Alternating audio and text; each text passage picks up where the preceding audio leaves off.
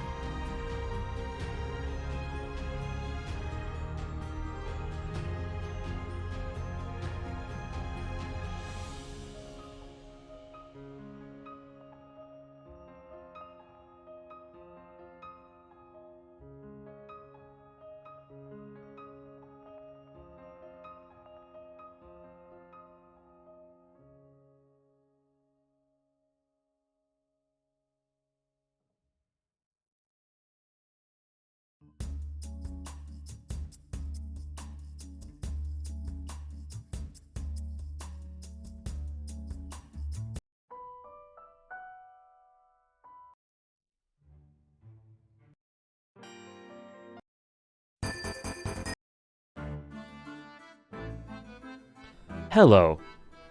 And just to say one thing, I really like Yakuza 4. I think it's a good game. Hello, everyone. What better way to start this out than with Bea's 100-bit alert? Thank you, Bea. Can't wait to finally find out which story is objectively superior to all the other stories on this unbiased and objective list by the greatest YouTuber of all time, Alexander Waffleton. Beautiful. Wonderful. Absolutely wonderful. Hello everyone. Thank you, Bea, for the 100 bits and the beautiful introduction. Hello. Hello. Hope everyone's doing well. Can I say hi to everyone? I can try. Tom, Trish, Bea, Dave, Struggler, Die, Showmaker. Is One Piece ranked yet? No. I'll show you guys the ones that have been ranked already. I'll show you guys quickly. Geo, Unlucky Emperor, Arcane, Stoof, Sultan, Kailof.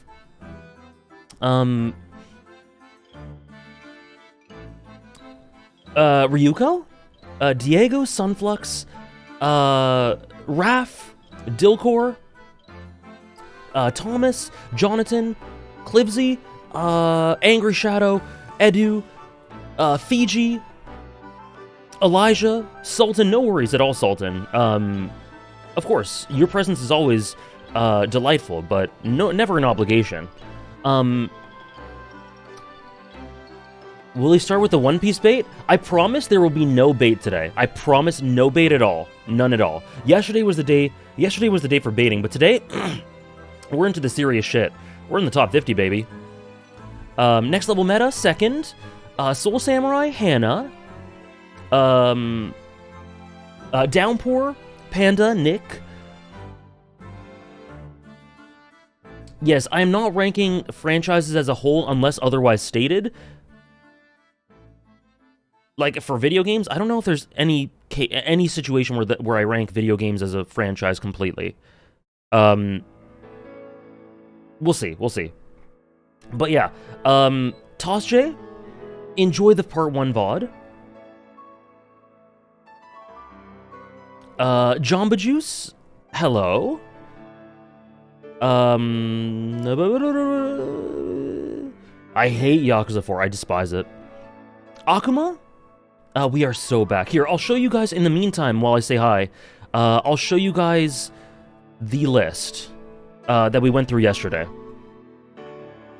Get ready to bet today, guys. We got a bunch of great ones. So, honorable mentions, and the beginning of the list is right there.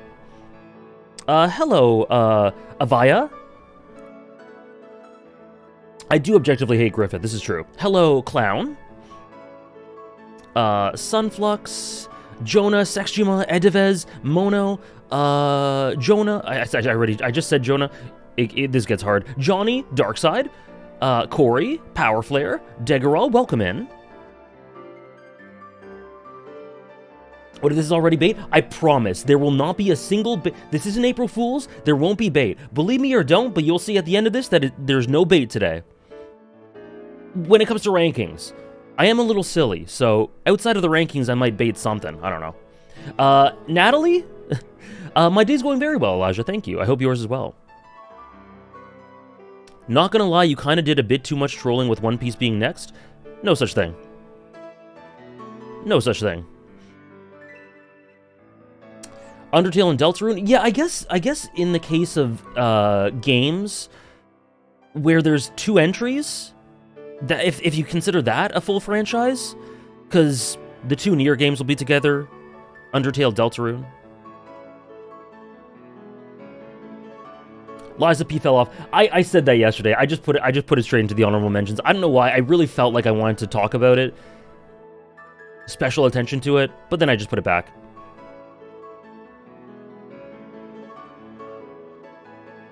Hey, Becca. Potato Mari, have I read the most recent chapter of Arcane? I'm not sure. I don't remember. I caught up, like, 3 or 4 chapters recently. I don't remember if it was the latest one. You can check my anime list. Whatever chapter I'm on will be that. I somehow don't think that I read the latest one. I do support... No. Never mind.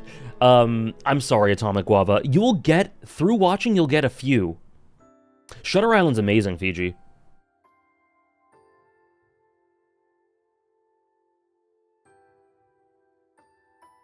I feel like Chainsaw Man's gonna rise when the anime gets more. Very possibly. I do love the anime. But with the new direction, we'll have to see, right? DSP? No bait, I promise. No bait today. Crimson? Great Ace Attorney counts? True. And I guess I put the Ace Attorney trilogy, but I was talking about the list. But yeah, that's true. Spider-Verse. So in cases where there's 2 games or 2 movies, I guess they're in the list as a full franchise. Oh, Lord of the Rings trilogy. I did Lord of the Rings too. Upcoming, though, I'm not sure. Outside the ones I mentioned. Bleach already does know my weakness. It is insane, sick, fuck characters, amazing presentation, great visual storytelling and symbolism. Yeah, that's my weakness. FCAP? How are you? No limit? I'm glad you're enjoying Nana, Elijah. Lack of narrative? I do love a lack of narrative.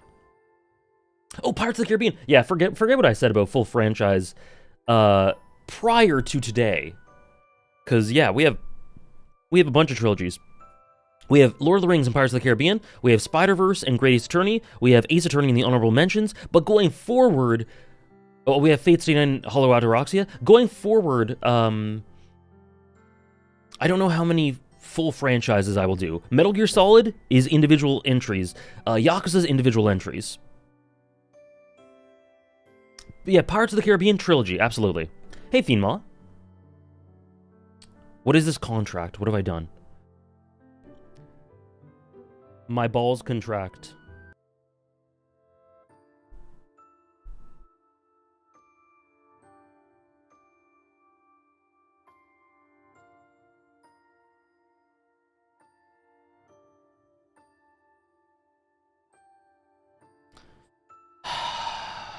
That was... I really just dig myself deeper, and I don't know why. I didn't think... You know, might as well. Is FF10 ranked? We've not listed FF10. I don't... You know what? Might as well. Maybe she can't breathe out of her mouth because it's filled with my penis. This is... Okay, we gotta stop. This was me reading out dialogue from H scenes, from sex scenes in Fate Stay Night, okay? I was reading sex scenes from Fate Stay Night.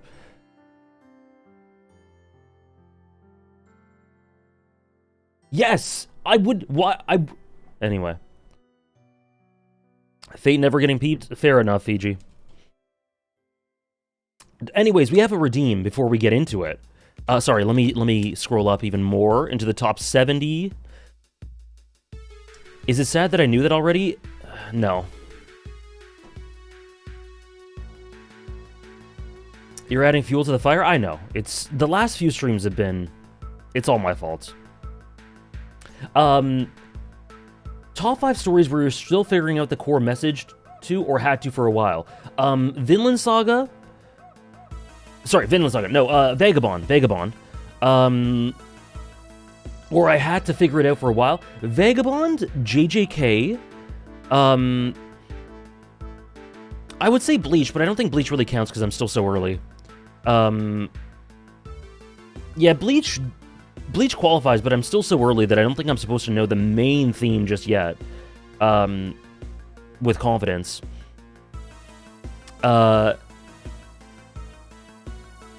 So yeah, Vagabond, JJK,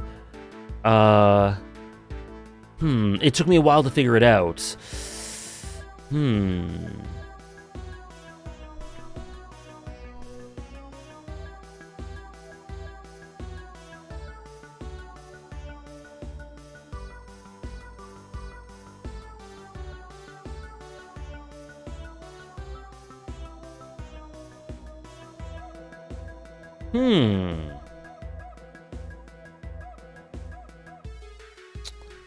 Hyoka, maybe? Hyoka took me, I think, a couple of years.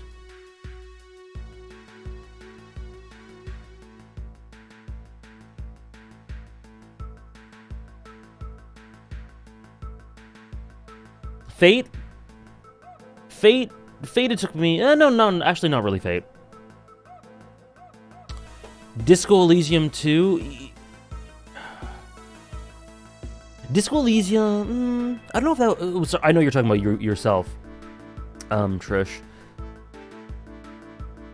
Disco Elysium was a little slow for me, but I don't think it quite qualifies. I think maybe The Sopranos. Gintama? No, I think Gintama's pretty explosive pretty early.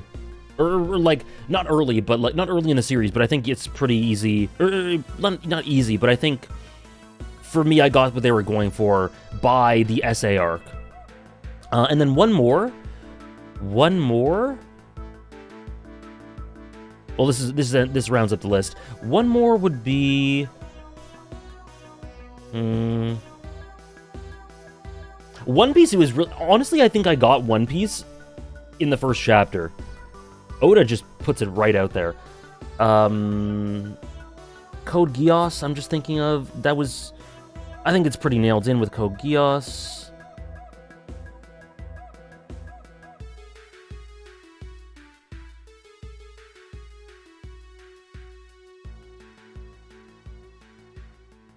Ava. No, I think I got the message of Ava. It had a while. It took a while for me to like it. Or like, really love it. The Social Network. F14 is on the list. Hello, Andres. Undertale? I think Undertale worked as soon as I finished all the other routes.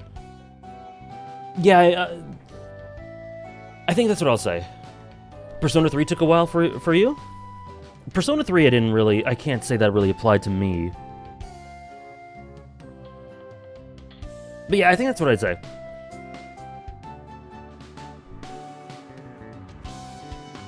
I did every route in Undertale, yeah.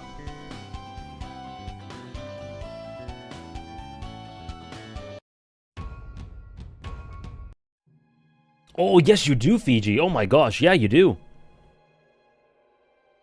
The main theme of One Piece? I think there are multiple main themes, but most of them having to do with hope, dreams, freedom, and connection/bonds.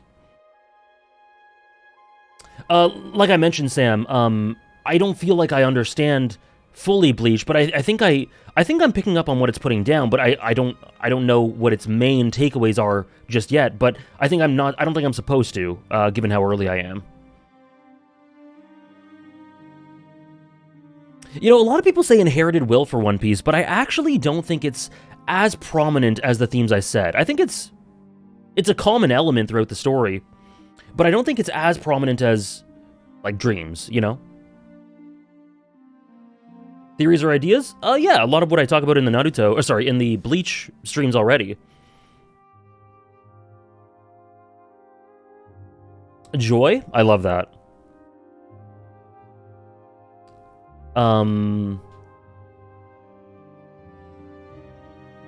Yeah, with regards to Bleach, just a lot of the stuff I already talk about in the streams.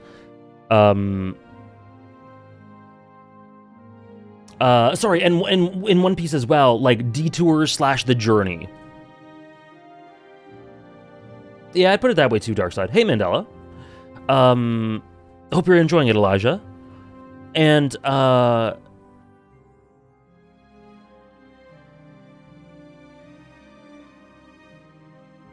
yeah, it's a good question.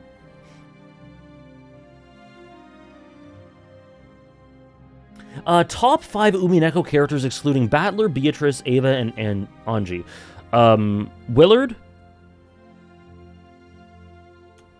Willard, Rosa,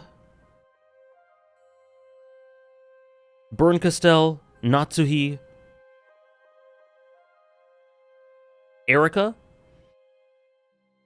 or Maria, or Shannon, or Cannon, or Kinzo. Like, all of them could be next. Random thing I love about a favorite story, Steins Gate? The Okabe-Mayuri relationship is one of the most beautiful to me, across, like, anything.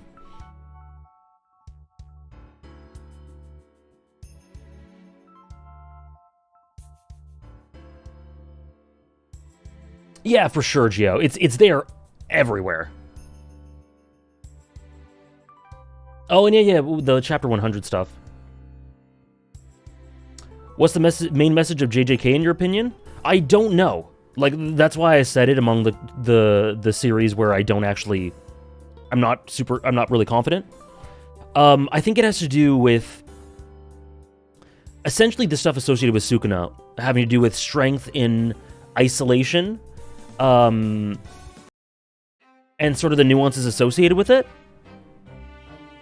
And I think ultimately it'll end up because of the way it's been going lately, I think it'll end up being much more on Gojo's side of things than Sukuna's. But it's still up in the air a little bit. Random thing I love about a favorite story, Breath of the Wild. The world and the world and vibes of the world. Like a quiet, rainy day as you're like comfy in the shade of an inn, just looking out. I would agree, Fiji. Maybe Andres. That's why I'm not super confident. I do lean the direction I said, like the sort of Gojo direction of it, the Yuji direction of it, but I'm still not super certain. Hello, Nora.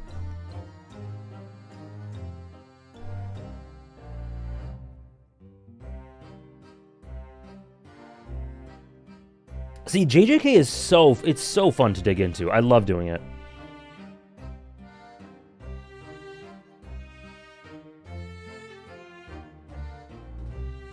Hello, Miflo.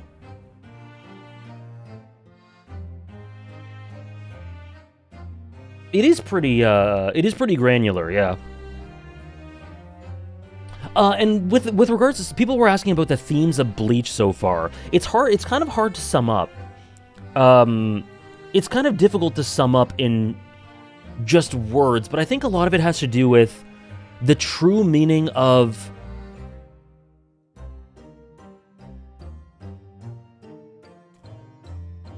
self-actualization. I believe self-actualization is going to be, it has been and will continue to be even stronger going forward, one of the main themes of Bleach. The true meaning of self-actualization and self-understanding and self-comprehension. And also maybe the meaning... honesty. Self-actualization, honesty... And I don't know how to describe this, but these kids need therapy. So, getting kids therapy. Self-actualization. Honesty. / truth. And getting kids therapy.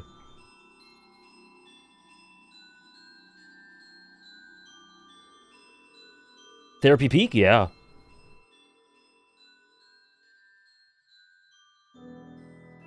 Bleach is amazing. We've been going through the streams for the through the beginning section of the story for the past few weeks, and it's unbelievable. Anyway, shall we get started? Shall we get started in the top 50? Shall we see where we begin in the last day of these top 100 streams? Do you think SpongeBob's stronger than Ichigo? No, because Ichigo is higher than SpongeBob, so Ichigo is stronger than SpongeBob. Alright, there will be bets aplenty today. But not just yet. I think the first one will be, maybe 44-45 or something like that. Maybe a bit later. Hello, Hugs. But the next one... Happy birthday! Oh, it's your birthday? Happy birthday, Hugs!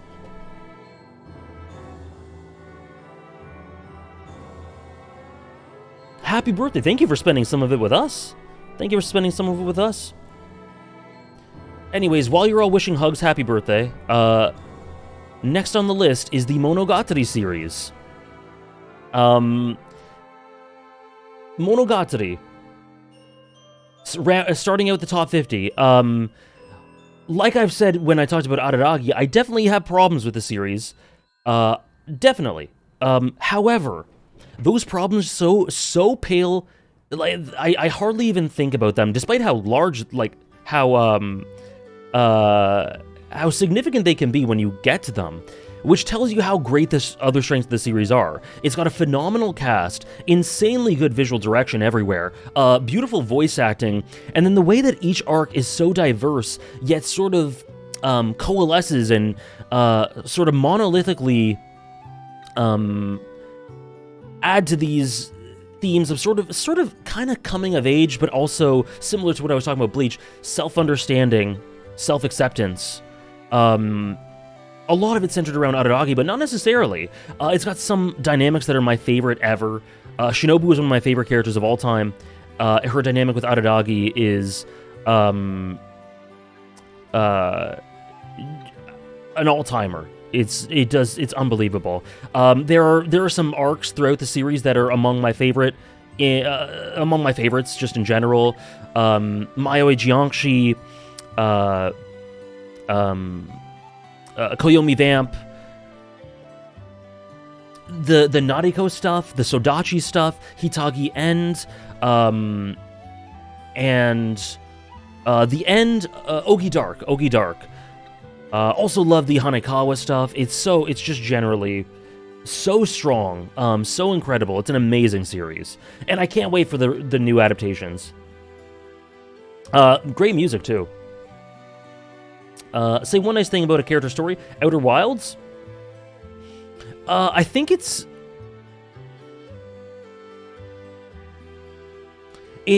one of the most ingenious and creative gameplay loops in anything I've played. I'll say one nice thing about Fallout New Vegas. I fucking love the jank. I absolutely adore it. It's one of the best janks in any game ever. And the story's pretty cool too. The distortion world from Pokemon Platinum. It's actually it's a cool addition, and I think adds to interesting lore for Giratina. And I think offers a cool change in the environment that adds some variability, and it contributes to the themes. I think it's just generally well thought out and cool gameplay wise and cool visually.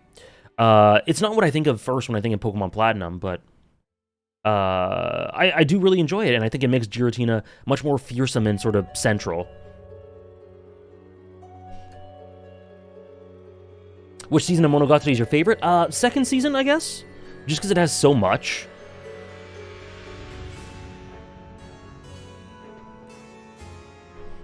What's surprising? 14 at the top? I guess we'll see. I do, Sultan. It's on my backlogged. Hey, Momos. You can see it here. Let me just get it out. Oh no, is backlogged broken today?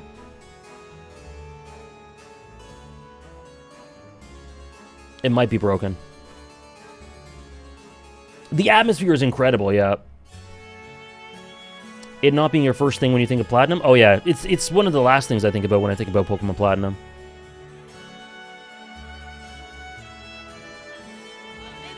It is? It is? It's struggling? Oh boy.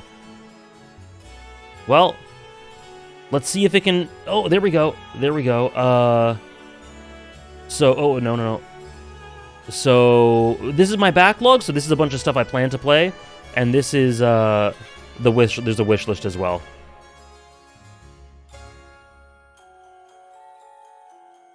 Thank you, Soul Samurai, for gifting a sub to Hugs. Happy birthday again, Hugs. That was very sweet. Thank you, Soul Samurai. One Piece and Naruto gonna be there again beside each other? You think they'll be next to each other? Interesting. If they're there, that would be interesting. Next, Paper Mario: The Thousand-Year Door.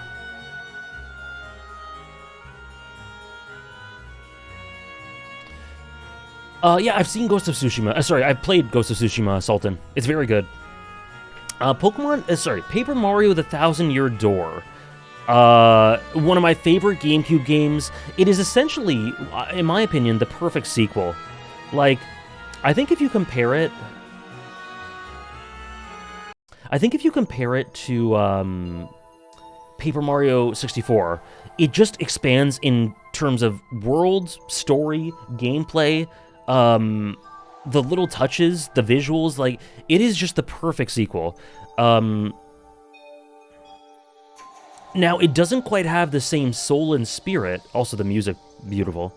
It doesn't quite have the same soul and spirit as Paper Mario 64, which is what speaks to me the most of 64, which is why I actually have 64 ahead of Thousand Year Door. But I think Thousand Year Door is overall a better design game. 64 just has the sauce in the soul and spirit and sentiment, and the sort of strange melancholy I feel in sections of that.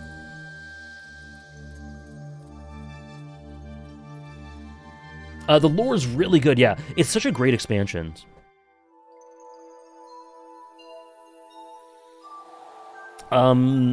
Chapter 4 boss, it's really, really good. I think my two favorite chapters are 3 and 6, but the Chapter 4 boss is really good. The music is incredible. Yeah. It's generally an amazing experience top to bottom. Still new Yakuza 5 and 6? Not as of yet.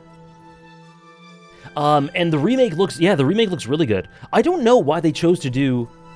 No, I do. I was gonna say, I don't know why they chose to do Thousand Year Door ahead of 64. But I do. It makes sense.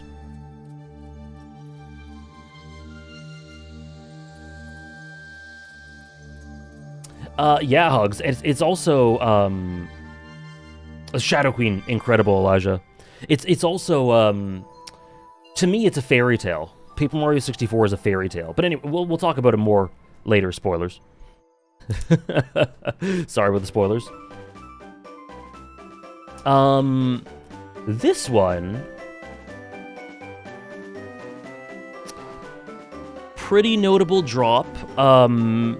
Again, I think to stay strong as a favorite, I have to, one, think of, like, have the same sort of emotional connection to it consistently and think about it a lot. And the emotions are still there, but I don't think about Fata Morgana as much as I used to, so we had a bit of a drop. But it's still absolutely beautiful with some incredible character writing and presentation, some of the best use of the medium, of its medium that I've seen in, like, anything. Just, it rips out your heart and then shows it to you and then puts it back in and makes you cry. It's got one of the best romances. It's incredible. It's an absolutely wonderful story with, I think, a main thematic premise, like core thematic premise, that I talked about in what Dave linked. That is sort of the nuances of hope and the perspectives of hope. That is really just phenomenal.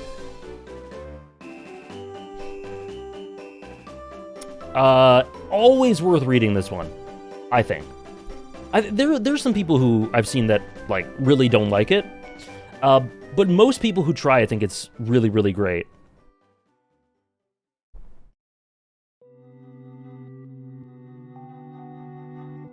Oh god, no.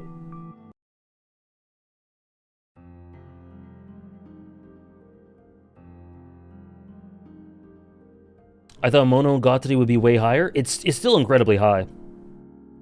The new adaptation.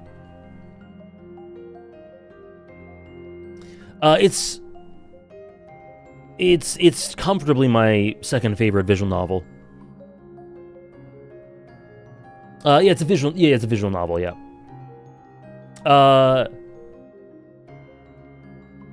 Next, I don't know, man. This one has a rise, a significant rise. Oh, Tsubahime, yeah, top one, absolutely. I don't have plans for any visual novels imminently. I was really close to trying Dies Irae. I was really close, and then I just sort of... my visual novel phase ended right when I was about to start it properly. And I started it a little bit, and then just stopped and haven't gone back to it. But I do want to check out more down the line. Suba streams when? Oh, I've read it, and I also probably don't want to be banned from Twitch. Tsukihime, yeah, I want to try that one. Oh, yeah, I've read Tsubahime. The next one is quite a significant rise, actually. Primarily because just, I don't know, I think of this this story's setting and themes and how they all integrate together, and just how the world and the cast, and it's all generally really good and is only elevated in my mind over the past year, and before that as well. Final Fantasy X, up 9 spots, which is more than it seems, which is good in and of itself, but it's more than it seems. Final Fantasy X, this game is just phenomenal. It's okay, Sam. You know, it's just not... I'm glad that people love it. It's just not for me. Final Fantasy X. Fantastic protagonist, great antagonist. The thematic core and presence of... premise of this. Spira, sin, hope, everything. And Tidus's place in it, and how it all... And the sanctity of life, and, you know, the Yuna summoning scenes and all that. I don't want to talk too much about it, because... actually, Hannah's going to be replaying this sometime in the next year, maybe. Or maybe a bit more, I'm not sure exactly. And in case you haven't played it yourself. But man, this story just gets better and better in my eyes. Absolutely one of the best video game settings.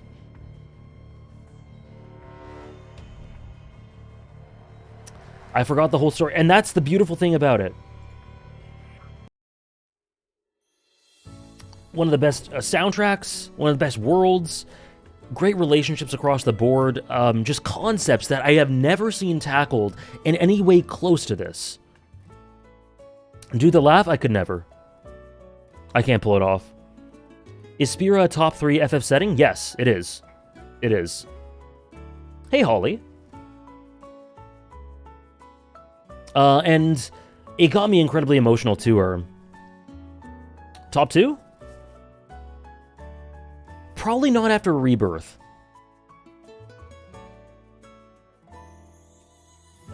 Probably not quite. But maybe. I mean, it's in the conversation for it. Hey, Javi. FF10's my second favorite FF game, and Andres hasn't even played it. The hating never stops, eh? Hey, Paladin. Enjoy your lurk. Next.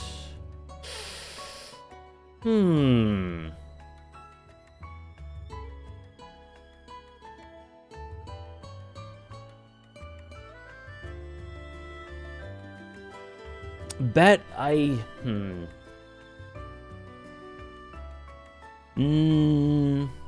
I think we'll do it... I think we'll do it between 44 and 45. It's a cool tandem. But next, pretty definitively my second favorite Pokemon region / game, whatever you want to call it, the Hoenn games from Pokemon. Nostalgia's a big factor, like I told you. It's one of my most played games, one of my defining experiences as a kid. This is one of the most important, I think, 6 or 7 games of my childhood, or 6 or 7 pieces of media of my childhood, among them being Animal Crossing, SpongeBob, stuff like that.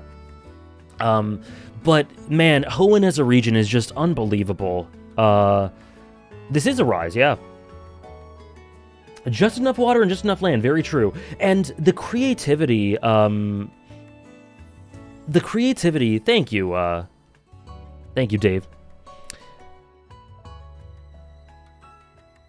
Yeah, to me, I group them together just because they're all Hoenn, and my enjoyment of them is roughly the same.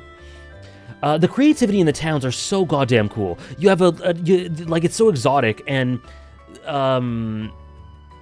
I think the big theme here is,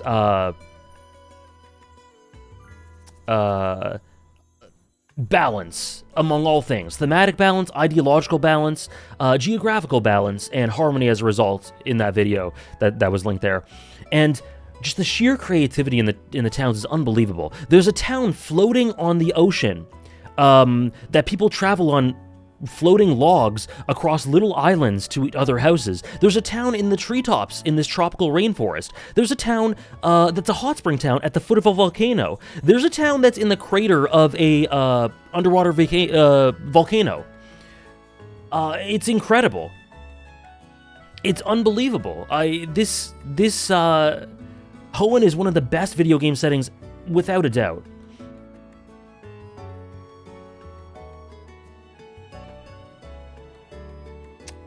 Good, Dave.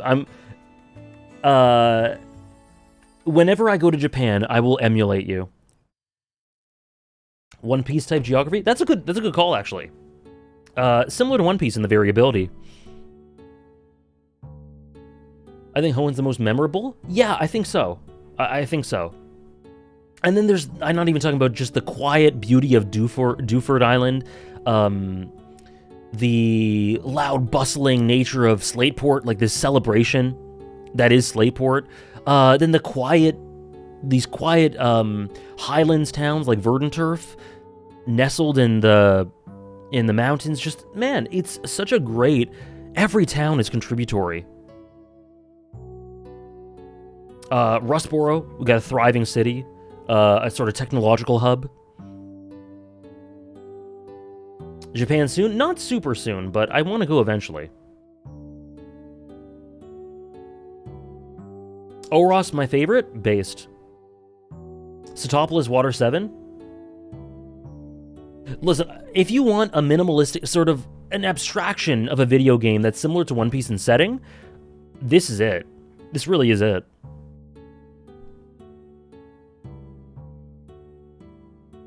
So do you guys want to do a bet? Oops.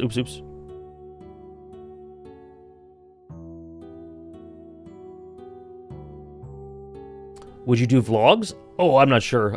Maybe. That could be kind of cool. I haven't read much of the manga, Mandela. I own one of the volumes somewhere in that shelf. Yeah, it's on the left next to Kenma's head. There's a volume. That might be Kanto, though. So, 44 and 45.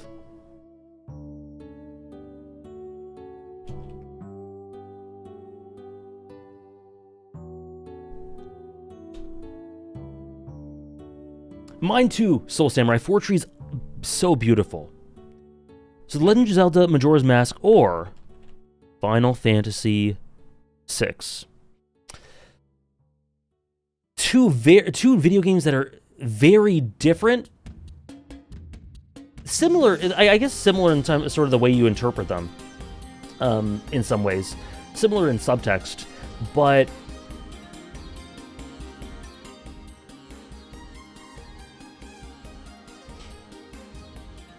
incredibly different in the types of stories they are, in progression, and they're a spot in my life. Like, Majora's Mask I played, I think it was my 4th Zelda? Maybe 5th? And it was just this unbelievably masterful evolution of the Zelda formula, in a way that I couldn't believe. Like, I couldn't believe the emotions I was feeling, the way that Zelda could get this abstract and poetic and lyrical and dark and beautiful in the way it tells its story. Just, it is a marvel. It is a true marvel. And the fact that they were so slammed in terms of development time for this is incredible.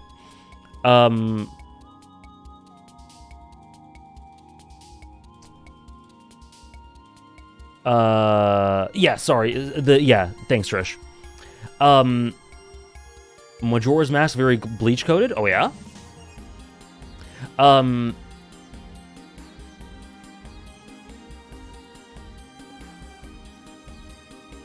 then Final Fantasy VI, my first proper JRPG outside of, like, Pokemon.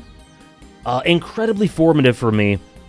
That is, I guess, fallen down in the past year a little bit, just as as I've experienced more stories and my priorities have changed a little bit, but still absolutely stands as a standard of gaming, an incredible story, great thematic thesis, antithesis, pivot, and one of the greatest characters of all time, I think, in Kefka. Great ensemble cast. I find the gameplay very fun. I think the gameplay is a little flawed in a couple places. But yeah, just generally something that means so much to me personally, and I think has stood the test of time in a really brilliant way. It's sort of a masterclass in abstraction. I got no clue? Perfect cue. Let's do it.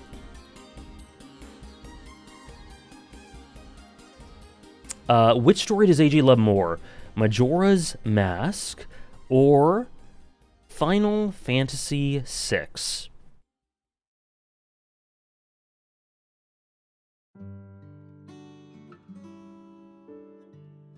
AJ should post the gamble bet, and we can then vote with our waffles in the top of the chat window if you're on PC. Yes, that's how it works on PC. In mobile, it's really inconsistent and weird. Have you played any of the Yakuza games? Oh boy. Oh boy. Yes. Sorry, to answer the question, yes. I'm currently playing through it right now. We're starting Like a Dragon next week.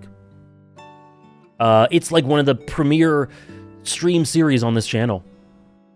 Sorry, I just said oh boy because it's like I love Yakuza. I love it. It's amazing, and I can't wait to continue it. What do we got? Holy shit, 50-50. Oh my gosh. Okay, it ends 52. It is a tough one. It ends 52. Yakuza 0 would be a cool stream game, I agree. It definitely wouldn't tear my heart out at all. I don't know anything. I've lost my points. I know it.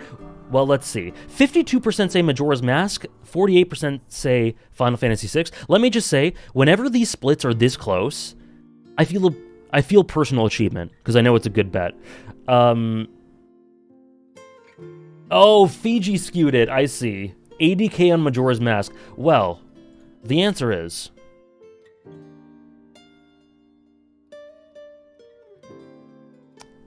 Majora's Mask.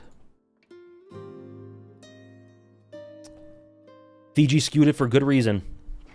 Congratulations, all the winners. Commiserations to the losers. There will be many more. You did know it, Hannah.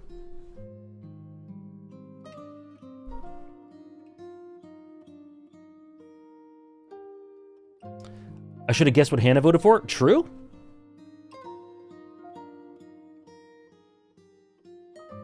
Six now sucks. This is true. 40, you heard it here. Everything below 45th on this list just sucks, and I hate it. There we go. Did I award them? No, I didn't. Let me award the points. Spend them wisely. Everything below 1 sucks. True. And Majora's Mask staying in the same spot is, again, an elevation. Like, if you're below, like, 15, 20 or so, and you stay in the same spot or just up 1 or sorry, down 1 or down 2, like, that's kind of an elevation.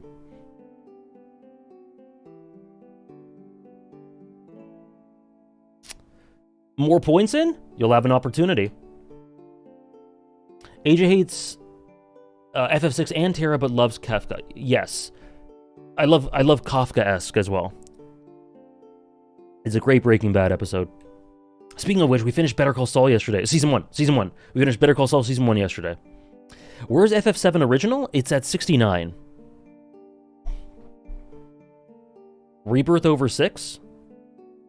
Well, I mean, 6 was... Here, let me bring up the old one, right?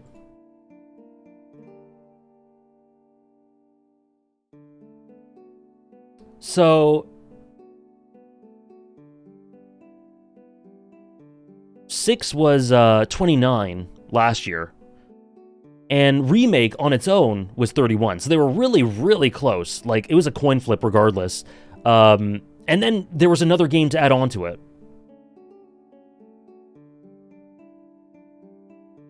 So, I don't know.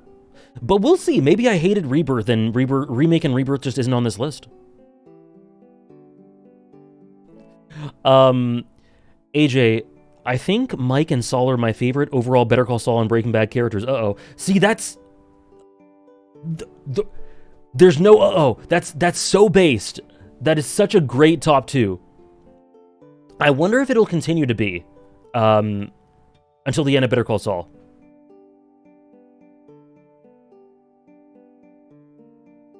The hater of Rebirth?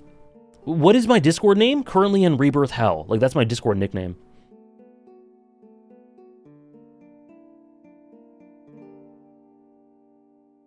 Still waiting on One Piece, Naruto, any Yakuza, and the Big Dog FF14? Can't believe none have been placed yet? Man. In before the rest is just like a bunch of JoJo parts and no Yakuza or One Piece or Naruto or Metal Gear Solid or 14.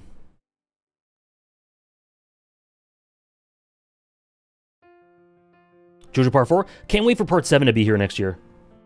Can't wait for Part 7 to be here next year and for it to recontextualize everything so that I love all the parts and they're on here. Is Yakuza one thing? No. Yakuza will be individual, separate games. Sorry, Hannah. I'm keeping this music. I'm keeping this music. I cannot change this. And speaking of this music, no.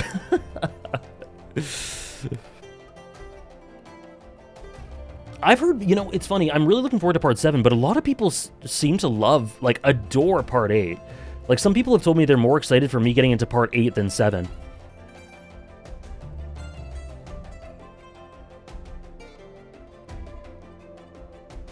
You said no more trolls? I said I wouldn't, like, troll in terms of the ranking. Oh, shit, I did. Oh, shit, no! I did, I just did! What do I do? What do I owe you? Here, where's Clown? Here, Clown, I'll... Part 8's really good? Clown, what another bet right now? Okay.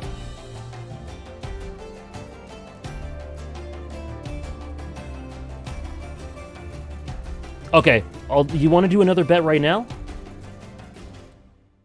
As the compensation, we can do another bet right away. But let me just do one thing.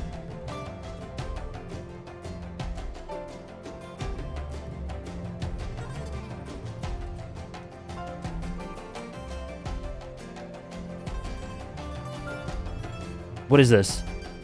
Oh no, Geo! I was caught in 4K.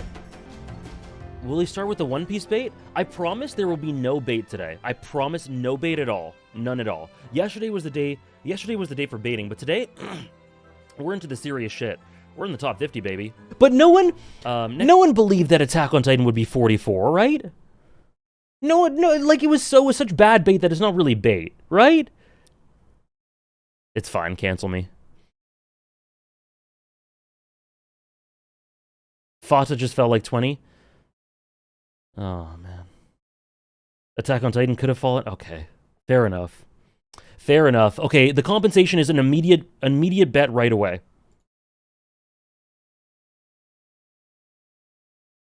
But that's the end of Tier 4. We are now into the final... The top 3 tiers.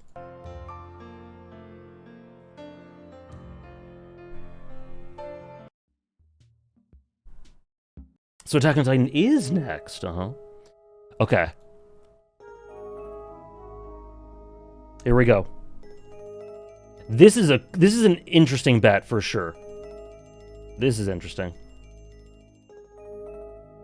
There may be a tier 1.5 struggler. There may be. We'll see.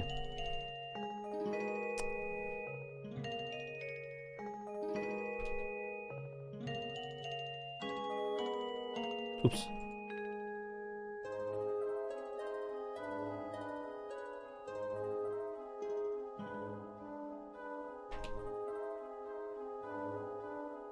Metal Gear Solid 2, Sons of Liberty.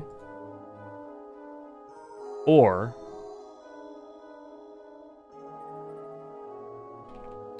One Piece. Purely post-Wano? Pre-Egghead.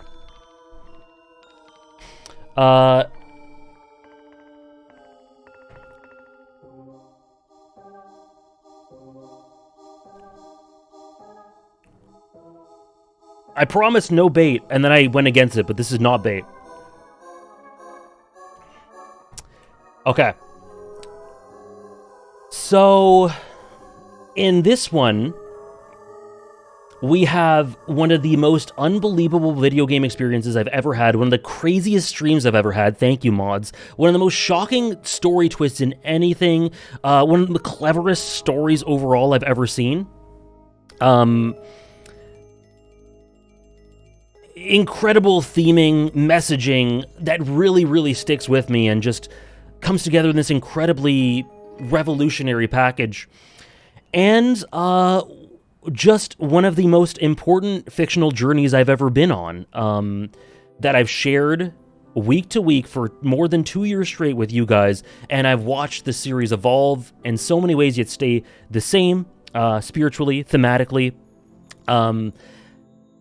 with such variability in the arcs, and such amazing characters and dynamics, and theming, and listen, One Piece is 42 or 43, it's one of those two.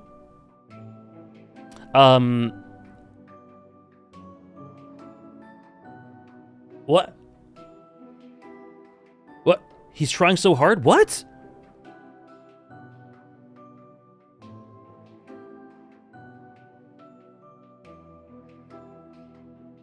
Anyway, I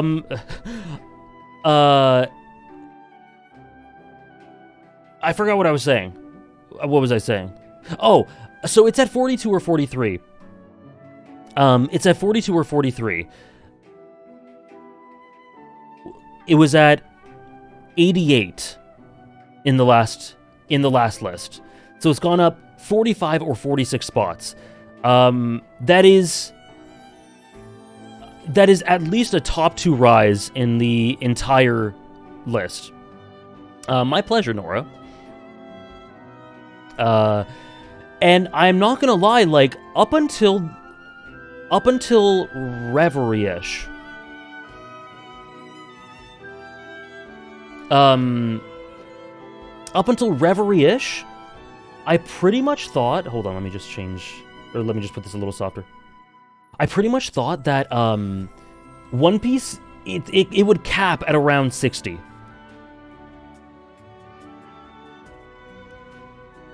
I really thought that was its ceiling.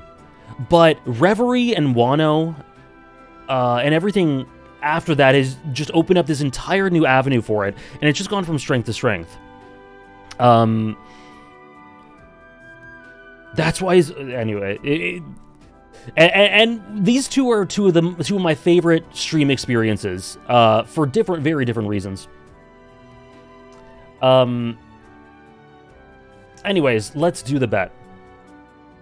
Which story does AJ love more?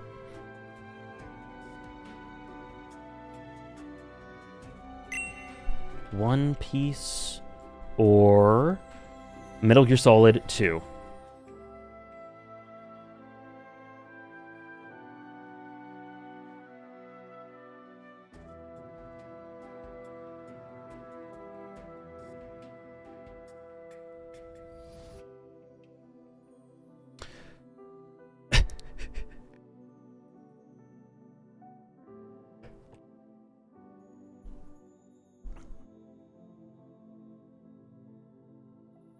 Holy shit.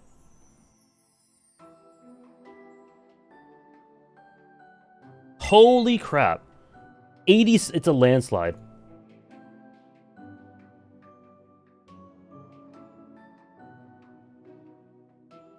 I want it to be Metal Gear Solid 2 so bad for points. Let's see.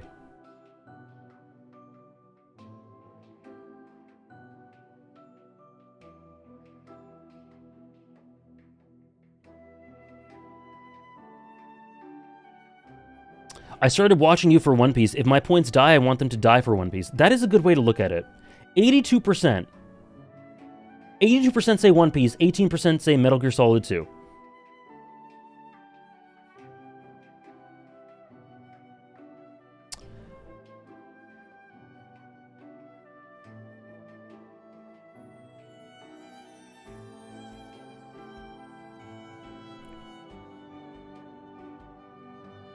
I voted against One Piece just for better odds. Well, You were wrong. However, you should be proud for having the courage.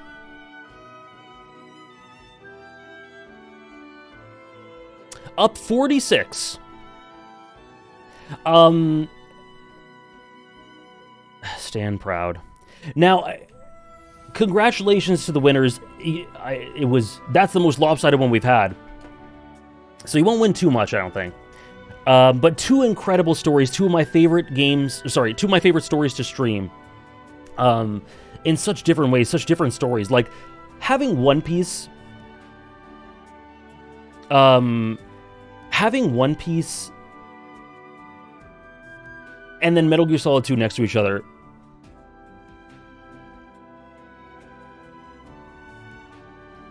That's very base we were. Have we arrived at Triple S territory yet? I don't know. I wouldn't think too much. I wouldn't think too distinctly in terms of letter tier. We're approaching it. I'd say we're approaching it. Oh my gosh. I'm so sorry, Hannah. Guys, don't spoil.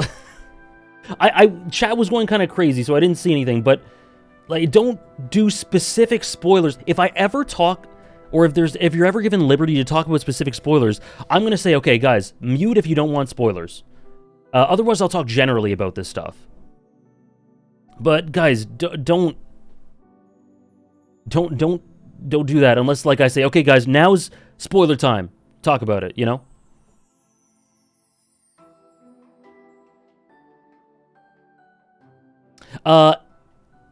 I'm sorry, Hannah. Congrats to the winners.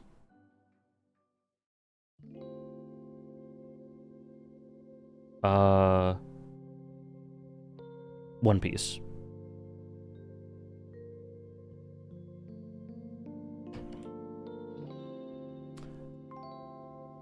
Next one. And, sorry, just a couple of clarifications with One Piece. This list was done, before the latest arc. So this is, I finished Wano, boom. Kino. Oh, boy. I finished Wano, boom. That's it. The turns and twists of the plot, how the themes, Geo, the cautionary tale elements, all that sort of thing. Just the stuff I was mentioning earlier. Yeah, I think I take Anime Movie Day stuff into account. Like, when it comes to Kaido, I definitely do that. When it comes to the presentation of Wano in general, yeah, I think it's a factor. So this is cut off right at the end of Wano. Finish Wano, boom, 42. This has nothing to do with the current arc that I'm reading. And, like, I do want to stress that there is plenty of license for this to go up or down. Like, so many stuff on this. Where would it be now? I don't know. That's the point. I don't know. Like, it's fluid.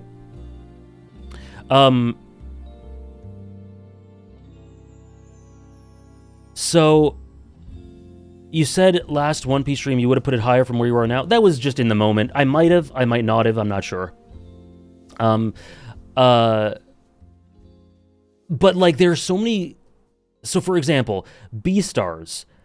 I would have it pretty significantly higher, I think, if I loved the the manga ending.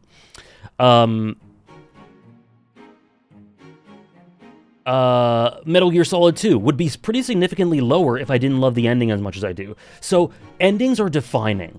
And depending on how One Piece ends, it could go significantly higher, it could go significantly lower. No, there will be no plans for any Bleach videos. No Bleach video plans. So yeah.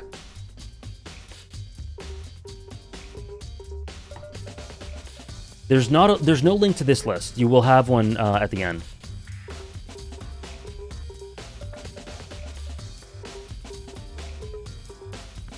So yeah. Oh, you know what? I'll put it this way. I'll word it the same way. Up until the end of Wano. I think that makes it a bit more clear. Yeah.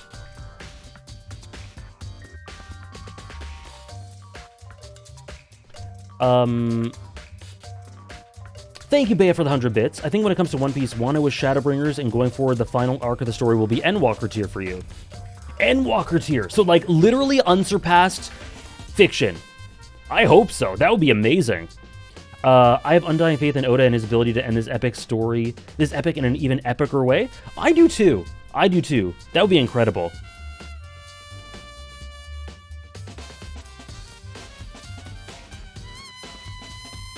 Unsurpassed fiction.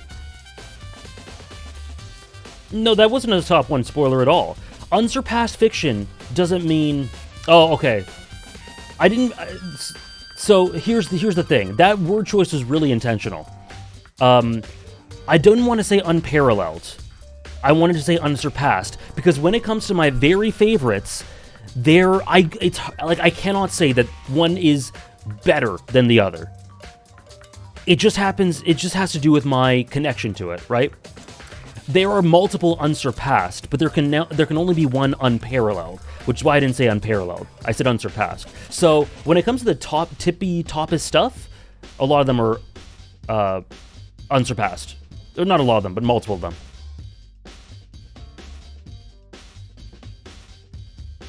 Oda said that his goal with One Piece was to make the best ending to a story ever, so I'm hoping he can keep his word. I have belief. I have belief. And I do think One Piece is right now, it's the most I've been invested in One Piece. I really do think it's, on the whole of everything, roughly the best it's ever been.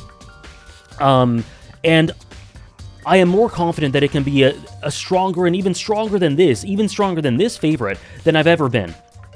Like, while I was in the midst of Water 7 Enies Lobby, Thriller Bark, stuff like that, I was like, yeah, it's gonna be a moderately strong favorite. But I have genuine hope and confident hope that One Piece can really be the best of the best as it goes from strength to strength. Would FF14 be top 100 without Shadowbringers and Endwalker? I have no idea. It's hard for me to answer hypotheticals like that because it has to do with a reality that I can't really conceptualize. I can't think of Hunter x Hunter without Chimera Ant. I can't think of 14 without Shadowbringers and Endwalker, you know?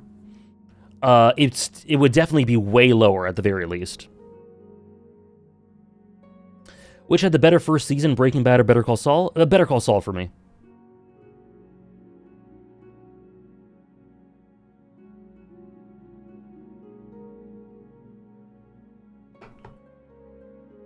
What were your top 5 One Piece arc rankings post Wano? You can check right here.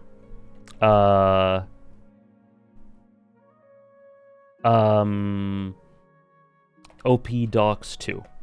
Right there. The post Wano thoughts there. And last thing on One Piece is I have been told that I have not really reached the true insanity of the current arc I'm reading, and I have not reached the true peak of the current arc I'm reading. And I mean, so think about whatever you think about that, one way or another, factor that in for sure. Top 5 TV show seasons.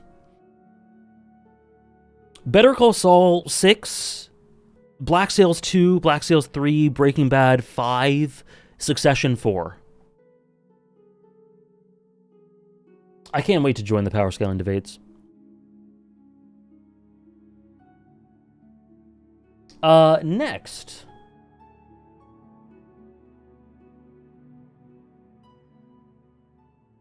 In the same spot as it was last year. Oops. Persona 5 Royal. People call Where You Are the weakest section of the arc, which is insane. Insane.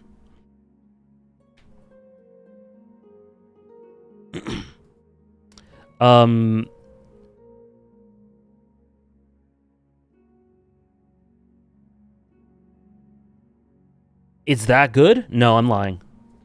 I'm lying. I'm baiting. You know, I firmly think Persona 5 would actually be oh god, would actually be like honorable mentions without Royal. Royal is so unbelievable, it's hard to conceptualize. Oh, it went up one spot? Oh, shit.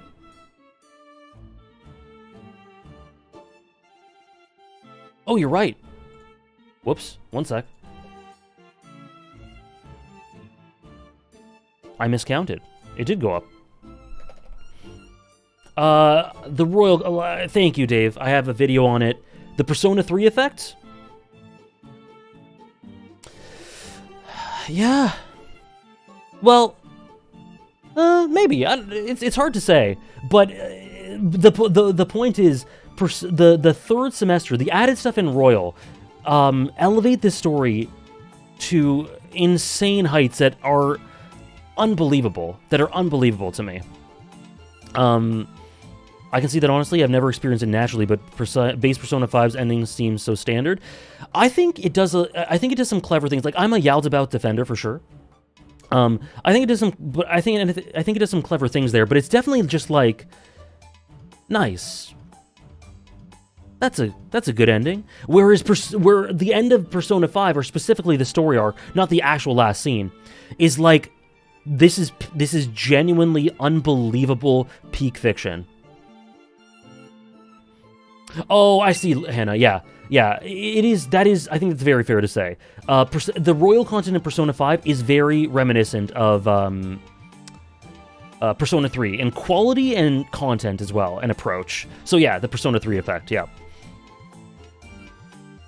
Did he rank 13 Sentinels? He has not. But yeah, I'm a Yaldabaoth defender. I think I made 2 videos on Persona, one on base Persona Vanilla, and Persona 5 Royal. For the Royal stuff is all about the, believe it or not, Royal stuff. But the first one talks at great length about why I think Yaldabaoth is really, really fitting. I don't think he's an amazing character. Like, I don't. Oh no, ping pong. I don't think he's an amazing character, but I think he's good, you know, and he fits.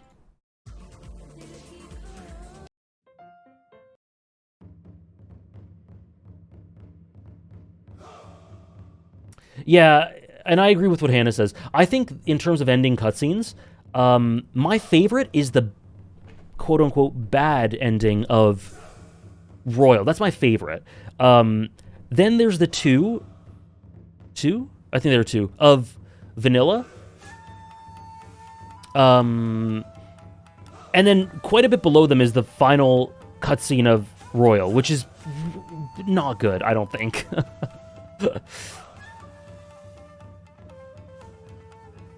I don't think it's very good. I do love that line, though, Sam. Sorry about that, Mikey. I adore Persona 3, but I do think it has a couple of minor pacing issues.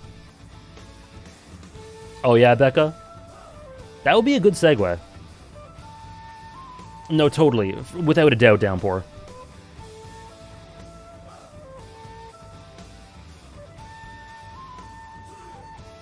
No, I do like the Maruki stuff. The Maruki stuff is probably the only good thing about, I think, the end cutscene of the true ending of Royal.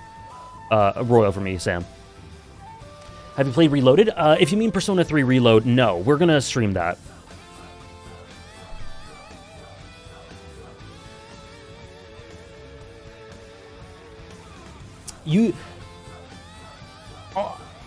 I'll just say this, Sam. The only good stuff about the last scene has to do with Maruki. That's all I'll say.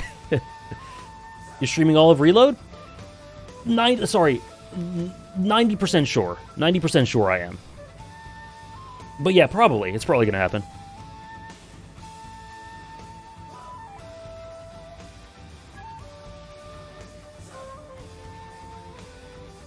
It'll be a while. It'll be a long while, Hannah, but it'll probably be before you.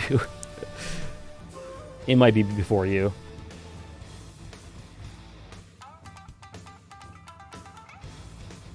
I'll change up things so that we can maneuver Hannah being able to be in chat in one way or another.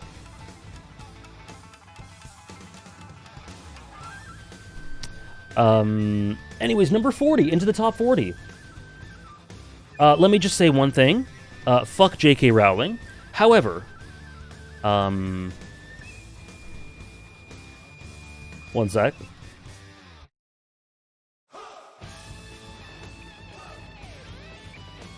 Number 40 is Harry Potter and the Prisoner of Azkaban, the movie.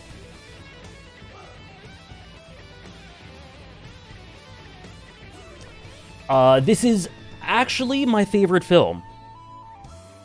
This is actually my favorite film. Alfonso Cuarón has captured the story and the visual storytelling and the beauty of Hogwarts and this specific story and what it means better than I could have imagined, brought this setting to life, the visual storytelling. I have multiple videos out about Prisoner of Azkaban where I talk about why it's just like this masterwork of direction. Lupin, amazing. Sirius, amazing. AG's annual fuck J.K. Rowling. It should be more often than that, but yeah. It's an absolutely amazing film. Absolutely beautiful. And yeah, at this point, it's my favorite, I think. I think it's my favorite. I guess it has to be. It's the highest movie.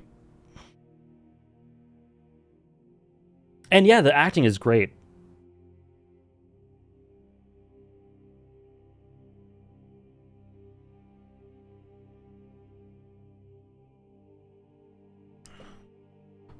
Another movie to watch on the Seven Seas? So true.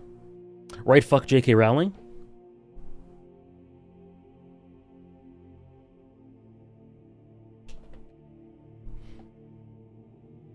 Good call. Where's Social Network? It is, 60.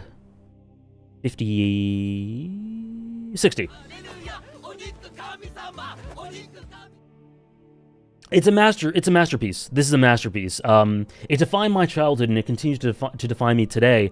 In a lot of ways, like it's universally applicable in terms of thematics. The visuals are unbelievable, and there's always something new. There's always a new detail to notice. I will gush about this movie forever. It's unbelievable. Thank you very much. This is Tony for the 13 months. Thank you for more than a year. Yes, I have, Fiji. I do like it, I do. I don't know, Dave. I think I just thought about the list and placed things where they were in my heart and went, oh shit, yeah, Azkaban's now my favorite. Is Tier 4 the start of the 10 out of 10s? No. Tier 3 is the start of the 10 out of 10s.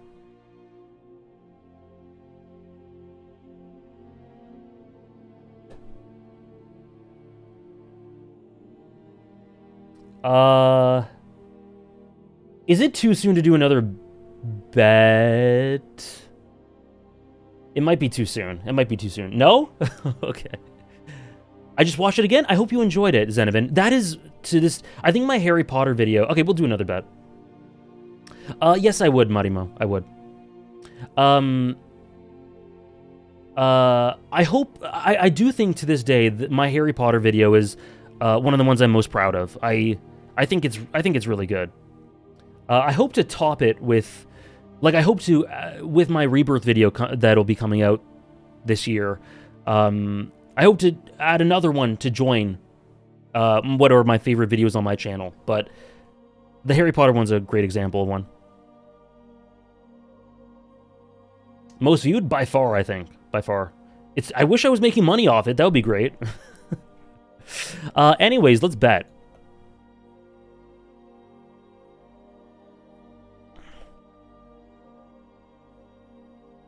Man, the typos. You are not? I am not.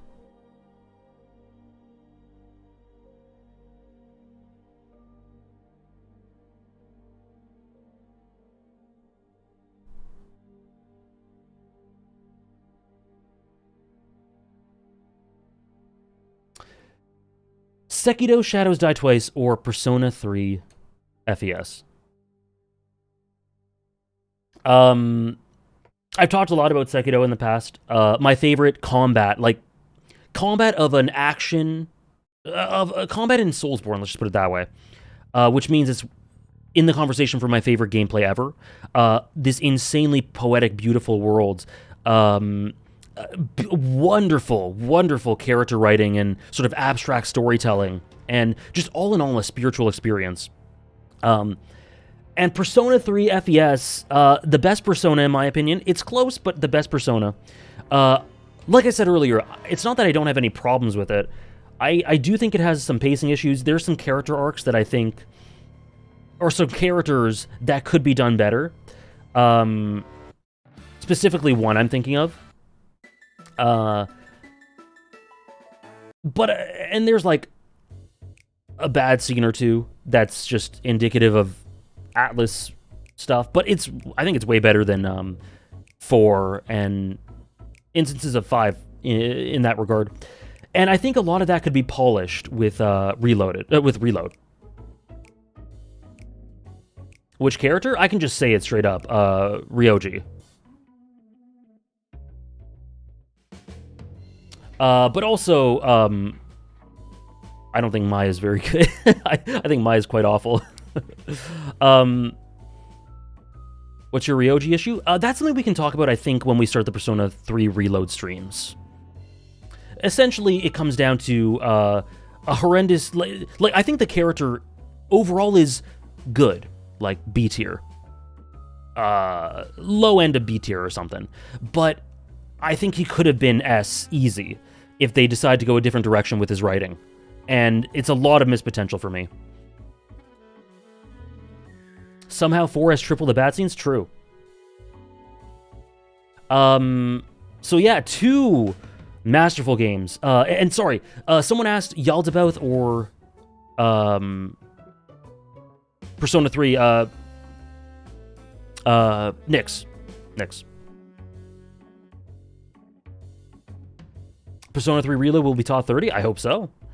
And basically, I think it's the overall one of the most thematically cohesive and beautiful and powerful demonstrators of a main theme in any story ever, basically. Like, the way that the idea of the not the sanctity, the sort of everything to do with life and death and the beauty of life, and what to do with your life and how you want to spend it, and grief and moving on, and the absurdity of life.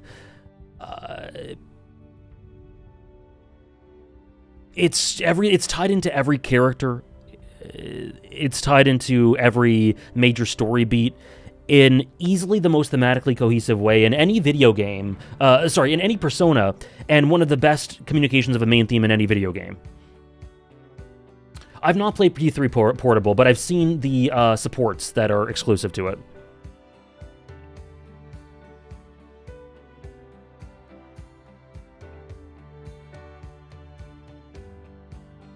Nyx, Sam. Okay, so let's do a vote.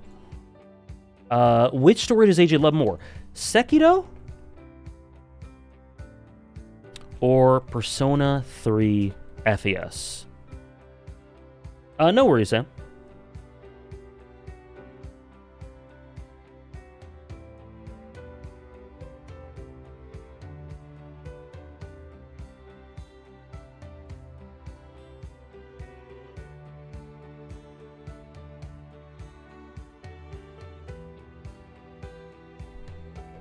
Persona 3 got 60%.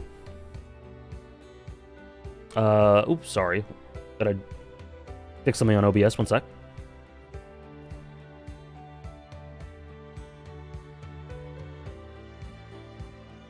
Hey.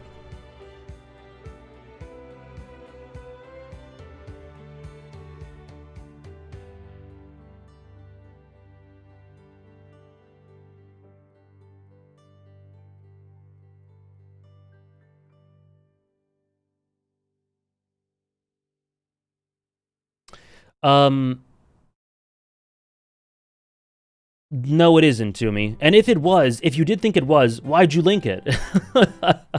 No, the backlogs rankings are completely outdated and random. They don't give anything away. Don't worry. Don't worry, Toomey. Fiji's coming in with Hob with 150k. Playing Persona 3 FES was such an awakening to what Persona could truly be.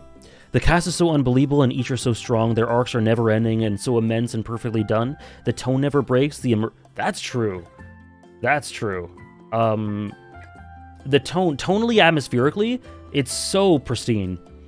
The immersion floods into the combat with its individual team tactics over party control. The best move ever made. Hannah is the biggest defender in the world of the party members controlling their own combat, and I love it because it is very thematically appropriate.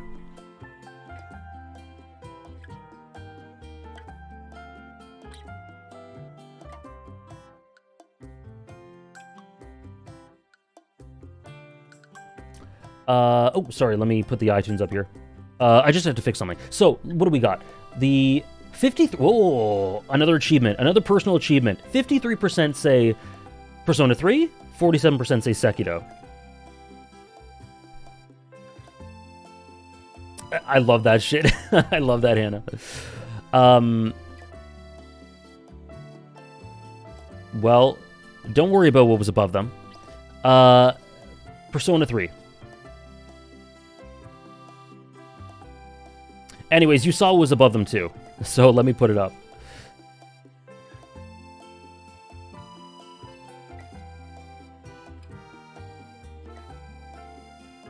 Commiserations to the losers. Congratulations to the winners. Persona 3 FES. A masterclass. Both of these are... I've given both of these 10 out of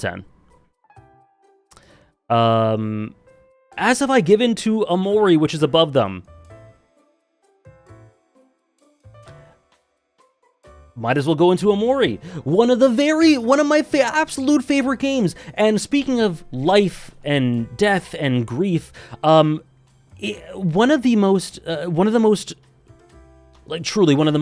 visceral trigger warnings I could give to like any story. Omori's incredibly disturbing. 3 incredible games, right? Can you believe we live in a world where we have Sekiro, Persona 3, and Omori, Rachel? Like, oh my god. This is the WiiWare core. The 30s and 40s are WiiWare core. So it's incredibly disturbing and shocking and upsetting. However,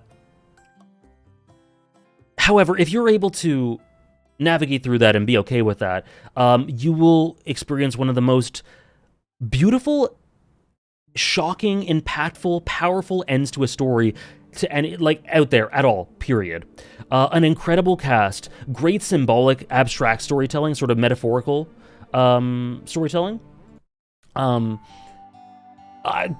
that I find very fun. Actually, is it in my... Where are my lists? Favorite games in terms of gameplay. Is Omori here? I can't believe all 7 RPG games AJ has played is in the top 36. I played 8. I played 8, actually. Oh, backlogged. Maybe one day it'll work. I've been trying to put Fiji on. Fiji, play Omori. It's actually insane. Every single character of note in Omori, like every single main... I'll just put it... Every single significant character in Omori is unbelievable. It is such a strong cast. Gameplay is lots of fun. I'm trying to put it on my list here. It is on my list, yeah. It's one of my favorite... It's a great game to play. I find it very fun. And it is one of the endings that it's one of the most impactful endings to anything I've ever seen. It stuck with me the moment I finished it to today, viscerally. I love Kel. Oh my gosh. It's on the Switch? I think it is, yeah. Top 5 sports you wish you were better at? I can't say I wish I was better at many sports, but I guess basketball. I can't play that for shit. I I'm not good at really anything except football/soccer. So I guess basketball, American football,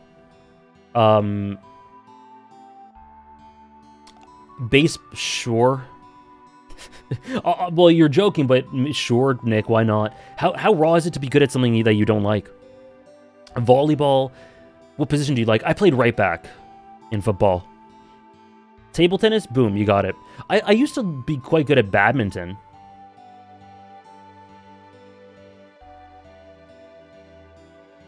You seem like you'd be fire at golf, given how patient and precise you are?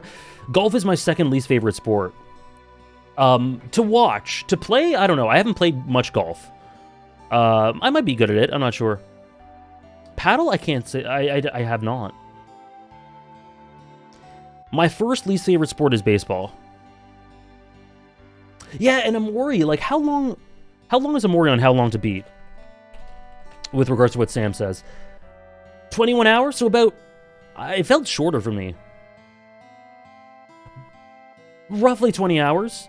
And it does so much in that time. I think,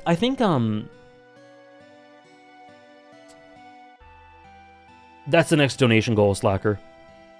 Let me know if you were inspired by Gary Neville. I was, Rose. He was actually, like, what I modeled my game after. Like, legitimately. I wasn't ever very good at attacking, but I was great defensively.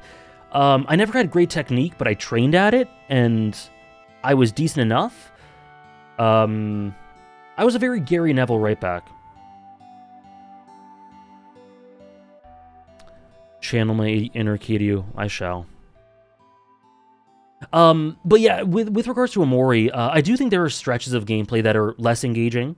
The pacing isn't super awesome every step of the way, but just minor complaints. And it's one of those games where I was talking about One Piece and how it all comes together could really make it go up or down by the end.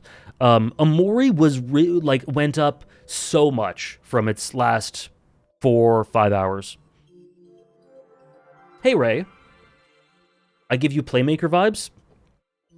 I was the opposite of that, but maybe if I were to play now, today. Absolutely, Sam. Me too, Dave. There's a very heartbreaking video that came out about Omori. It's about a father speaking of Omori and his connection with it and how it helped him cope with something tragic. Wow. Wow, that is beautiful, JG. Is Naruto in your top 100? I guess you'll have to wait and see. Favorite anime character you would like to do sports? Eren. Eren Yeager. Speaking of sports...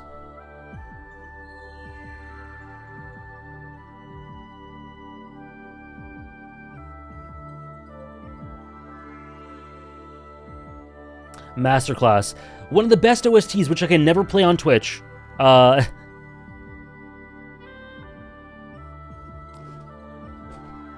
One of the greatest OSTs, Ushio's best OST for sure. Similar to Omori in terms of the cast, like every character of note in Ping Pong the Animation is amazing. They all have very distinct roles to fulfill. There is such deep emotion associated with all of them, such unbelievable pathos in all of their journeys and how they interact and coalesce. It's such a reflection of life and passion and expression and diverging paths, and I've loved it for years and years and years. This is one of the most AG core stories out there that I've been gushing about for years. I actually started watching it because I heard that it was reflective of Super Smash Bros. Melee's scene, and since then, since I watched it, which was 7 years ago, something like that, I've been obsessed with it ever since. The best, I think the best one-core series I've seen. 11 episodes. Yeah, I'm a huge Melee fan, Ventus. Reflective in what way? I'm not saying that myself. I'm saying that I'm saying that was told to me. That's how it was sold to me. But I do think it holds weight in the way it reflects essentially sports psychology and player mentality.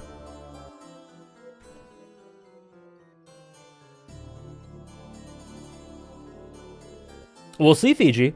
We'll see. Hello, Andres. Welcome back. Devilman Crybaby above. Devilman Crybaby is quite good. But yeah, Ping Pong is my favorite USA, my favorite one core. Have you read Real? I've read the first volume ages ago. Absolutely, Ray. And yeah, Dave, it's very dense. It's incredibly dense. Are we on the 10 out of 10s now? Like I said, Tier 3 is where we get into the 10s. The gradient from Tier 4 to Tier 3 goes from strongest 9s into 10s. What's the lowest ranked 10 on your list? Well, just so you know, across mediums doesn't necessarily translate directly, but I guess it would be Metal Gear Solid 2. Yeah. Have I given FF6 a 10? I don't know. Because at this point, it's a really, really strong 9, I think. And I might have to drop it. Where are we at? Where's FF6?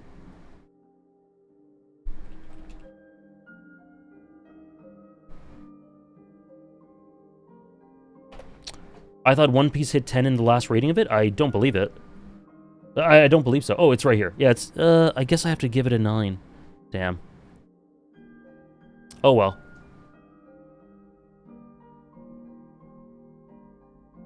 I don't believe so, we were. Let's see.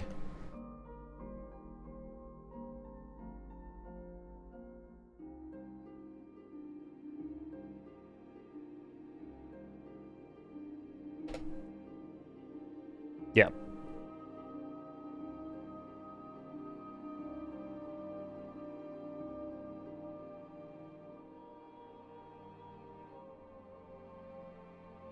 Solid to strong, Dave.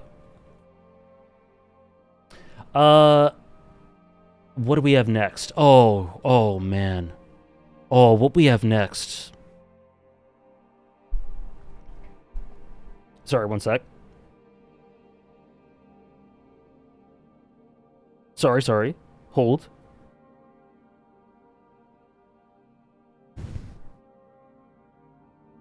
What we have next is a masterpiece, just like everything else on this list. I think a story that a lot of people associate with me. It's like become one of the... I'm very glad that it's become a story that I think a lot of people... Like, people think of me and they think of Hunter x Hunter and Haikyuu and Attack on Titan, but I think this is up there. And I can't wait for Season 2 of what is already one of my favorite stories. This, you know, if Arcane, because I have such strong feelings about Arcane and such high expectations of the writers and everyone associated with it, if Arcane doesn't have a significant rise next year, I will be disappointed. Who do you think will be raised the most in Season 2?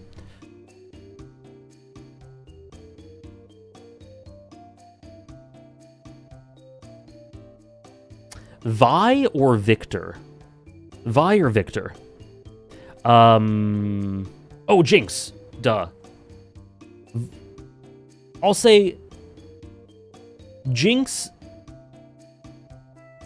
Essentially, the stocks are extremely high for Jinx, Vi, Victor, and Jace. But I think... I'll say Jinx, Vi, and Victor. I do think Vi needs it the most, yeah. Not that Vi isn't an amazing character, but I think, like, it's perfectly poised for her to get to that next level. Me too, Dave. I miss making them. You saw what Jinx's VA said about Season 2? Oh, I tweeted about it. Jinx's voice actor said, like, no one's gonna be happy. Everyone's gonna be crying. Everyone's gonna be devastated. It is so sad. I want to die. I wanted to die recording this. Not all that. She didn't say all that stuff. But, and I love that shit, because Arcane is perfect for that. I was celebrating. League as a game may have lost me over the years, but I've always had full faith in the creative team. I believe too, Rachel. I've never played League in my life. I don't know anything about League. And yet, Arcane's one of my favorite television shows, one of my favorite stories. And I really think Season 2, I feel the same way about Season 2 that I felt about Rebirth. That it can just catapult it up. And Season 1 is already unbelievable. You're as lucky? I've heard. Season 2 should be great, should be huge for Echo too, yeah. No worry, don't worry, Fiji. Say one nice thing about Echo.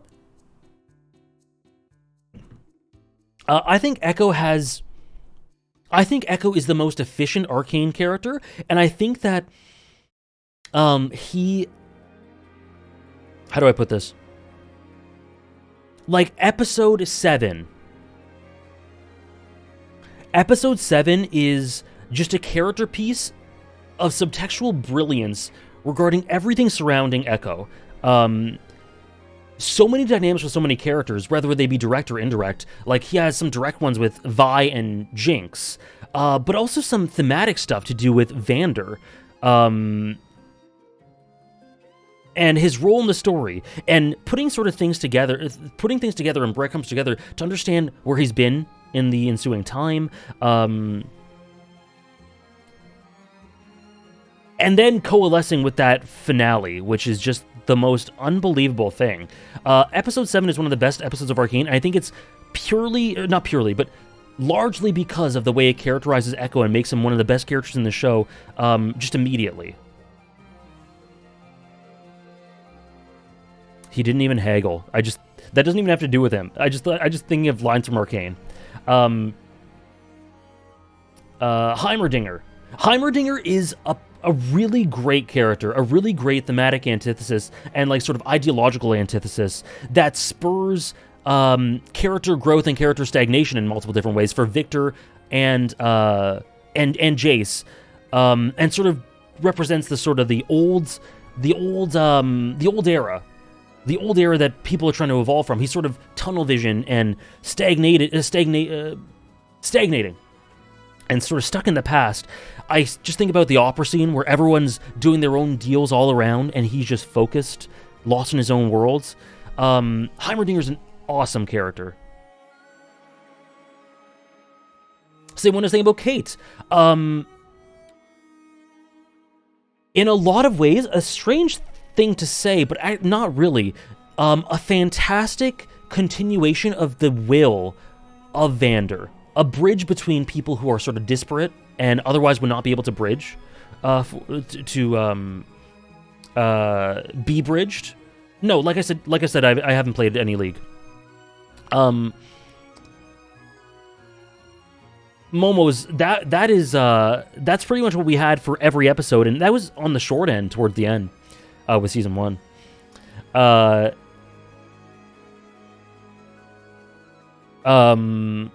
So sorry, carrying forward Vander's will spiritually in a way that, for multiple reasons, Vi cannot at this point.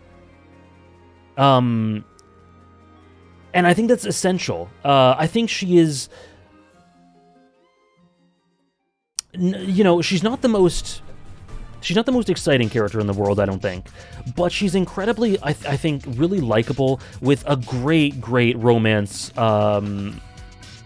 with Vi that goes in an inevitable direction, but one that I think will be reinforced. A great indirect dynamic with Vander, like I said. Really cool interactions with Echo in episode 7, like I was talking about. Great stuff with Jace in their diverging paths. Like, every character of note in Arcane just has so many elements to them. And I think Caitlyn could be pretty great season 2 as well. Top 5 Game of Thrones seasons? 1, 2, 3, 4, 5.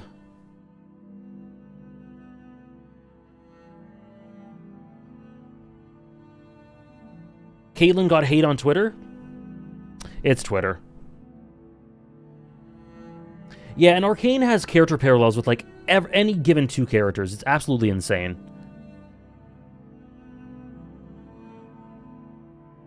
I don't think they will. I think they'll do the axe structure, Natalie. I hope so. Rate a character dynamic, Vander and Silco? Double S. Yeah, I talked about it in my reactions, Tarnished. I think specifically when we get to episode 7 or so. Season 5 has the bad pussy?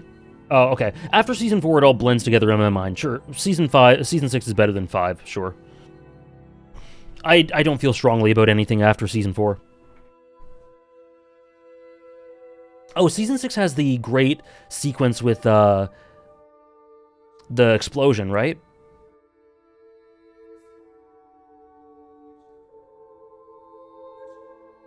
So maybe 6, then.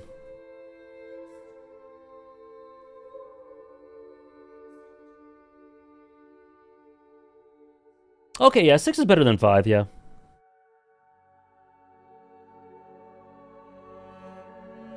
Battle of the Bastards, Hold the Door. Okay, yeah, 6 is... Yeah, I just mix up what happened where. So yeah, 6 is better than 5. No, it absolutely has... I think it's not the same... I think Game of Thrones, starting in Season 4, gets really stupid. It gets really dumb at times. But Season 4 kind of papered over the cracks because the material it was leaning on was so goddamn otherworldly. And then you see it... Season 5's really dumb. Season 6 is a bit of a return to form in terms of the peaks, but it's still pretty damn dumb.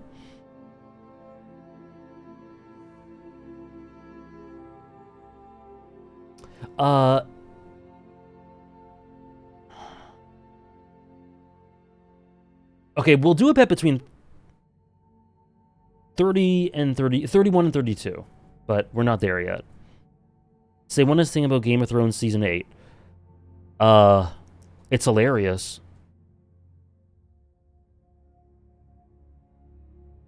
I'm going to keep this one brief, because I have to keep everything about this story brief. Because if you haven't played it, you shouldn't know anything about it. But, needless to say, one of my favorite video games of all time, one of the most unique video games of all time, one of the most captivating story experiences ever, fantastic cast, fantastic music, fantastic structure. What they did with the structure of this still boggles my mind. I can't believe that this game exists. I really can't. It's a marvel. It's a marvel of storytelling. Gameplay's the least interesting part of it, but it's fine. I find it generally entertaining.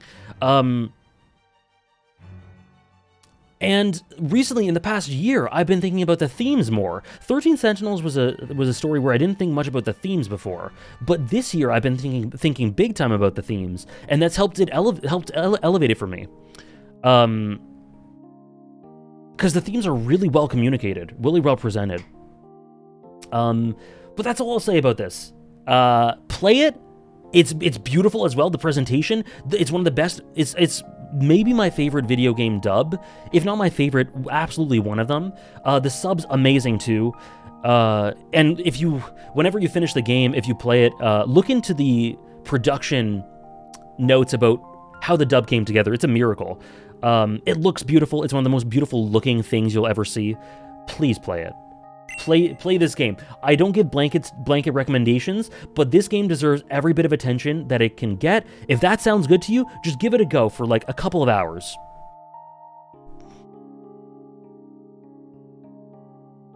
Has Hunter x Hunter 1999 ever been on this list? Yeah, right up here. This encapsulates everything to do with Hunter x Hunter. How long is it? Somewhere between 35 to 45 hours? What does how long to beat say? Okay, it says 31. It took me quite a bit longer than that. But probably because I was, like, taking in the story a lot. I would say don't expect it to be 30. Don't expect it to be less than 35.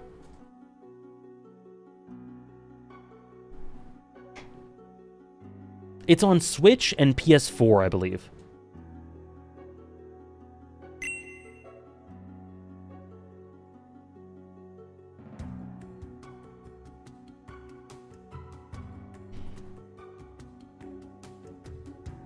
PS Plus?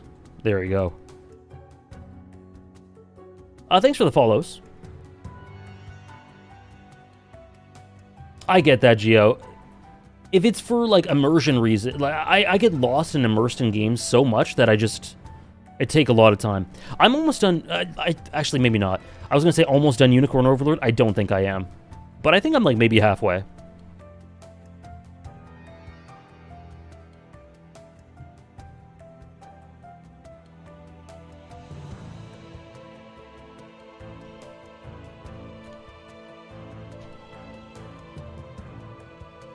Map percentage, yeah. If that's an indicator, then I am nowhere close to finishing. When do you think you'll start Tears of the Kingdom? I have no timeline on that. I'm gonna be honest, I'm not really tempted to start it anytime soon.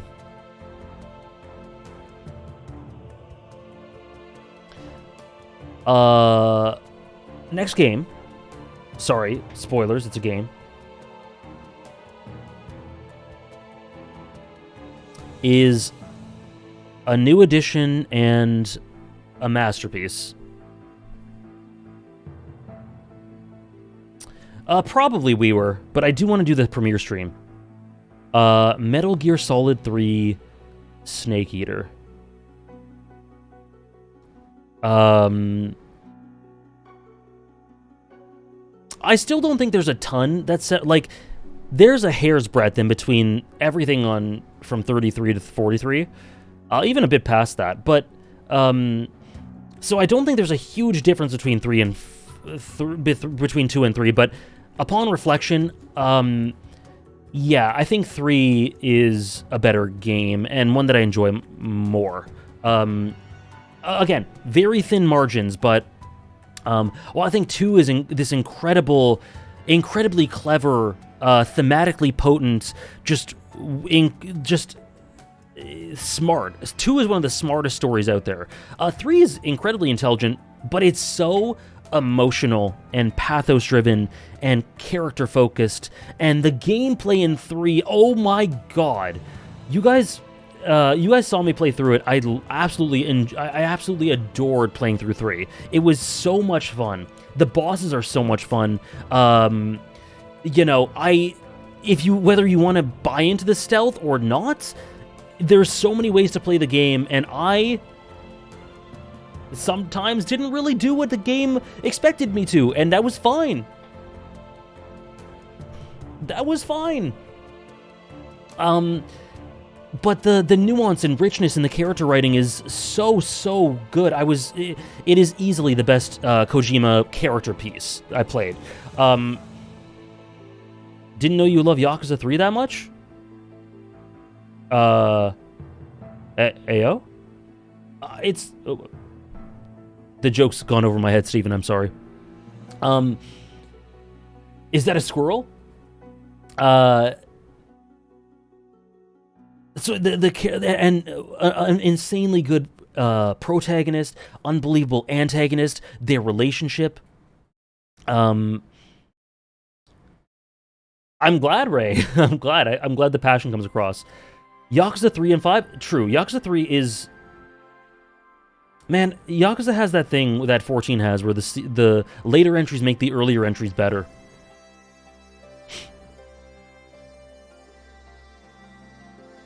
Hoenn, I thought you were making a joke and I see, gotcha. And the ending of Metal Gear Solid 3, again, not going to spoil anything specific, but is one of the most shocking, unbelievably just gutting, visceral things I've ever witnessed, and again, an absolutely legendary stream. The final fight into the conclusion, it's just, oh my god, this game, it is something special. I talked about Paper Mario: The Thousand Year Door as the perfect sequel. Metal Gear Solid 3, even more so. Hello, Lux. How are you?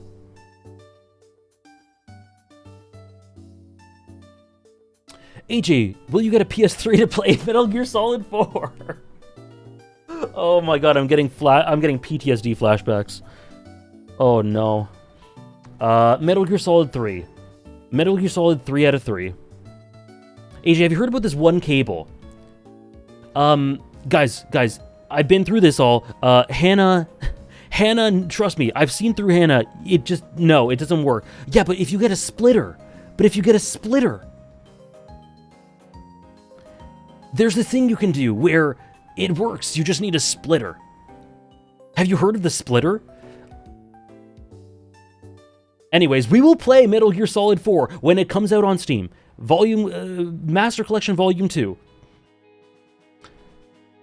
But AJ, do you have a PS3? I have a PS3. I love my PS3. AJ saw my absolute mental breakdowns and tears over trying to stream from a PS3. Yeah, I know. The only person who knows better than me is Hannah, because Hannah went through it. And I am the person who knows it second best because I witnessed it.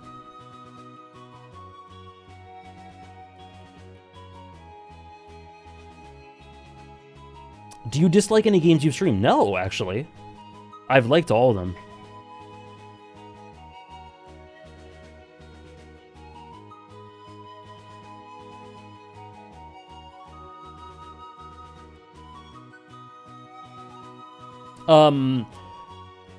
So Metal Gear Solid 3, one of the absolute highlights of the last year since I made my list, one of the strongest new entries ever, one of my favorite games. It is just a masterclass, and I really don't know how any games after this could be better than this. I think it's doubtful just of how good it is. Same with 2. But I can't wait to see Kojima try. Have you turned it off and on again? I didn't do that. Isn't it, Lux? I've been lucky. 5 will be better? Trish is the biggest 5 stan in the world.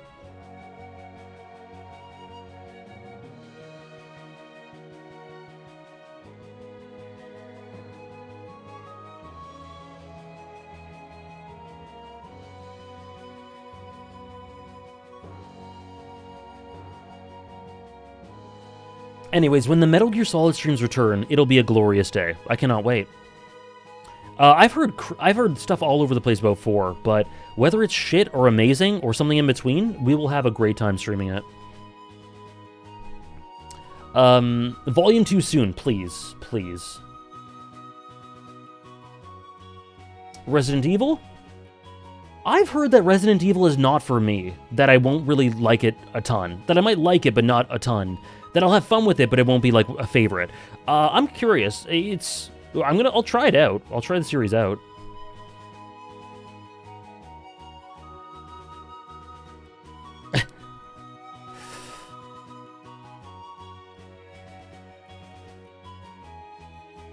Sorry, Nora. Just deleting just because of spoiler stuff. But yes, big time. Big time based. Hello, Go. Metal Gear Solid 5 second favorite in the series? Had to come out alert to say it. Nora, have you played anything past 3, by the way? I'm curious.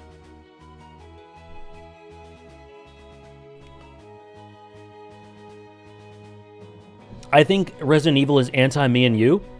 I'll give it a go, but yeah, we'll see. We'll see. I think the Resident Evil remakes do better with characters, but beyond that, those is very meh on characters and the narrative's consistently nonsense. That could be fun in its own way. I won't look at you, Go. Sorry.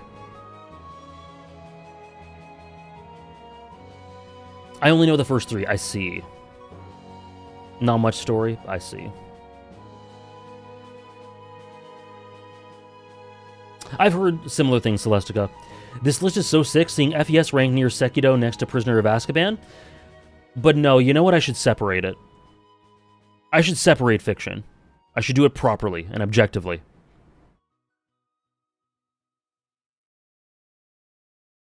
Silly and fun? Okay, well, I have fun with silly and fun as well. He's understanding what Shanks told him. He gave up his arm. Oh god, for the sake of a new era. Just like Joseph. Hello, Recon. Thank you so much, Recon, for gifting 5 subs to the community. Thank you very much, my friend. Thank you for the 5 bomb. I hope you're doing well. You came in just as I finished gushing about Metal Gear Solid 3. And One Piece. And Metal Gear Solid 2. We just went through the Recon Core stretch. Oh, I see, Hannah. Okay. It's not that. It's nonsense, but not like silly, haha, great stream nonsense. It's just there. I see. I see. We'll give it a go regardless. We'll see how it goes. Thank you so much. Thank you so much again, Recon. I hope we're doing well. Do you want to do a bet, guys? Between the next two? As we get into the top 30?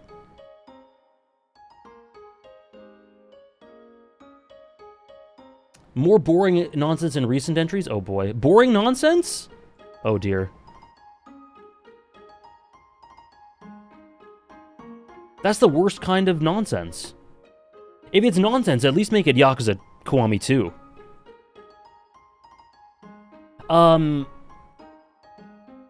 Okay. Next two. This is an interesting one.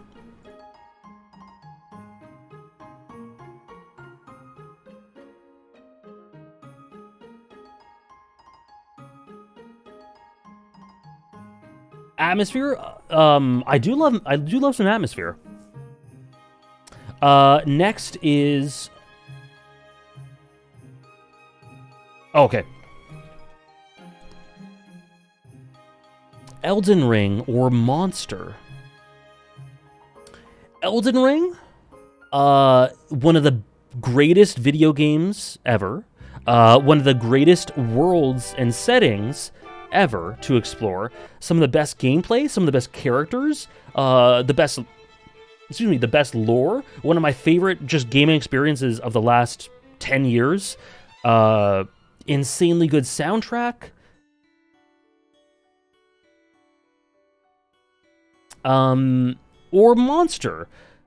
One of the most important anime to me, one of my favorite stories in general, one of the greatest character pieces, one of the best integrations of character writing and plot, thematically pristine in both, and presentation fantastic in both anime and manga.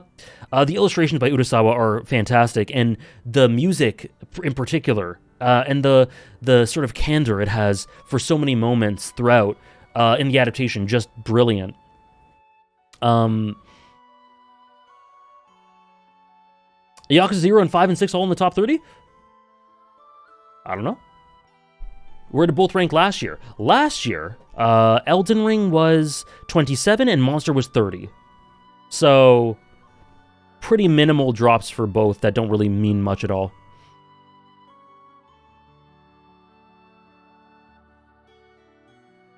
Okay.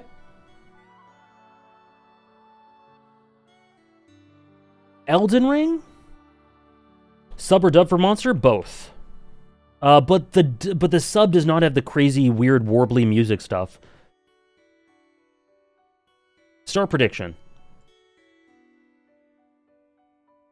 Hypothetically, if Yakuza 5 and 6 are in the list, are you ranking both as one entity? Yes. Too low. Have you played the Nier games? I have. Obviously, it's Yakuza is going to be ranked as a series. For sure. For sure. I definitely have not spent the whole stream saying that that isn't the case.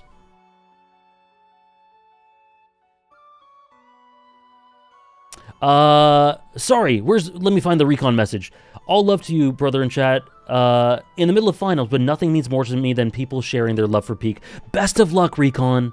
Thank you for dropping in. Thank you so much. Let me just say, I have been re-listening to our podcast as I put together this Rebirth script, because I think it was so much fun to do the Rebirth podcast, and it was so much fun to talk about it. And I think it's just great to re-listen to it and sort of help get my thoughts in order.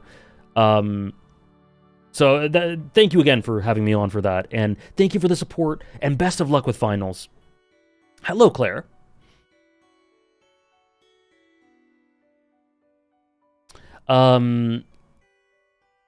It is, Hugs. You can talk about it forever. Hearing your love for Johann had dropped, I thought the series would have been affected similarly.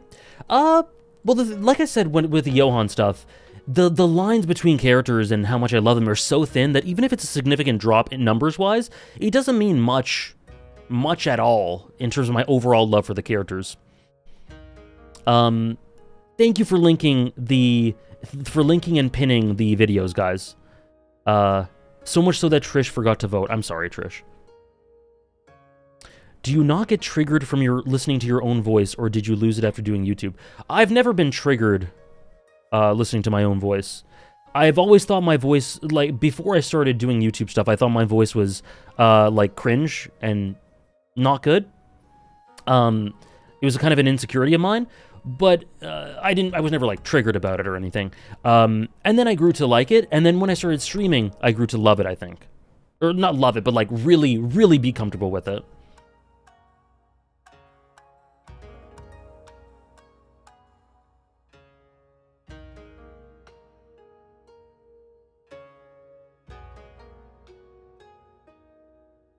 He really loves the sound of his own voice, huh? No.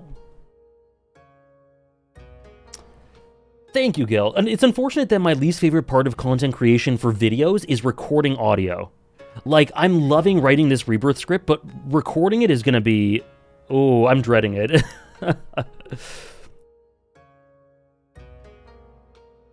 I love your voice, Fiji. I think your voice is great. I miss the old AJ Lux. Yeah, recording? Listen, recording is awful. Recording your voice, then editing audio, it's the worst part. It's the worst part. Writing a script, very gratifying. Editing it together can be tedious at times, I guess, maybe, but overall, the creation process of it is very gratifying.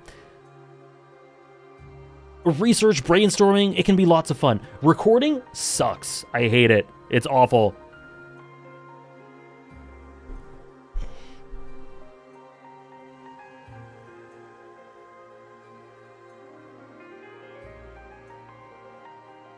Thank you, Sultan. I'm glad to be. AJ voice AI? Hopefully never. Hopefully never. Anyways, look at this. Look at these close votes. I love it. Which is less fun, recording or editing? Recording. Editing can be very fun. Once in a while it can get a little tedious and you can be like, when is this going to be done? But overall I enjoy it quite a bit. I constantly have myself in my ears through my own mic whenever I talk. Yeah, see, you can do that feedback thing for people who, like, sometimes that can help. With me, I don't like it as much, but I totally get the draw of it and how it can help with that.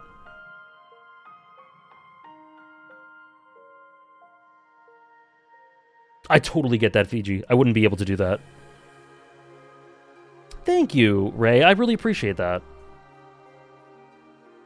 Look at this beautiful, beautiful spread. Elden Ring, 54%, Monster, 46%. Let's see where some people have voted.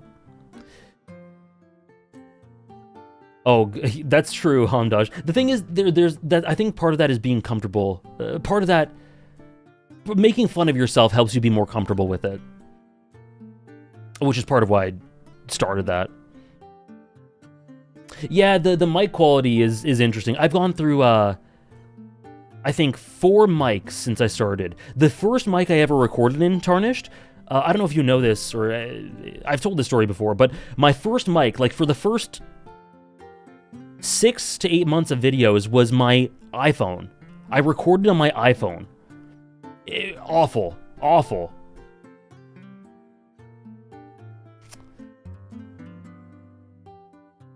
Anyways, the answer is Elden Ring.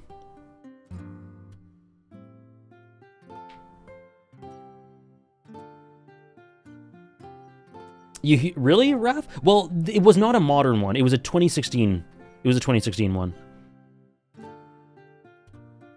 Elden Ring wins. Congratulations. Again, really close.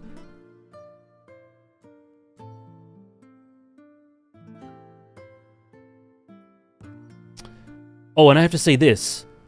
I love this voice. I'm gonna only talk in this voice from now on.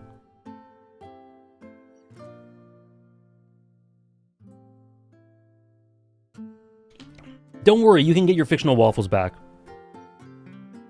I need to stop going for points because I'm always right with my actual guess. I just want an insane number.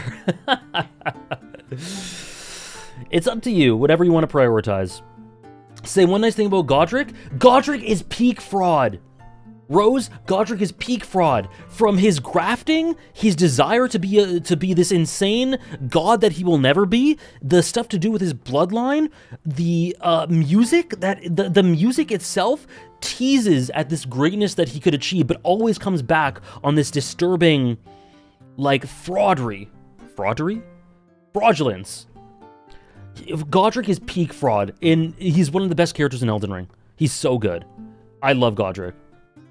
Godric's like arguably top 5 in Elden Ring.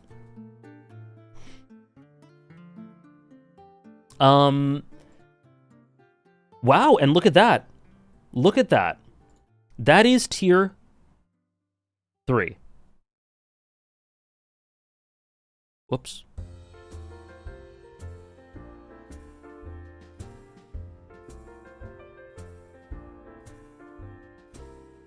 Malekith might be my favorite. I did make a video about Malekith.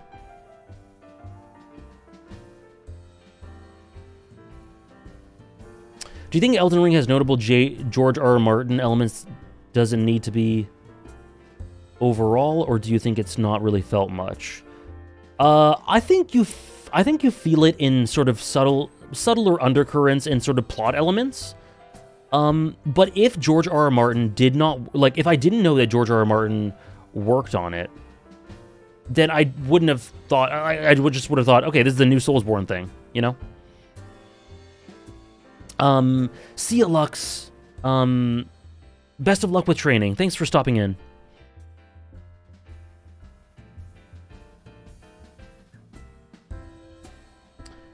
The first of tier 2 is, sorry, which color is this? Black Sails.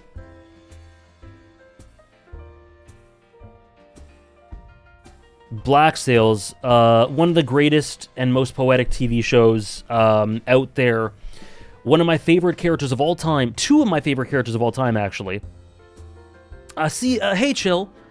It's going great. I hope you're enjoying your day as well. Black Sails is out of this world.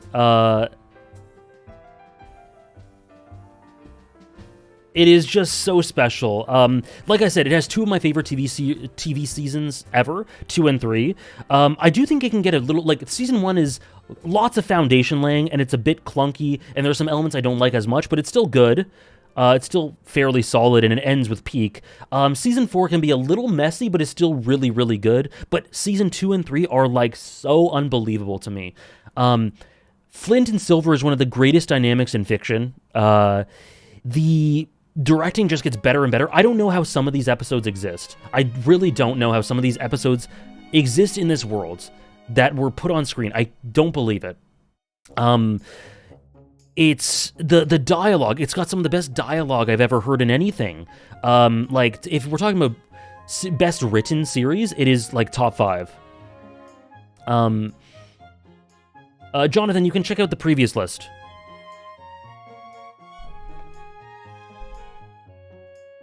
Right here. It is emotionally sweeping. It is tragic. It is poetic. And it's a story about stories. And you guys know how I feel about that. The character progression, the character writing, the depth and the complexity and the just, oh my god. Black Sails is so up my alley. And, really, the only thing that stops it from being higher than this, and maybe even significantly higher than this, is the first season being a little, like, just kind of clunky and messy. But season 1 does have gates, this is true. Apparently it's coming to Netflix soon. It is! Yes, I think it might be on it now. If not now, then really soon. No worries, Jonathan. Billy Bones, great character. Ranks around 6 to 8 for me in the series, Sebastian.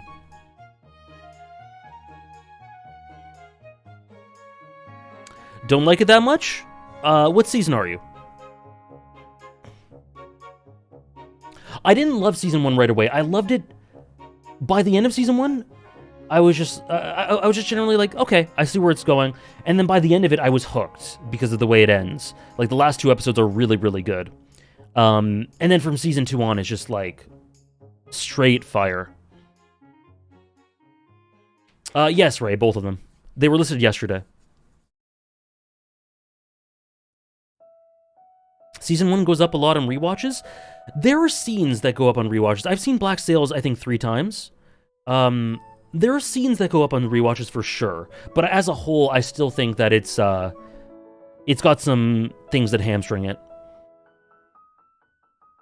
Oh, season 4? Oh, damn. It might just not be for you. But there is a scene at the season 2 finale where my jaw just dropped. I was watching on my own, just in the dark in my room or something, and when this one scene occurred, my jaw just dropped, and I was in awe for 10 minutes. I can't believe this is happening.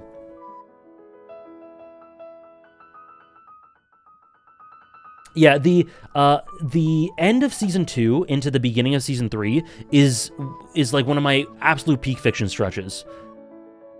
That shit is so beyond words. Random thing I love about pirates in fiction? How you can associate a bunch of different themes with them. A lot of them having to do with, I guess, freedom. Because Black Sails tackles freedom in an interesting way. Very different from One Piece. Very different from Pirates of the Caribbean, you know? Generally, I like how pirates offer this great foundation for themes to be explored. End of episode 9 in season 2? Oh boy. Are you taking a... Yeah, I'm talking about from... basically season 2 episode 8 to season 3 episode 3. Is it less idealistic and romantic than One Piece's exploration of freedom? Yes. Yes, definitely.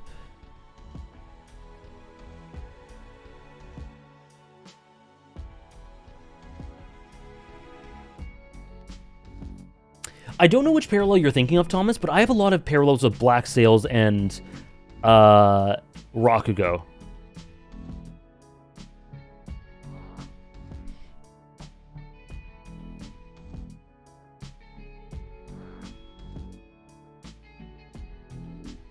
Like I mentioned, Bullet Train, I think that Season 2 and 3 are its peak.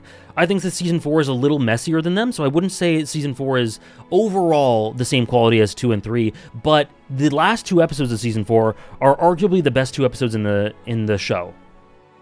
So it ends with immense peak. Season 4 is my 3rd favorite season, is how I'd put it.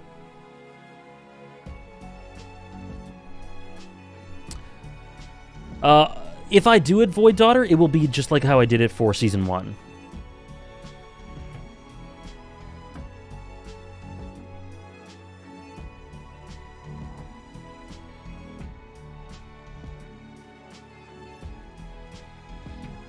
Oh, I know what you mean, Dave. I know which one you mean. Oh, I see, Thomas. Okay. Okay. Oh, damn. I can't believe Black Sails and Bleach have incredible parallels. Next.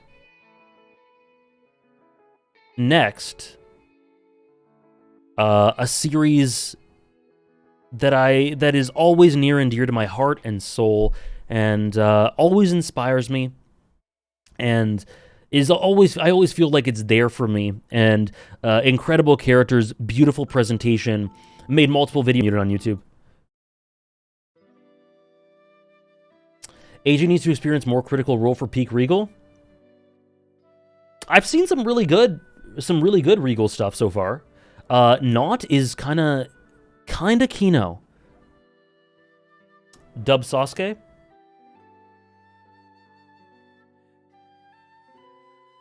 Maybe.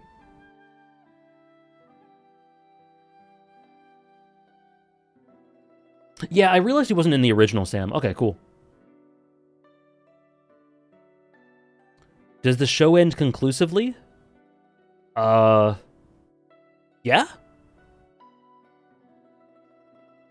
I am his mother. Man, just sorry for a quick tangent into Critical Role.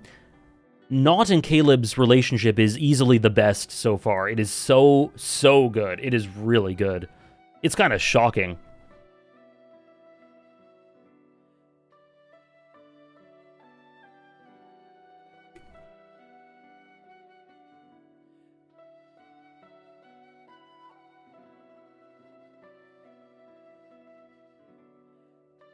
What do you think of the movies? I think they're great. I think they're awesome.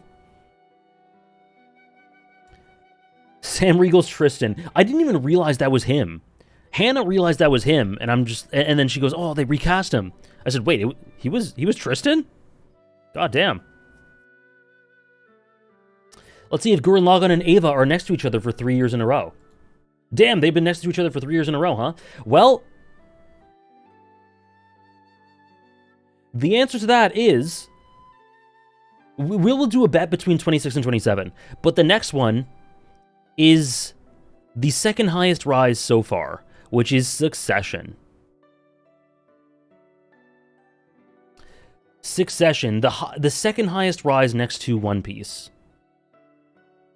And this is due to season 4 airing, which is one of my favorite seasons of television, full stop, and a rewatch as well.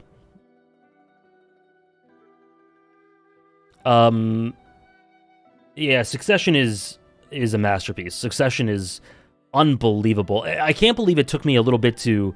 Because I watched it and then I dropped it, and I said, I don't think it's for me. And then I watched it again, and I'm like, why did I not like this at first? It's so good. It's so... The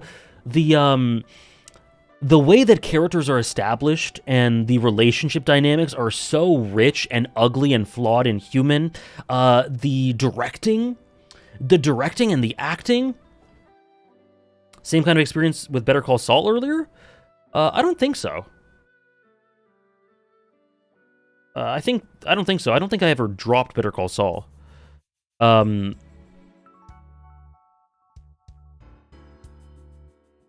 anyways, the oh my god, just you could think about Roman's character arc all day, and then you think about Kendall's. And then you think about Logan and the tiny details. And then you think about Connor and Tom and Shiv and Greg.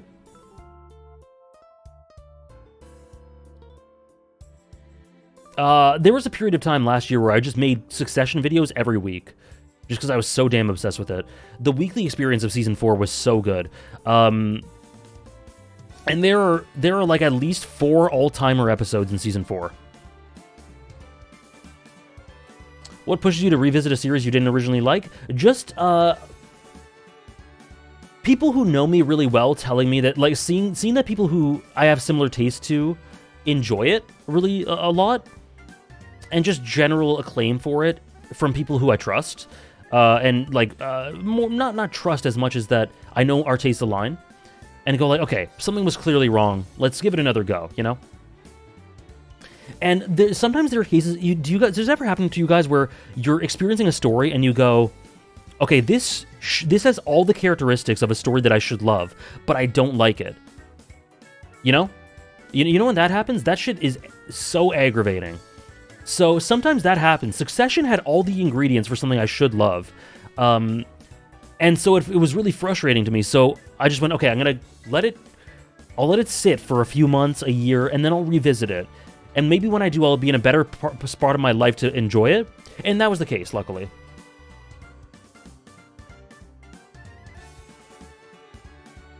I remember the stream where you answered someone's question saying you dropped Succession at the time, and I didn't hear the whole thing and thought you somehow dropped Succession contest and Hunter x Hunter.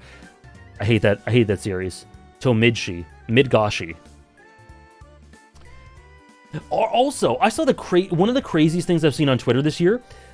Was like a trend going around of who is a straight heterosexual man. There are no straight heterosexual men who slay, or something like that. Like it was something like that. And then someone posted a picture of Tom. And I'm like, in what world is Tom heterosexual? In what world? Have you seen one interaction with this guy and Greg? Excuse me? Anyway.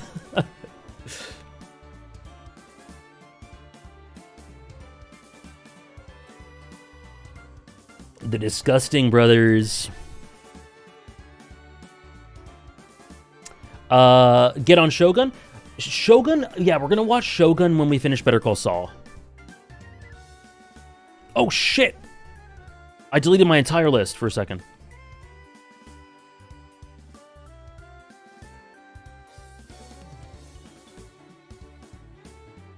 Okay, Hugs. Yeah, I can't wait for Shogun. I've heard amazing things about it.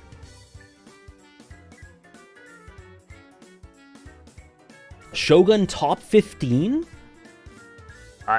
It has to be, like, the most incredible thing in the world to make it there. God damn it, Jonah. Speaking of Emu, oh my gosh. You know, we're talking about things that'll elevate One Piece more. Emu, give me some Emu focus. Oh shit. Give me some Emu focus, and that is the path to my heart and the path to the One Piece ascent. Oh, give me that. Give me that. Anyways, bet. Bedtime.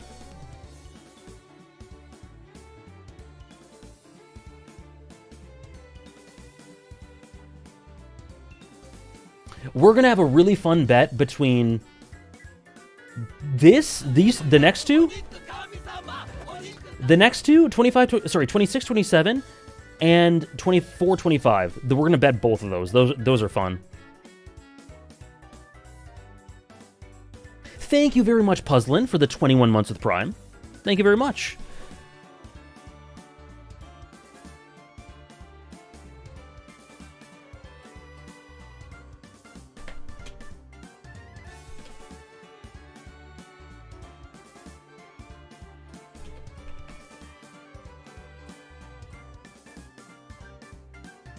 The Witcher video game series, it's notable to say that Witcher 3 is by far my favorite, or Yakuza 5 and Yakuza 6.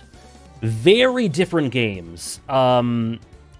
Very incredibly different games. And to explain, I put Yakuza 5 and 6 together because I think they complete one another thematically.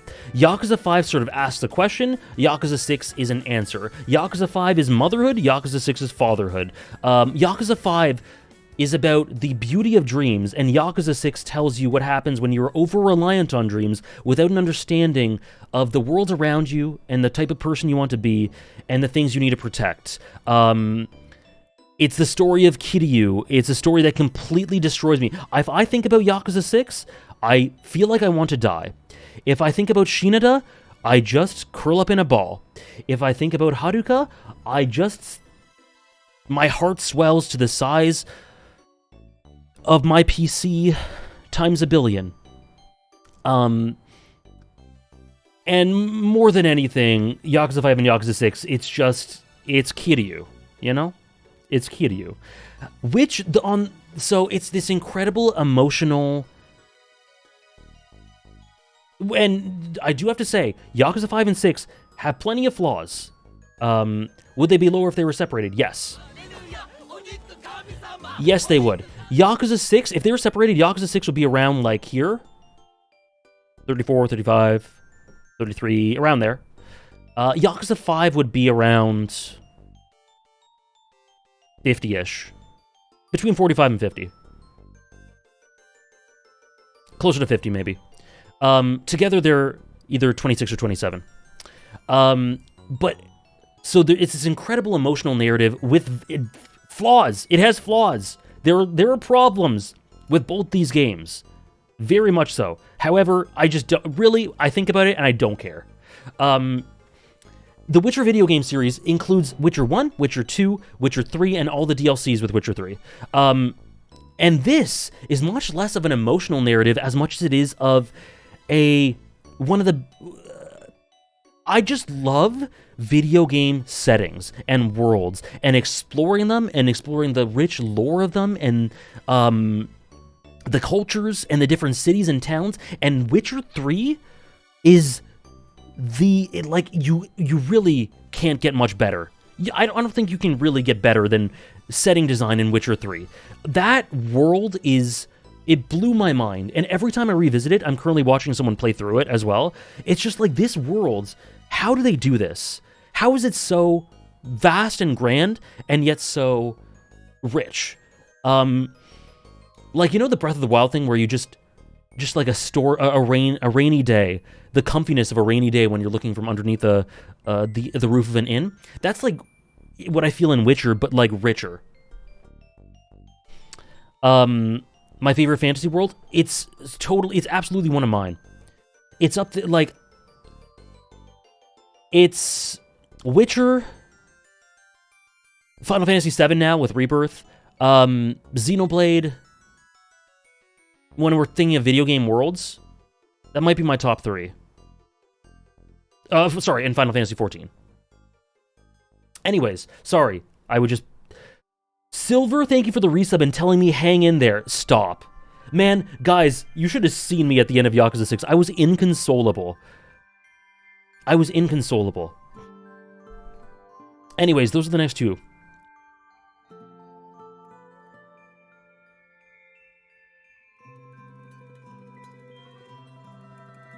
I love that. That's kind of Sonder, Sebastian. Anyways, sorry for my huge spiel. Which does AJ love more? Yakuza 5 and Yakuza 6? Or Witcher series? All in on Yakuza? Let's see. And we'll do a bet again with the next 2 after this.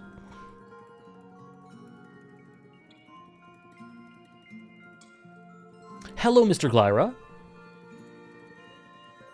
This is hard. I'm glad.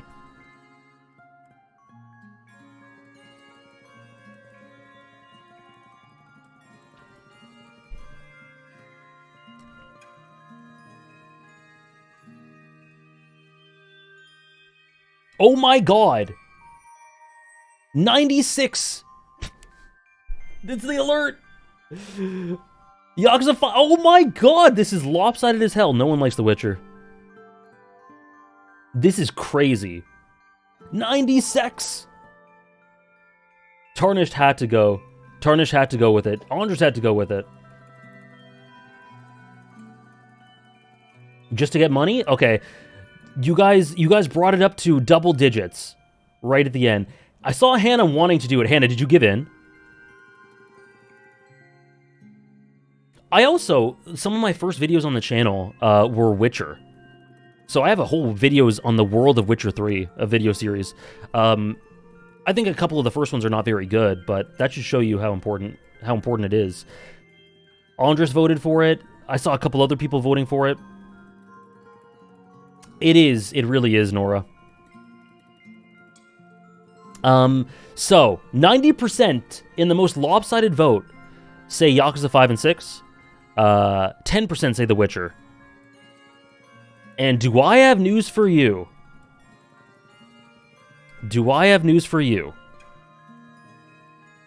The majority win.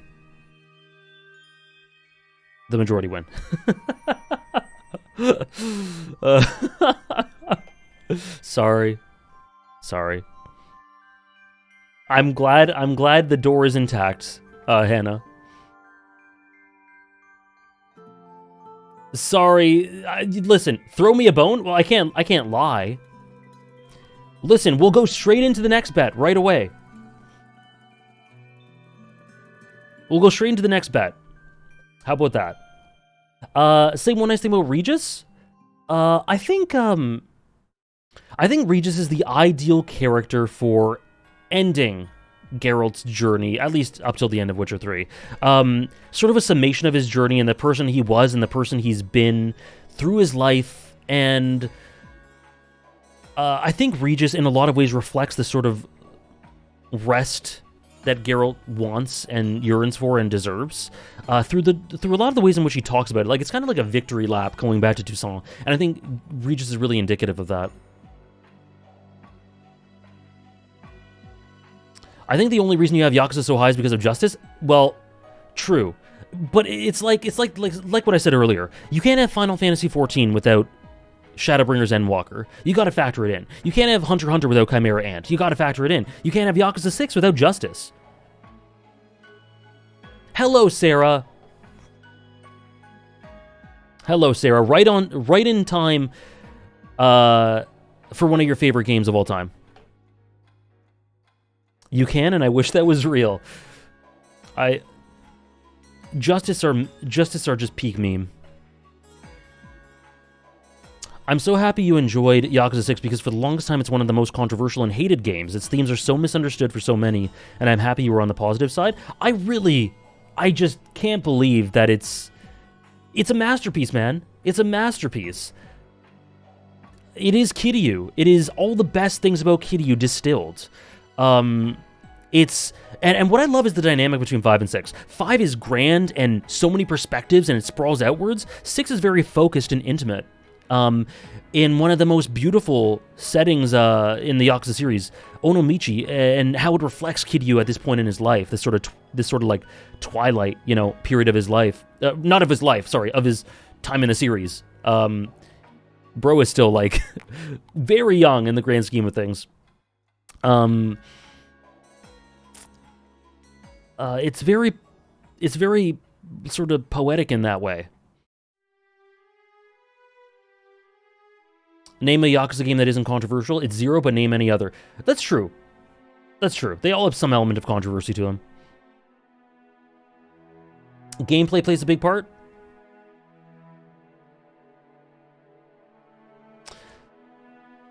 The gameplay's still good.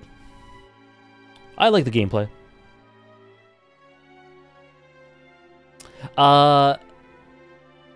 Can't wait till next week. Yakuza 7, baby. Yakuza 7.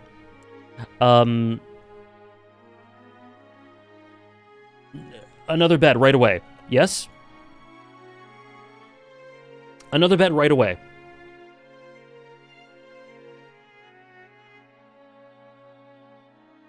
Immediately. What is this song? Oh, I see. Can we... Oh, sorry. I didn't give you your waffles. Sorry. Congratulations for winning. Immediately into the next one. I love this bet. This bet is great. This bet is great.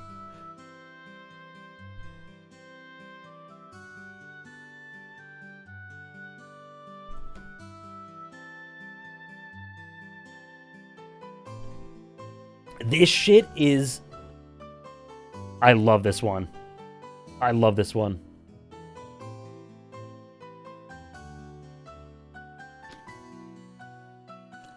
The critty bet.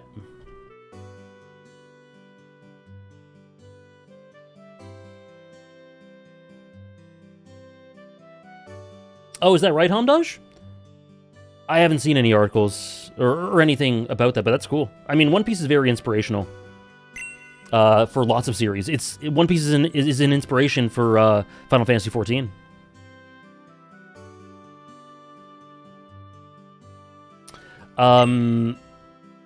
Okay, so Neon Genesis Evangelion. I feel like we've talked a lot about Eva without even getting to it in the list yet. But just one of the best presented series. Thank you for the follows. One of the best presented series ever. In the conversation for the best directed anime, I think, with such beautiful. Like, there are just little moments throughout Eva that just speak so much. Gendo's last lines and end of Eva. Or Shinji just going, "You're cruel, Misato-san." Or the little detail with Ritsuko's lipstick. Or Misato saying to Kaji, "Do you think I've changed?" And or Misato crying and Shinji just going, I couldn't do anything. I was just a boy. It's really beyond words. End of Ava is one of the greatest peaks in storytelling for me. Ava in general is one of, like, look where it is on my list. But End of Ava takes it to that next level, and it's one of my favorite ends to a story I've ever seen. That ending is so much to process, and it's like, what is going on? It's so high concept, but in the end, it just ends up being this beautiful reinforcement of the wonder and beauty of life, in spite of the pains of the human condition. I don't know. That's what it's all about, and it does that in such an ambitious, bold, personal, intimate, upsetting, and yet in some ways empowering way. Naruto. Speaking of one of my favorite journeys on Twitch, one of my favorite stream journeys, Naruto, man, we shared one of the greatest fictional journeys of my life. Waiting for it to fall off after Land of Waves, and it never did. And a cast that's entered my antagonist Mount Rushmore, just in general, one of my favorite casts ever, one of my favorite shonen ever. Look where it's ranked. This is like it's in my top 5 shonen. Just the variability in the characters and the antagonist specifically, and how they can in a lot of ways cover similar structures in how they're characterized, and the way that Naruto goes against them, yet be so different, and the nuances being so different. The way the series evolves, the way it's paid off, and Naruto Sasuke, man. Like, what can you say about that? How can this series have Kakashi and Naruto and Sasuke and Itachi and Minato and Sakura and Madara and Obito? Like, how can a series have that? So, don't forget, Kagi was terrible. No. Jiraiya. Gaara. Oh my god. You like Naruto more than One Piece. The list is what it is. Very fine lines, as always. Say one nice thing about the last arc of Naruto. Payoff masterclass. It is the best. It is the best arc in Naruto.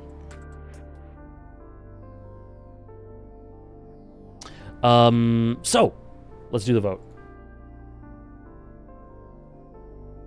Say one nice thing about a character story. Kaden. I don't have to deal with her anymore.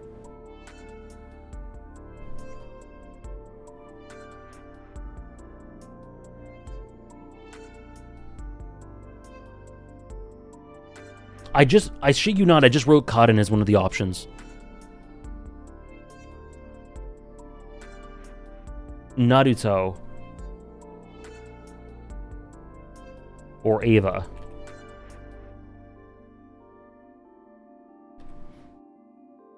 Again, guys, please don't spoil anything specific. Me and Trish just deleted a couple for Hannah and anyone else who hasn't read Naruto. Yeah, please don't spoil anything specific. Are all the Naruto streams on Patreon? A lot of them are, not all of them.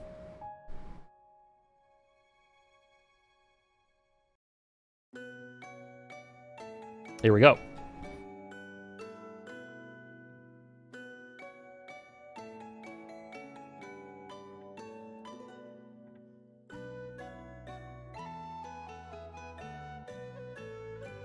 Thank you, One Louder, for the 8 months with Prime. Thank you very much.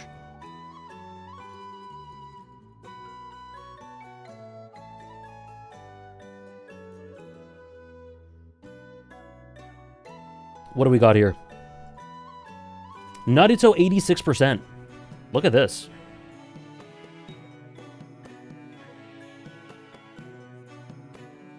Need the odds to be in Ava's favor? They are not.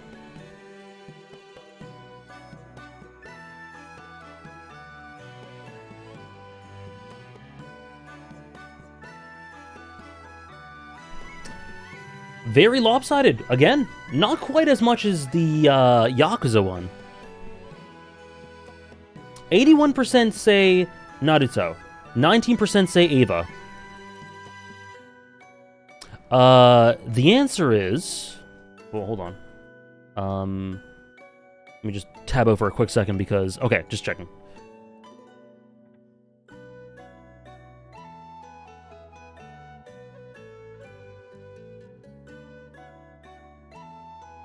Eva.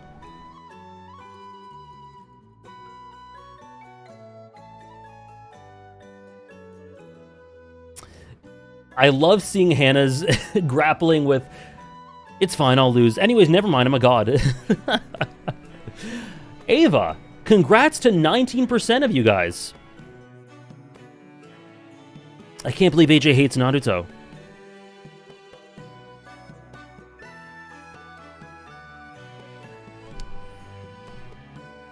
Ava up 1.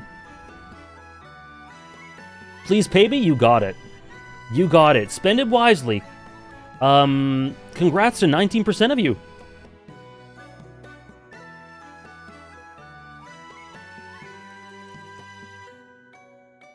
How much am I going to earn because I lost a PvP match to vote? Well, I don't know. I just made 160k. Oh my god.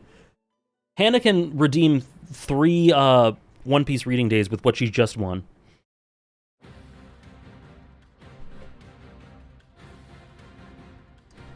Fiji, did you do it again? We are never getting...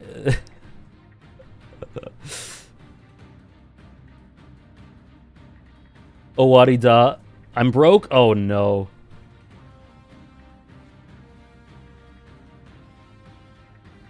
Oh no. You're welcome, Momos. Okay, so maybe we should take a bit of a gambling break until...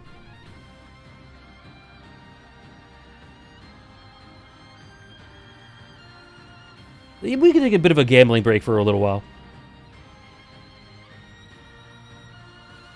No breaks, only gas? We'll take one for a few minutes. I do gotta go to the bathroom eventually.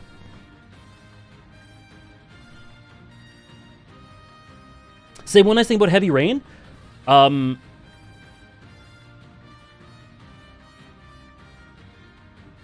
Giving Fiji enough time to collect waffles? Exactly, there you go. I need the biggest Bleach fan in the world. I've created a monster. I need my Bleach mod to to refuel. Thank you for the hydrate. Say one nice thing about Heavy Rain. It's really entertaining.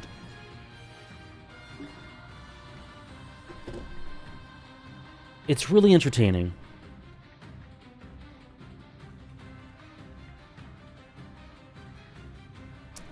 Number 23.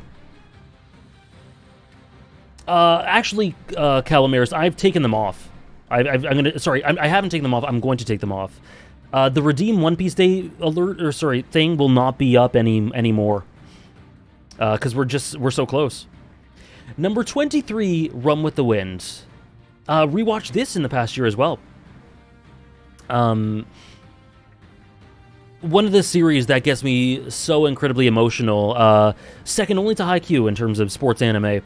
I don't know, I feel like I've gushed about this series for 5 years now, almost 5 years. I don't know that I have much else to say. It's perfect. It hits all the emotional notes, thematically incredible, beautiful, beautiful cast. And I've actually, over the last rewatch, I found myself even more engaged with the likes of Sakaki. It's inspirational, it's empowering, it's unbelievable. Would I like Run with the Wind if I love Haikyuu? Probably.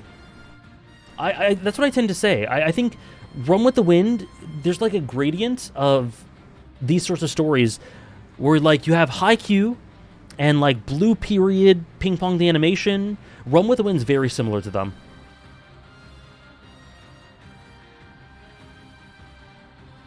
You can check my anime list, FS. I've watched and read a lot of sports anime and manga.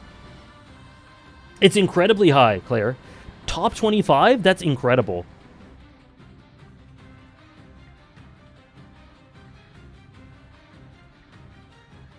The novel's getting localized this year? Yeah, I heard about that. Aoashi at number 22?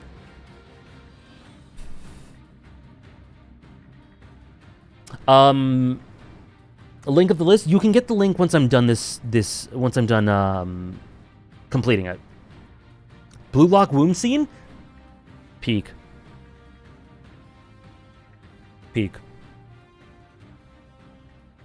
Okay.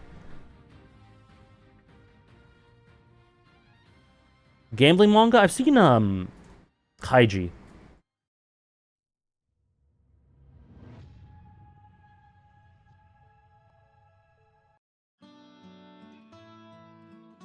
Oh, I can't wait either, Downpour. Big 3 might all really be top 50? Next year? I would love that. If every Big 3 is in the top 50, that would be incredible.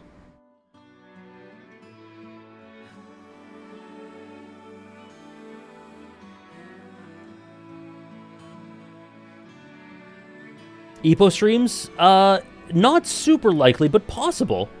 Possible.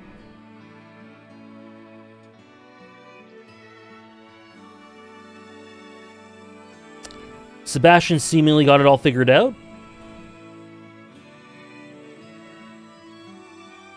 Interesting.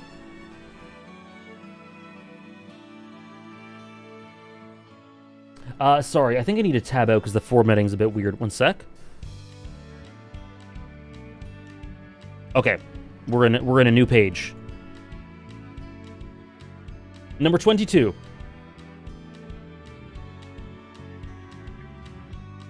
Nier Replicant and Nier Automata. Nier in general. Yeah, I guess that's a drop. It just ended up this way. Still, like, beyond... It's kind of insane that this series exists. Flaws and all. Like, I think that Nier Replicant has some pretty severe design flaws that screw with immersion, but the emotional highs are, and the character dynamics and the emotions associated with these character moments, and just the amount of times the series has made me cry, just so far outweighs everything. The way that both, especially, like, Nier Replicant has some really cool ways in which the gameplay varies up and things are kept fresh and all that sort of thing. Nier Automata uses the games as a medium thing and takes it the full 9 yards. It's totally unbelievable. AJ sold me on Ping Pong? Ooh. Well, it's very short. It's very short, Downpour. You can finish that in a couple days if you really want to. I adore both of these games so much, and it's one of my it's got to be one of my favorite video game casts all told, both of them together. And yeah, I've made a video about Nier Automata as well. Thank you, Dave.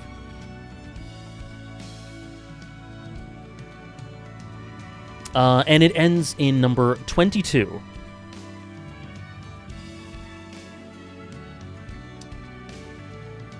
What's this? Bleach?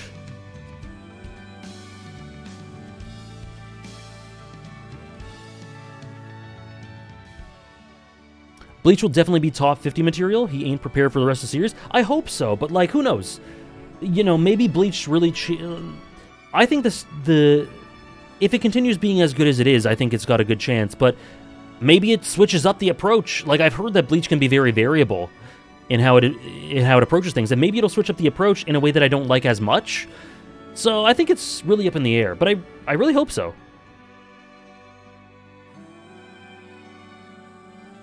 Land of Waves.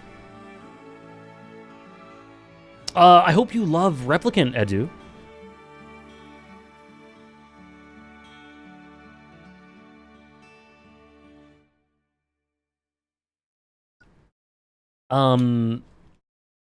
Okay.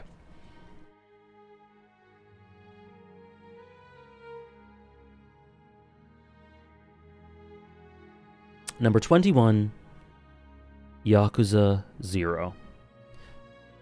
To this day, just outside the top 20, the greatest Yakuza game. As much as I love 6 and think it's a masterclass, 0 is still king. And it isn't, like, it's not a question. It's not a question. 0 is still king.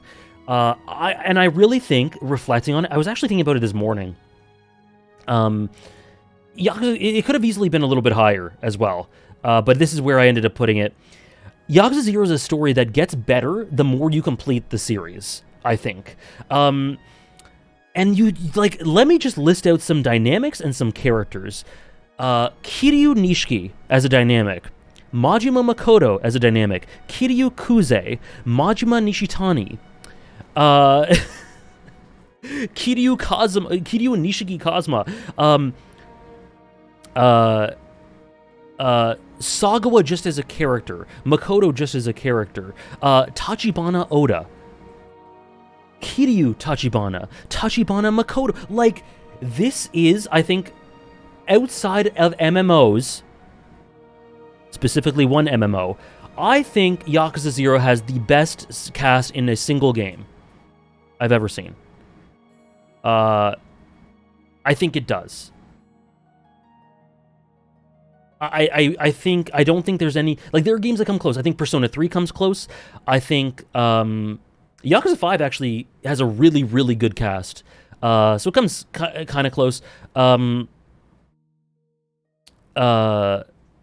Final Fantasy 9, Final Fantasy 7 Rebirth is actually really close, but I think all told, Yakuza 0 is the best, has the best cast of a single game. Better than Xenoblade, yeah. Top 5 fictional families. Phantom Troop. Jaeger family. Uchiha family. Like I said, soft one, non-MMO.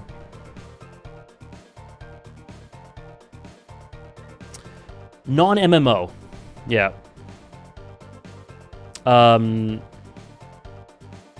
I was thinking Lannisters. Leveilleur? Oh, man. I'll restrict it to one Hunter x Hunter one. And I'll go... Oh, the Roys, man. Okay, I'm going to say a bunch more. The Zoldycks, the Roys, the Lannisters, the Straw Hats. Ikari, oh my god. McGill, oh. The Levieux, oh my god. Stop. The Zos Galvis family? Okay, I gotta stop. Cut me off. Emiya? Emiya's up there for sure. Top 5 Yakuza 0 moments and scenes? Okay, I'm gonna give my top 5 Yakuza 0 moments and scenes. But sorry, let me finish gushing about it generally. I won't do spoilers just yet. One of the best presented video games of all time. One of the best plots. Like, there is not a weak part in this story. Pacing-wise, it's all pretty much perfect. There's not a single weak part in this story, I think. Outside of, like, a half-hour segment in Chapter 5 where I was, like, a little bit, okay, alright, I get it. I can do the next part. But outside of that, like, it's not even worth mentioning. The presentation, cinema. The pacing, unbelievable. The flow and structure of the narrative and how you shift perspectives, so good. I love the gameplay, too. I find it tons of fun to play. The music. Yakuza 0 is so good. It is pretty much perfect. Really. The side content, unbelievable. If Queen's Blood didn't exist, Disco would be my favorite minigame that I played in a video game in the past few years. But in terms of pure gameplay. In terms of story, Karaoke, man. Karaoke is the greatest story integration minigame in anything. It's so good.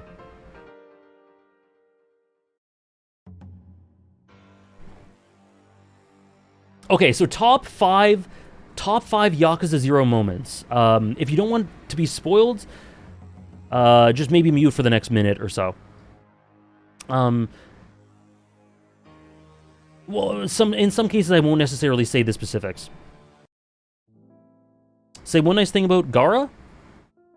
One of the best Naruto dynamics. I think we've got I think he's a top 5 Naruto dynamic and a character. Well, one of the best examples of progression in the story and growth. The end of chapter 6. Sorry, it's so windy. Hold on one sec.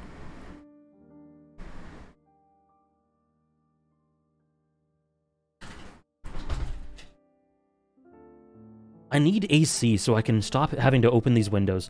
The end of Chapter 6. The end of Chapter 6. The final Majima shot. This isn't in any order, by the way. Tachibana's conclusion.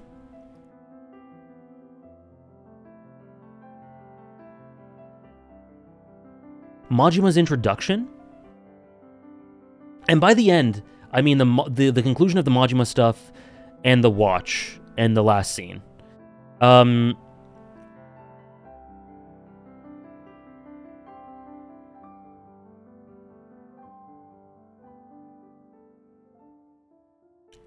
let me cheat a little and say part of the Majima conclusion is the Sagawa conclusion too.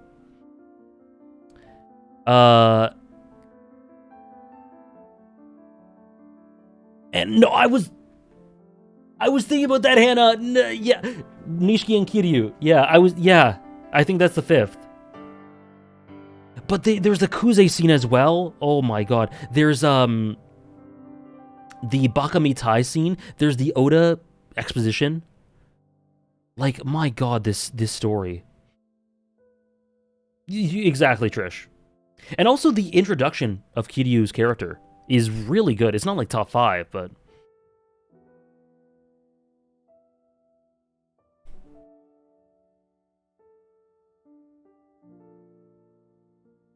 Akechi or Akihiko? Probably Akechi. Yes, I was cheating a little bit, Downpour, and I said just like include that with the Majima final stuff. Will this series be coming to YouTube? Yeah, it's on YouTube already. It's all on YouTube already. On my VOD channel.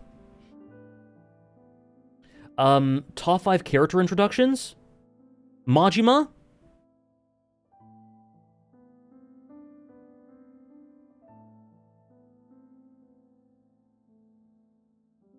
Should I just do one in the Yakuza series?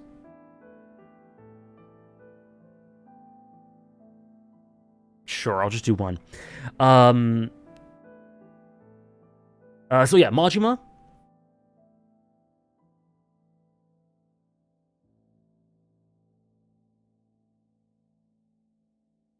I love how that's the first thing I think of. And then I struggle after that.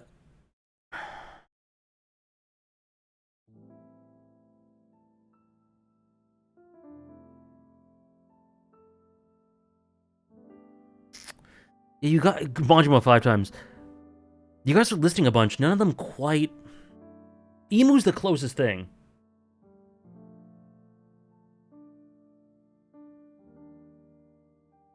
It's harder when I'm restricting it to... okay, okay, here we go. Majima, Emmett Selk.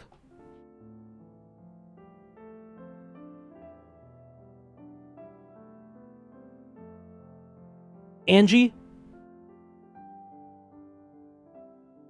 Taigo in Yakuza 5.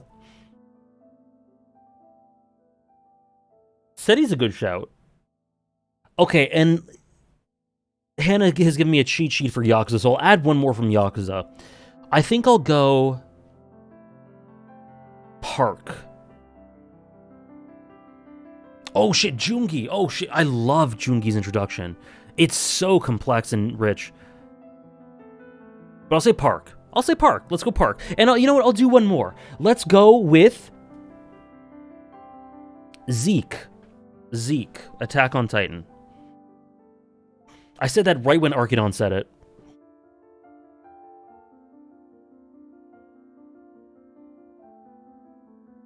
Oh, that's a good shout, Weaver.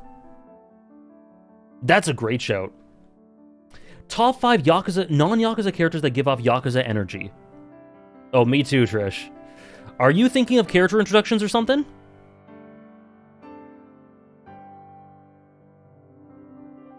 Makishima? He's up there for sure.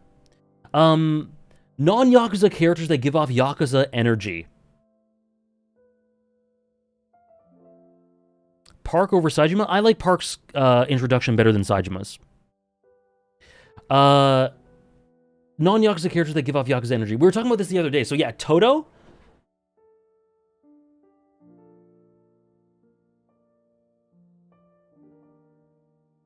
Silva Zoldyck? Knuckle? Jean?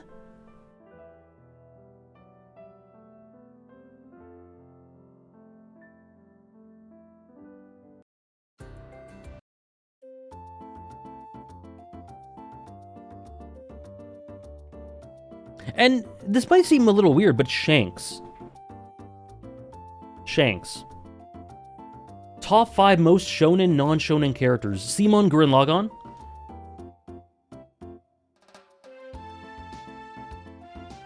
I'm gonna stop. I'm gonna not do any Yakuza characters because this whole top 5 could be Yakuza characters.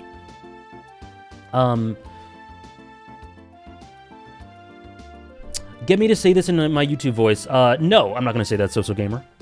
I'm not gonna do Yakuza because this whole top 5 could be Yakuza. Sorry, what did I say? What was the first one I said?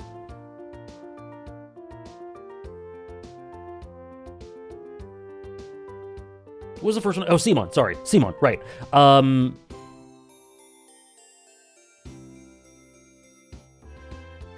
Zod is a great shout. I love Thorkel.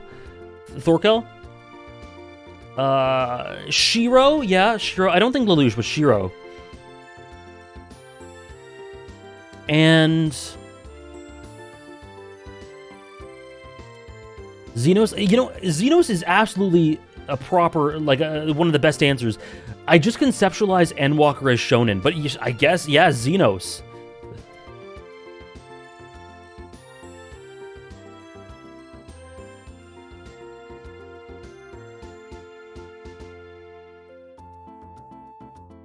Yeah, okay, yeah. I'll do a couple more, then I'll take a bathroom break, and then we'll finish the list. Because next, what is the next bet gonna be?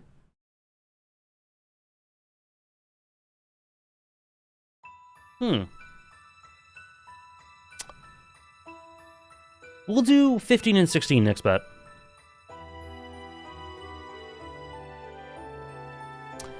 Next, Paper Mario. Exact same spot. This is one of the most important stories in the world to me.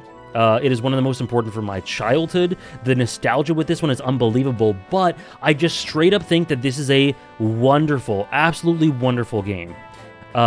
This was my fairy tale. I always describe it this way. This was my fairy tale growing up. This is what taught me, this is what got me interested in stories at all. This is what got me interested in fictional worlds, in NPC dialogue, in pretty much in video games. Like, Pokemon was my first foray into it, but really, Paper Mario got me into video games, into stories, into fictional worlds. Paper Mario was a fairy tale for me. Just Paper Mario's characters. Let me know if Paper Mario the character solos the Yakuza-verse. I have complete confidence in saying that no one in my Yakuza-verse top 30 is worse than the best Paper Mario character. And yet, isn't that the beauty of the variability of stories? Yakuza 0 could be ahead of Paper Mario. Yakuza 0 is undoubtedly a better story than Paper Mario. Not even close. However, that's why nostalgia is a beautiful thing, and why subjectivity is a beautiful thing. The music, the aura, the vibes, the aesthetic, the personal meaning for it is just out of this world. Yeah, power scaling-wise, Paper Mario could destroy Kiryu. Me too, Claire. It's Thousand Year Door, but I'm really excited.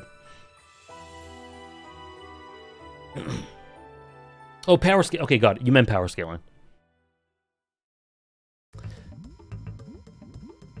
I live for Remake and Rebirth being this high? Well, they might not be on the list. Where were they last? 31.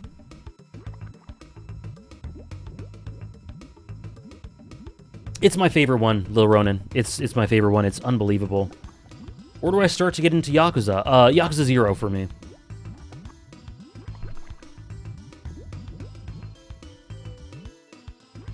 Oh, top 5 anime-manga characters with the best dynamics.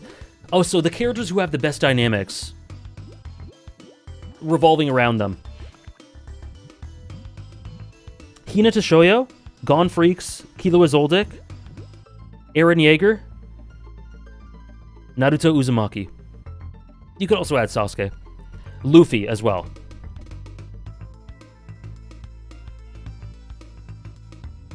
Dragon Quest? That's cool, Claire. I see what you mean. Is this the highest Nintendo game? I guess you'll have to wait and see. It'll scale, Sebastian. It'll scale. Yeah, hey, Tyke. Naruto was 25.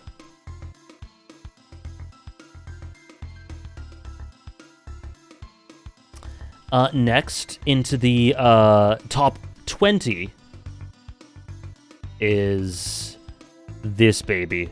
Peak Soulsborne, peak world building. Sorry, I talked about video game settings, like my favorite video game settings. I failed to take lore into account, because if you take lore into account, and like specifically the lore given to us through the way that FromSoft tends to, Bloodborne's completes that top 5. This is full stop the best lore in a video game, with so many characters that are informed through that lore, and that brings all the thematics together so wonderfully. This is essentially, in a lot of ways, it has a lot of characteristics similar to a post-apocalypse and all the draws of that sort of thing. In a world that's just kind of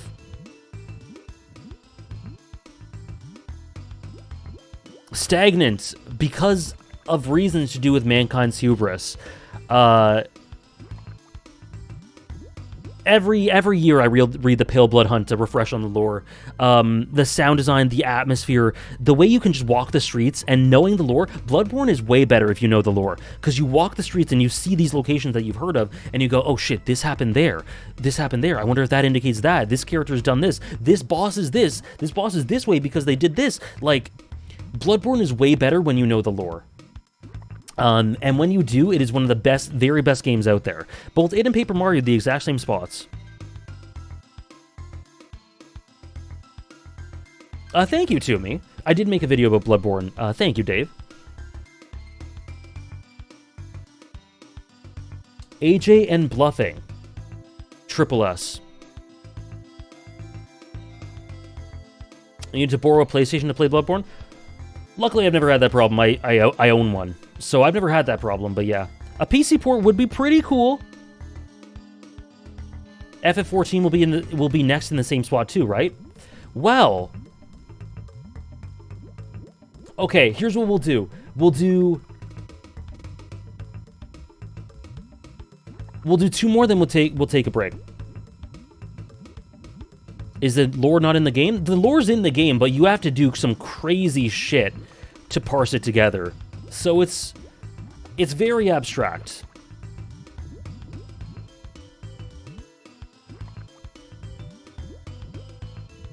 Next.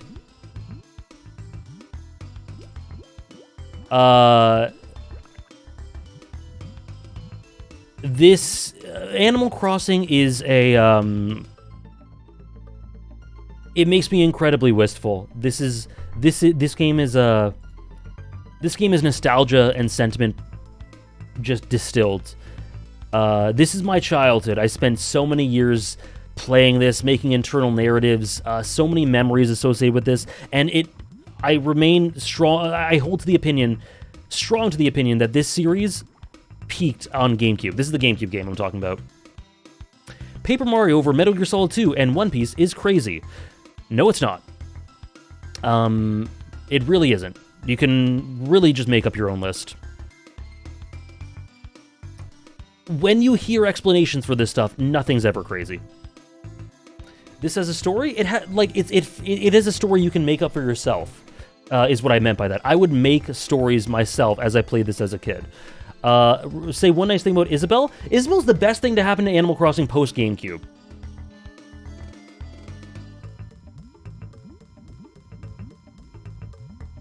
And then, which is a wonderful lead-in to one of the video games that I've talked about the most, I think, across the years. Which is Pokemon Platinum.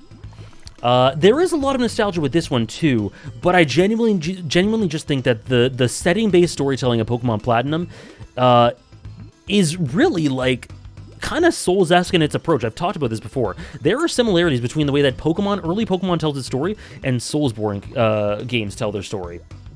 And Sinnoh is the most thematically cohesive it's ever been, by far for me. Or not by far, in terms of thematic cohesion, but it's the most powerful it's been. The world building is absolutely unbelievable in Sinnoh. Isn't it great? We have Animal Crossing next to Bloodborne. Paper Mario next to Yakuza 0. That's video games, baby. Lots of games in a row. True. Six in a row.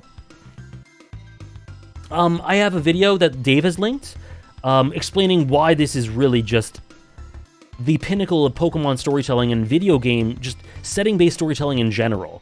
The music, the way that the themes are reflected in the characters and each town, and how it all coalesces holistically, but also in and of itself as well. I have not played Legends Arceus. I would agree, Gil. And the thing with Paper Mario is that it has this, like I alluded to earlier, this sentiment and spirit and like this spirituality to it, which I described in again, I made a video about Paper Mario too, where I attempted to describe the sort of aura it has. It's very spiritual. Chapter 6, the music of Chapter 6, the Snowy Town music, the music that has to do with like the more cosmic areas, Shooting Star Summit, Crystal Palace. The vibes in those places is incredibly spiritual and really spoke to me and just captured me and has not let go for 20 years. Do you like Paper Mario? Super Paper Mario? I love it. I think it's great. It's on my honorable mentions. Super Paper Mario is awesome. Thank you, Dave. Working overtime, crazy. Top 5 favorite Sinnoh towns and cities. Canalave? Canalave might be my favorite. I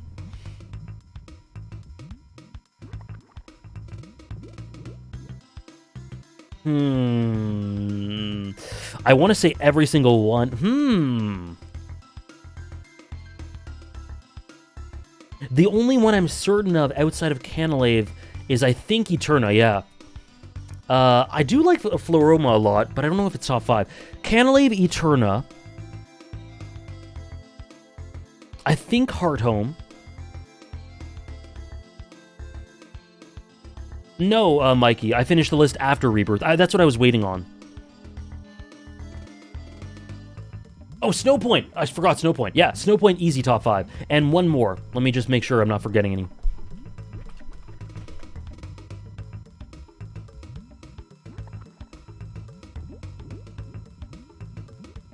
You know what? I'm going to go with Twin Leaf.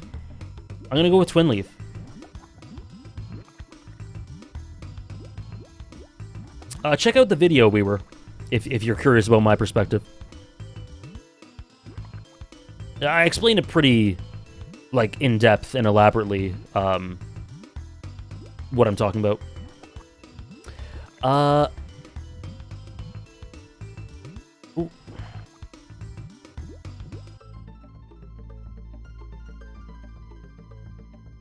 Okay, Chrono Trigger gonna be top 15, is it?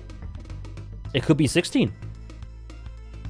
However, this rounds out, and this is why I wanted to end here, or sorry, before the break, end here. Tier 2.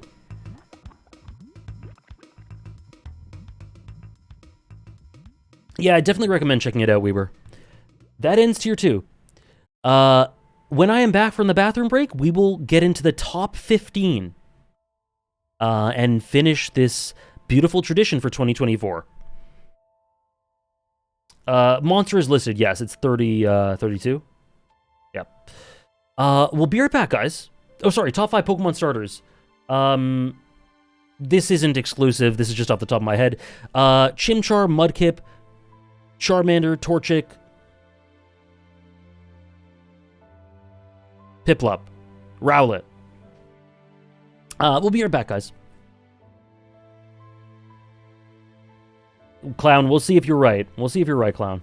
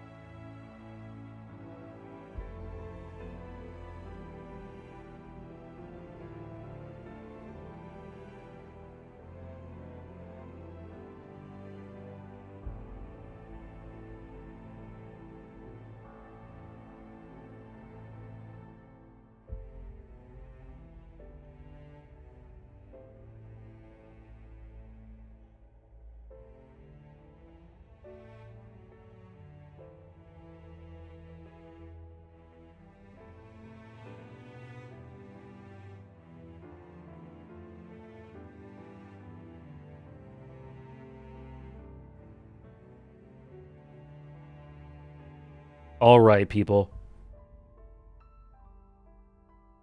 Let's bring it home. Let's bring it home.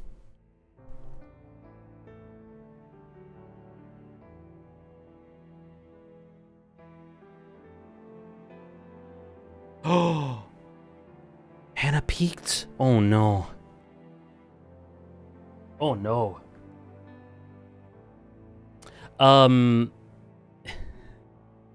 We are so back. Welcome to tier 1.5? I don't know. Well, let's see.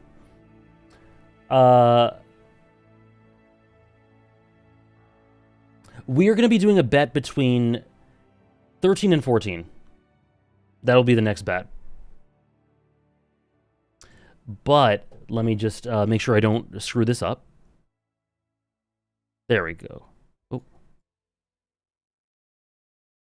Oh. Here we are. Oh no. Oh dear.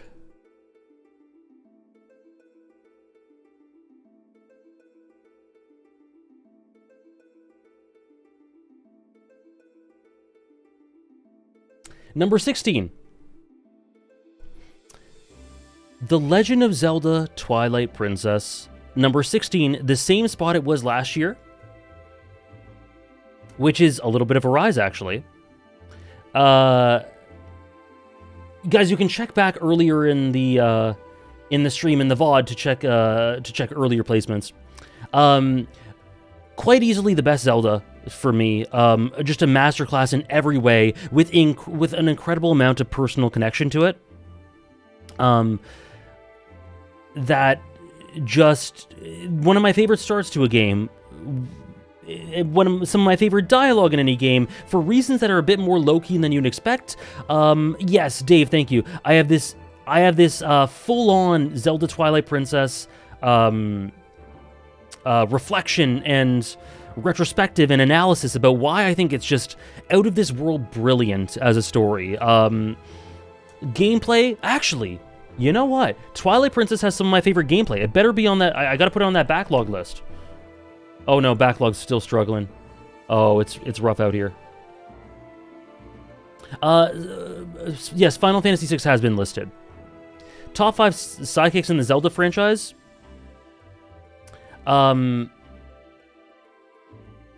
It was Tyke. Top 5 sidekicks in the Zelda franchise. Midna, number 1, easy. After that's tough. Navi, King of Red Lions, I guess. Tattle and Fee.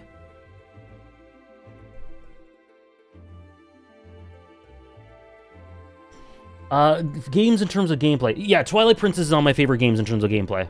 Good.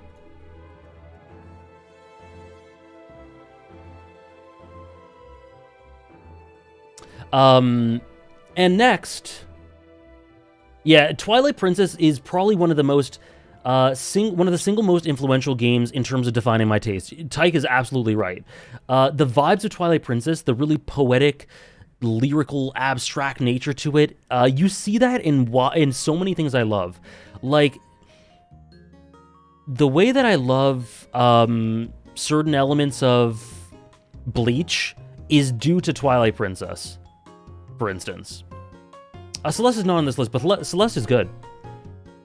Like, Celeste is really good. Have you played the most recent Zelda? I have not played Tears of the Kingdom. Chrono Trigger versus Rebirth bet? Oh yeah? No. No, because Chrono Trigger is indeed top 15. As Clown surmised. Do I have a preference for GameCube or Wii? Slight preference for GameCube, I think. Chrono Trigger, I've described this in the past as Chrono Trigger being... When you play through Chrono Trigger, you're playing through a legend. And that is the best way I can describe it. This game, just top to bottom, is phenomenal in every way. It isn't really a character piece, but it has fantastic characters. It isn't like... It's... I don't really think of it as much of having a focus on much. It's just fantastic at everything. I think of Chrono Trigger, I don't even think of it as a story. I don't even think of it as a game. I don't think of it as a plot or a world. I think of it as just a legend. I think of it as playing a legend. And everything feeds into that. All the character work's fantastic. The world is incredibly rich and efficient. The music is one of the best OSTs you're ever going to find. It is in the conversation for the best in video game history.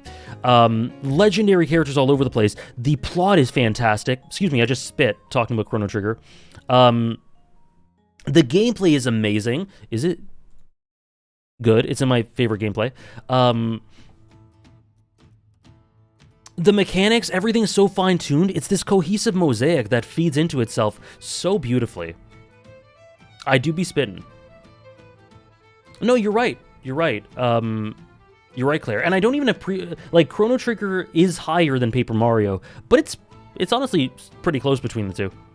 But yeah, Chrono Trigger is a lot like a fairy tale. I just, Chrono Trigger was my second JRPG. My second. Imagine Chrono Trigger being your second JRPG. The standards were skewed as hell. But what happened was Andres 3 stars. Tyke. Tyke. I believe in the Andres 4-star. I think Andres is a fan. Gil said earlier about Paper Mario 64 being a gold standard game. The same applies to Chrono Trigger. I think so too. I missed that Gil said that, but Gil was spitting. And yes, it has that extra oomph now with Toriyama's passing.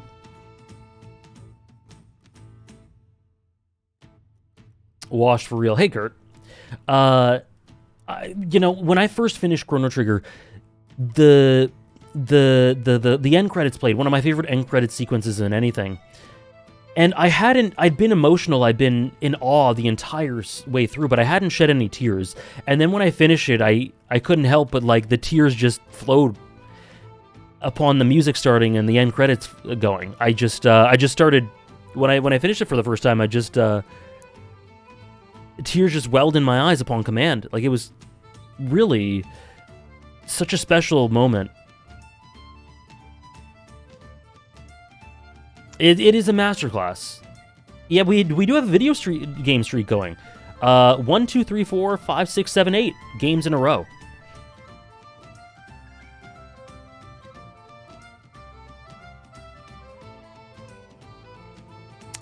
Gil, you haven't played Chrono Trigger? You got to. Oh my gosh. All other media wash? True. I think you'll really enjoy it, Kurt. Not saying it'll be your favorite ever. That would be great, but not saying it'll be one of your absolute peak favorites, but I think you'll really enjoy it. Most people do. Chrono Trigger is one of the most uncontroversial takes. Chrono Trigger being one of the best games of time is one of the most uncontroversial takes. No one ever has a problem with that take. The music, it's always in the top right take. In this case, it was Octopath. Yakuza 0, and like I was saying earlier now, Miria, Yakuza 0 could have been higher. That's a cool way of putting it, Andres. Game design and narrative design. The game rides it more perfectly than every game. I'm interested to see what you consider what for that. You're gonna make people want to be controversial? Uh-oh. Original or DS version. I played the original first, and then played the DS after that. I think I slightly prefer the original, which I think is mostly the Steam version. I guess Bloodborne's your favorite FromSoft game. It is. Thank you for the follow. Bet time?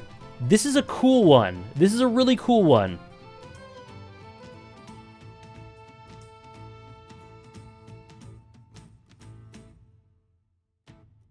And the text, Andres? You like the text? This is a really cool bet.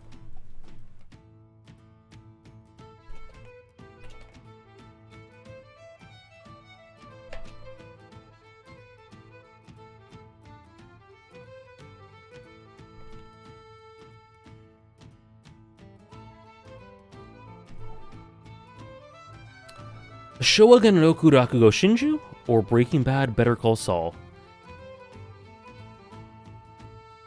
You finally combine them? I combined them last year. Yeah.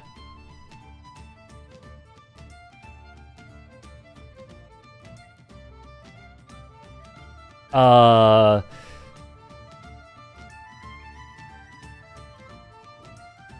can't believe they suck now. I think it's just because the thing is with Breaking Bad, I don't think Breaking Bad doesn't get me super emotional outside of Jesse and Mike and like the big defining Walt moments, you know? And right at the end when shit goes haywire. Better Call Saul is a more emotional story, but it definitely needs a revisit. So like my opinion of the overall series is it's one of my favorite stories of all time. Still, but it's a little bit in flux, and I think my Better Call Saul rewatch will help clarify things for me. If this is the spot it is now. If it stays here, goes lower, goes higher, the Better Call Saul rewatch will, I think, help a lot with that.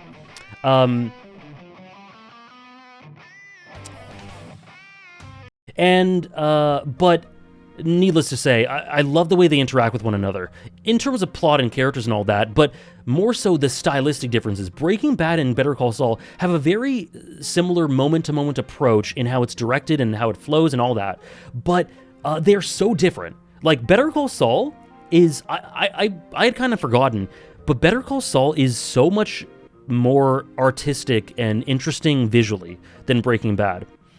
Whereas Breaking Bad is so calculated and mechanical and precise to like mathematical perfection with how each episode is plotted out. Analyze them, Hannah. And I love that sort of duality. The visual storytelling in Better Call Saul is unbelievable. Rakugo, stories about stories. Rakugo, to this day, Yota might be the single most relatable character to me. But Rakugo contains one of the best casts ever, one of my favorite characters ever in Yakumo. Incredible directing, really high concept while being grounded in the world it's in, says so much about eras and art and storytelling and the beauty of storytelling, and so directly applicable to me and my, I guess, career and life in that way. I poured my heart out into this huge Rakugo analysis I made, and I'm quite proud of it. And I think that says basically everything I want to about the series. But it is very much a I feel like Rakugo is in a lot of ways like a reflection of my soul. Like, I feel like it is in so many ways my soul given form in storytelling, you know? Anyway. Yakumo's unbelievable. Which one is higher? Which does AJ love more? Rakugo. AJ is Bankai. Oh god, I can't wait for Bleach. Rakugo or BB/BCS? It is Kylov. It absolutely is.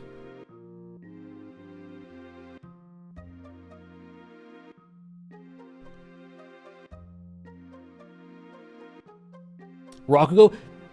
Yes, Recon. Yes. Please. Once, excuse me. My body is just reacting to the idea of Recon playing Final Fantasy XIV and watching Rakugo in the future. You can do it, Fiji, I believe.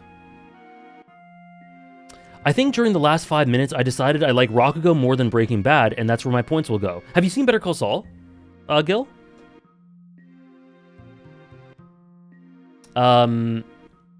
Recon, you would really get so much out of Rakugo. 2 seasons of it, okay. So the worst 2 seasons.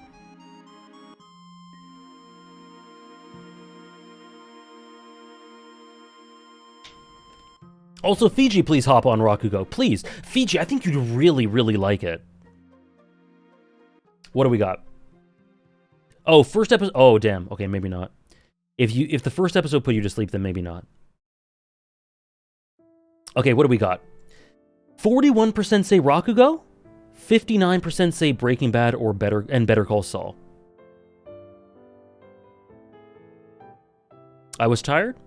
The thing with Rakugo is that there is one element of its presentation that you have to, that I don't think it's I don't think it's an indication of quality. It's like there's one element to Rakugo's presentation that you either like it or you don't, and if you don't like it, then it's hard to like Rakugo.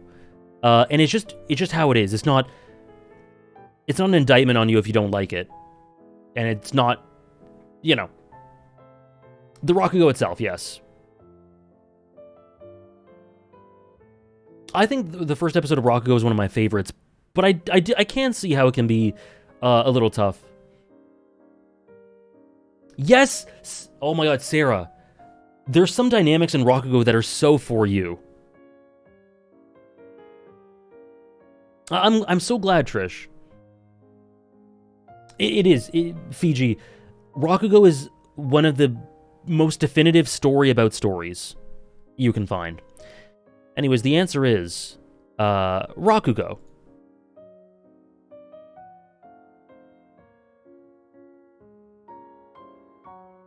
Also, Akira Ishida's best role.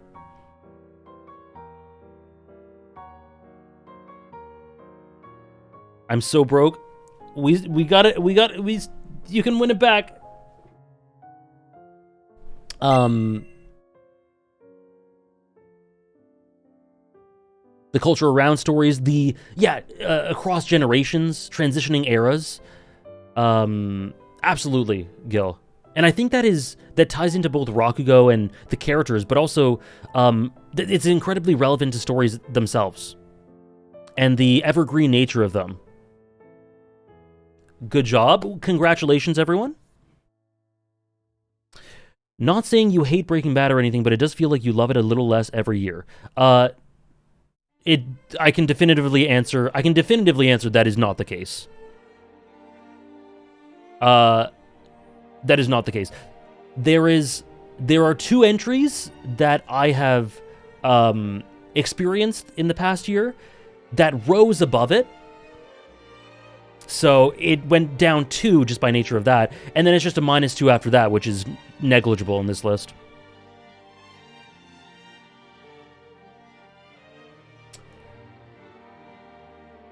Am I, Weaver? Am I? Congratulations, Rakugoers.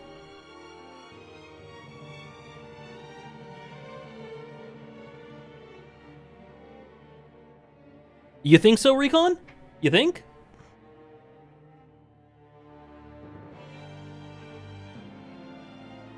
Did your rewatch make it change at all, or pretty stagnant? I only watched like 4 or 5 episodes of Rakugo. Rewatched it. We decided that we would do other things before we finished it.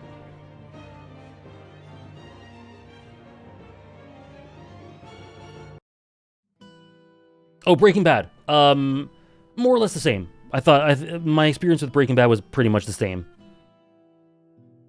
Like watching Breaking Bad, yeah.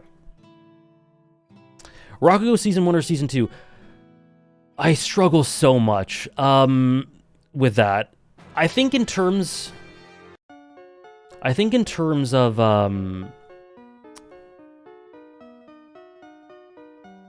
the character work, I like Season 1 better, and I think it's more captivating. But in terms of putting the full thematic picture together and really solidifying itself and what it means as a story, which is the core reason why it relates to me and why it hits so deep with me, that's Season 2. So I don't know. It's always been a difficult question for me. But I think Season 1 is just all around a better story, and Season 2 is what solidifies it as this high of a masterpiece and this meaningful to me. This or that, rewatching alone or with reactors? It totally depends. I don't have a preference. I prefer rewatching with someone. Like I rewatch a lot of stuff with Hannah, and I prefer that to rewatching on my own. I think it depends. Like,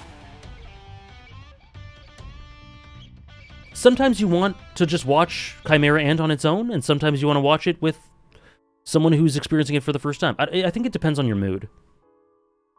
Yeah, Hannah's my personal reactor. That makes sense, Go.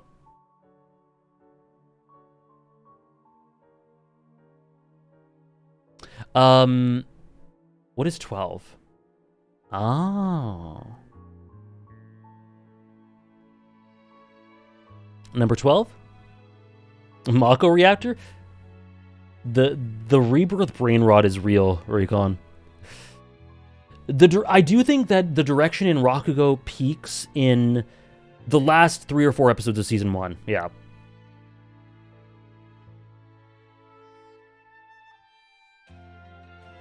Yago? Sign me up. Next. Xenoblade Chronicles.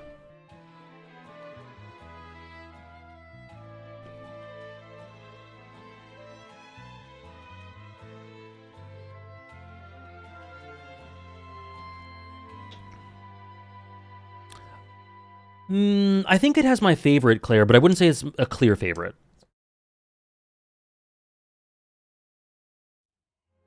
Xenoblade Chronicles. Also, Recon, sorry to add to your laundry list, but guys, Xenoblade Chronicles is just the ideal video game with everything you could want. It's got it's A+, it's triple S in like almost everything. It's at least double S in everything. Or if you want to put it in more grounded terms, Xenoblade Chronicles is at least like 9 to 9.5 in everything at least. It's got one of the best fictional worlds, conceptually and in terms of aesthetics. It's got one of my favorite gameplay systems in anything. It's got an amazing cast, one of the greatest OSTs ever, a fantastic plot that builds upon itself in so many ways, such that it's just like, I can't believe we went from here to here, but it was organic every step of the way, kind of like Attack on Titan. You don't need to play Xenoblade. I guess you do, Flamus. Sorry, I misspoke. Is Xenoblade video game shonen? Yeah. Endwalker, Rebirth, Yakuza, Xenoblade video game shonen. It's just everything you want in a game, man. It's got something for people who love Kingdom Hearts. It's very Kingdom Hearts reminiscent. It's got something for people who love Final Fantasy. It's got something for people who love Shadowbringer Seinen. Nah, it's a hard shonen.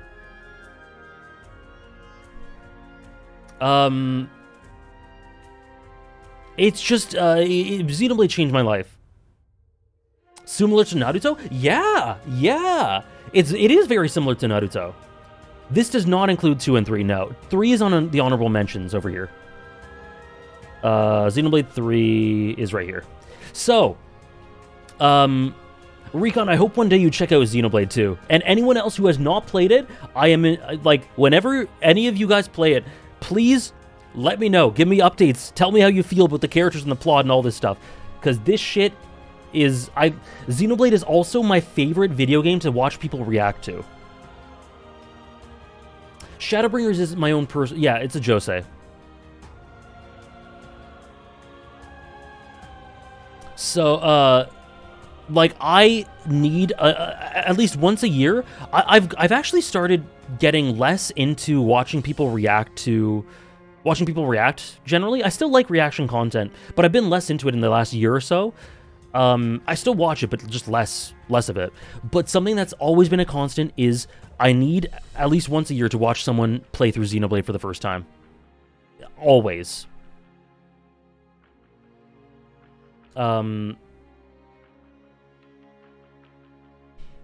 Is the Switch remaster a better experience than the original? Yeah, I think the definitive experience is Xenoblade Definitive Edition. Pardon the awful phrasing of that. You must really like Xenoblade emotionally if you rank it that high? Yeah. And it's also just that good. Yeah, no, you're right, Claire. Around a couple of years ago, I was less high on it. And then I just went back into it. I replayed a little bit of it. I watched people react to it, and I'm like, no, this shit is just... This will define... This story defines me. This game defines me. Thoughts on Xenoblade 2? It's decent.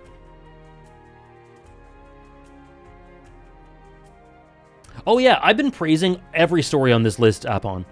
Like, we'll go down to like 50, and I've been gushing about everything. I've been gushing about down to 100. Decent is generous? I gave Xenoblade 2 a 7 out of 10. 3.5.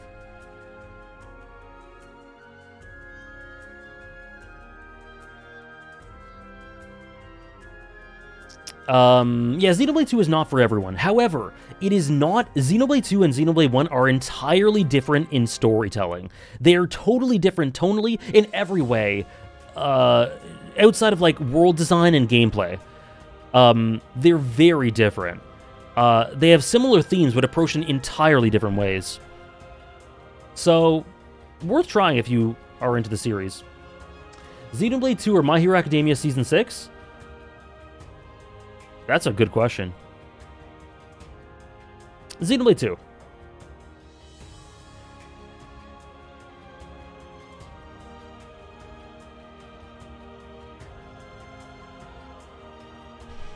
Xenoblade 2 ends pretty strong, yeah. Yeah, there's some really weird tribalistic wars about the different Xenoblade entries.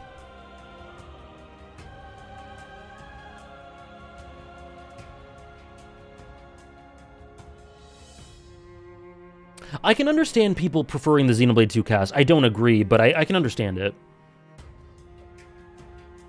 Xenoblade 2 in Japanese would be a 9 for you? Maybe. The local... man, I don't think it's very good in English. Rated character dynamic, Zanza and Maineth, S. Top 5 sequels that are kind of a letdown compared to the original? Okay, this is just going to be me listing a bunch that qualify, rather than saying... kind of a letdown? I guess Xenoblade 2. A letdown. A letdown. It does, Andres. It does. Yeah, Bioshock 2, but I still really like it. Have you read The Climber? No. You can also check that on my my anime list. Persona 4? I don't think Persona 4 qualifies for this question.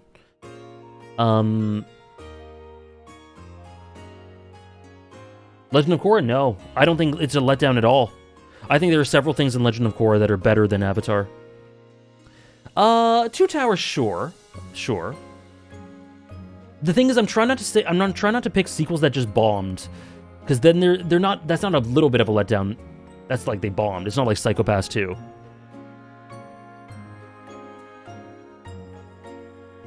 Game of Thrones Season 4, if that counts. And the reason, Sam, I can't say Persona 4 is because I played it before 3.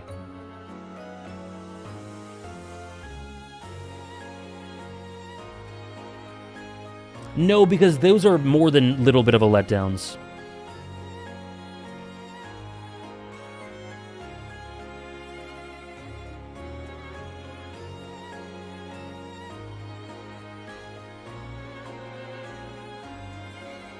I've been hearing this is Yakuza 8. I've heard every opinion about Yakuza 8. Haikyuu Season 4! Oh, that's beautiful. Thank you, Fiji. Yeah. Haikyuu Season 4. Thank you, thanks, COVID. Dark Souls 2? That's a good shout. That's a good shout. Let me know if it's about to be Dawntrail? Never. Yakuza 8's the greatest non-MMO game of all time? I cannot wait to discover it. Random thing I love about a favorite story? Legend of Korra isn't a favorite story, but... Korra. Non-controversial Yakuza. Yakuza 9, I believe. Sorry, this is Umineko. This song is from Umineko.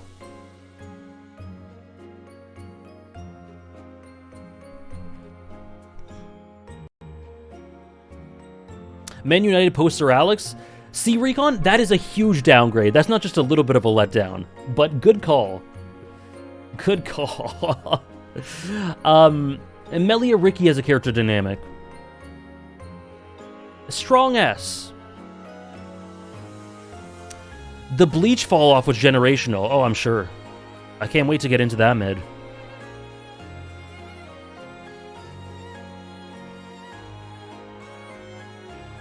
That sounds wonderful, Crimson. Yakuza 8's the most perfect non-perfect game ever. Can't wait to start 7. The most perfect game ever. No, the most Non-perfect, perfect game ever.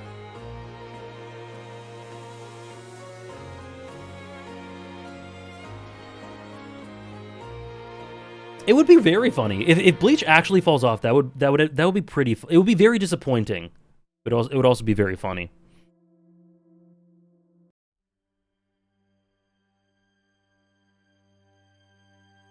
Anyways, next, last one pre-top 10. Let's do a bet. And yeah, let's do a bet. We'll do bets for 10 and 11, 6 and 7, and the top 3. Okay? We have 3 more bets.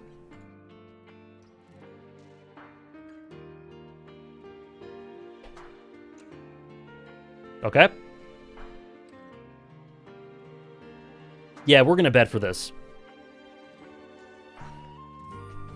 Okay?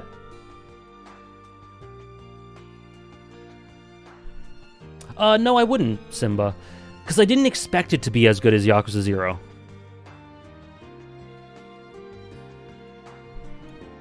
Like, I expected, like, I don't think it's a letdown, no.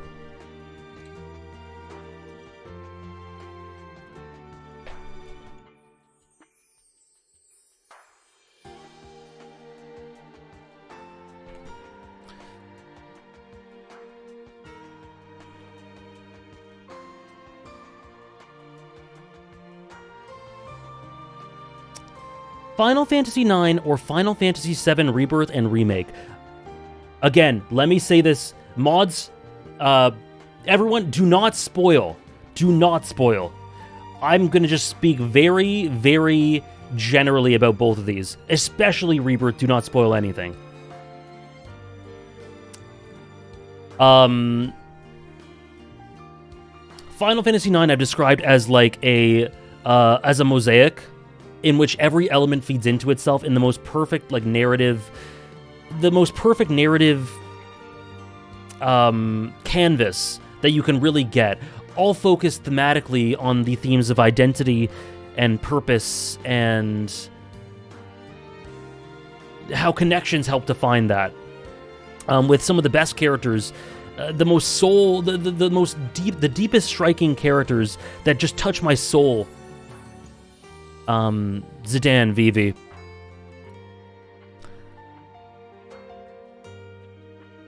And Final Fantasy VII Rebirth and Remake. Remake made me fall in love with the Final Fantasy VII worlds. Rebirth is better than Remake in every single way, in my opinion. With one of the greatest casts, very close to my favorite cast in gaming. Very close. Like, Rebirth and Remake's cast would be in my top 5 gaming casts pretty easily. One of my favorite worlds. One of the like, Rebirth and Remake make me theorize like nothing else. Like nothing else. Bleach, I go crazy about. One Piece and Naruto I've gone crazy about. Big 3 are a bit of an exception, but there's nothing like the way I theorize with Rebirth and Remake. And the concepts just drive me insane. I wake up, guys, 2 nights ago. I like Kate Sith very much. 2 nights ago, I was saying Cloud's name in my sleep.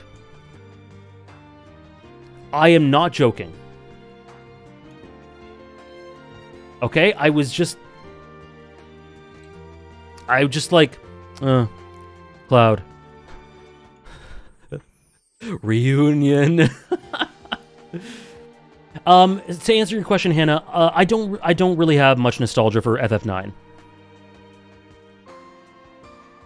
And also, Rebirth has some of my favorite combat in any game. Me too, Claire. Talking about Rebirth is so much fun. Talking about it with Claire, with Recon, just seeing theories about it.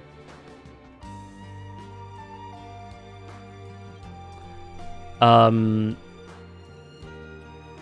yeah, I'm currently writing a video about Rebirth, like I've said a bunch of times, and it's some of the most fun I've had making a video in ages. Like, it's so much fun. It's painful. It's painful because of how long it is, but it's so much fun. Anyways, let's vote.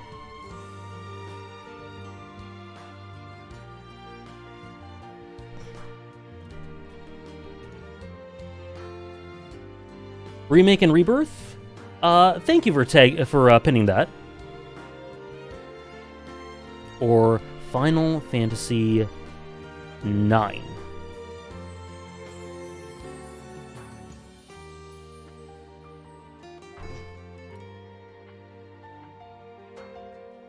FF9 has Queen's Blood. It's already a big argument. Who cares about Sephiroth? True. Queen's Blood greater than Sephiroth.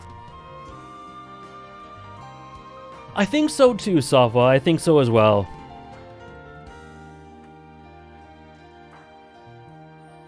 What do we got? What are people doing? Oh my god.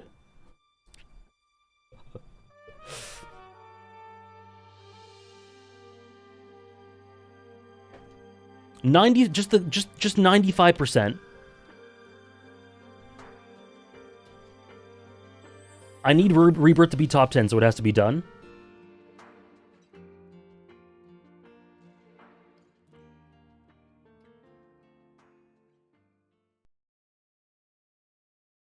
I think Rebirth made it as your second favorite FF. Oh no.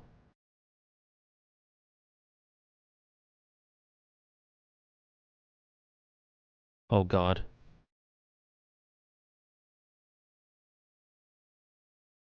What do we got? 81% Rebirth. FF9 made up to almost 20%.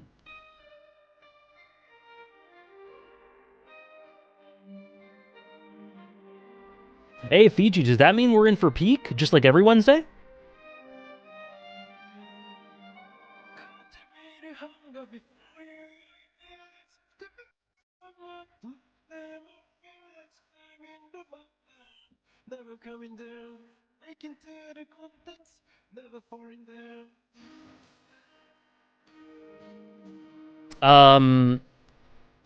Yeah. Together as one cohesive story. It's very close, but remake... I can't play this song. I can't do it. I'm gonna cry. Taking everything into account, remake and Rebirth together as one cohesive story, it is my second favorite video game. Video game story, video game in general.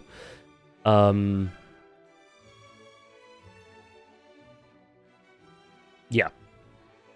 I might have said it. I might have said it somewhere, Trish. I think I told someone. I think I told Andres, like, as I was playing through it, that it could do it. I went 20k on 9 for points. Oh boy. a worthy risk. Yeah. Remake and Rebirth.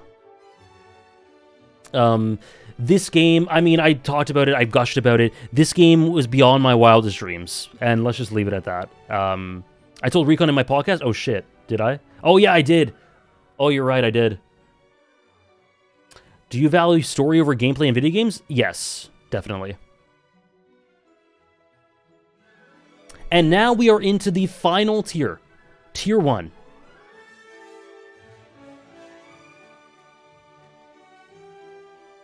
When the remake trilogy is finished, will you consider 7 original and remake trilogy as the same? No. Otherwise I consider it the same now. To me, they're definitively different. Like, there's so much difference that I can't think of them as the same thing. But I totally understand why people do. I just can't, personally. Okay. Hunter x Hunter, Haikyuu, FF14, top 3 in that order. You think?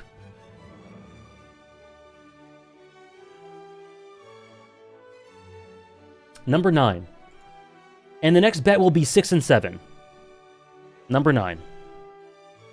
What do you guys think the next one is?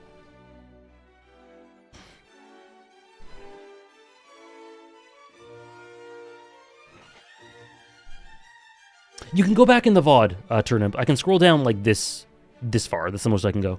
But you can go back in the VOD to see the earlier stuff. Fate Zero, Berserk, A Song of Ice and Fire, Fate Zero, not Haikyuu, Song of Ice and Fire. Okay. A lot of people think The YouTube video of George motorboating his dead mom's badonkers.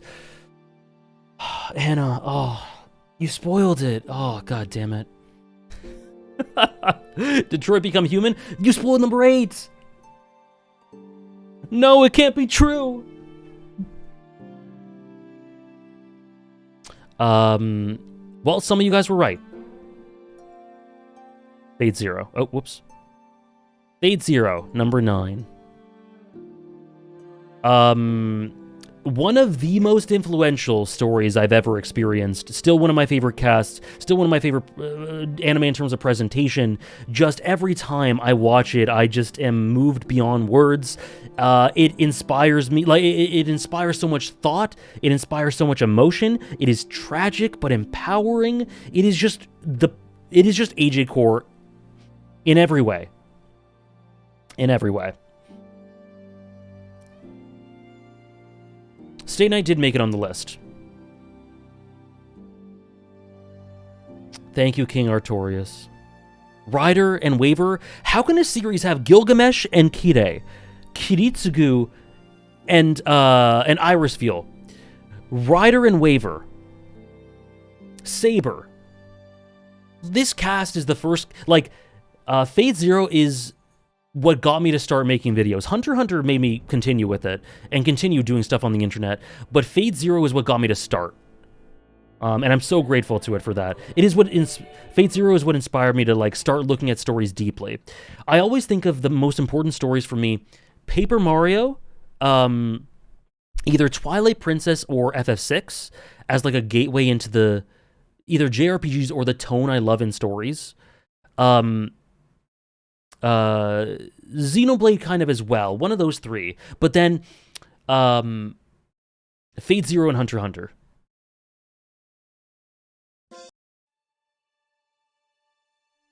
Yeah, the first Paper Mario.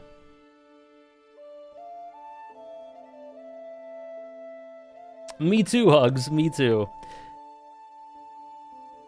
They're in the same entry, Wolfman.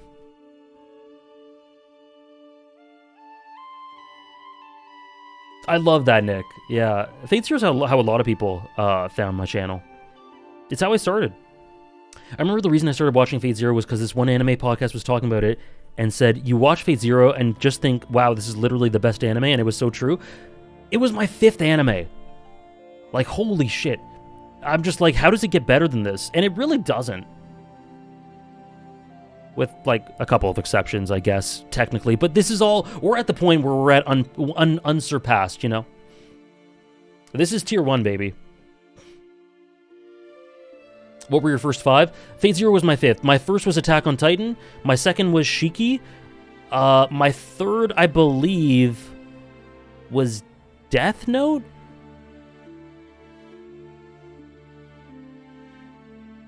I forget the 4th. Shiki, yes, Shiki. Code Geass might have been 4th. It's just different. It really is. From the moment Fate Zero starts, and you get that Yuki Kajura chorus, and the fade in, and you see Kiritsugu saying, I will cause the end of your life. I will cause your death. The tone is set. It's cinema. And you're in it for 25 episodes of pure peak. It's just beyond words, man. And true, Recon. The openings are absolutely beautiful. And the dub is fantastic. Matthew Mercer as Kiritsugu is my favorite Matthew Mercer role. I'm not a Fate Zeroer, but it has one of the best casts ever even then. I'll take it.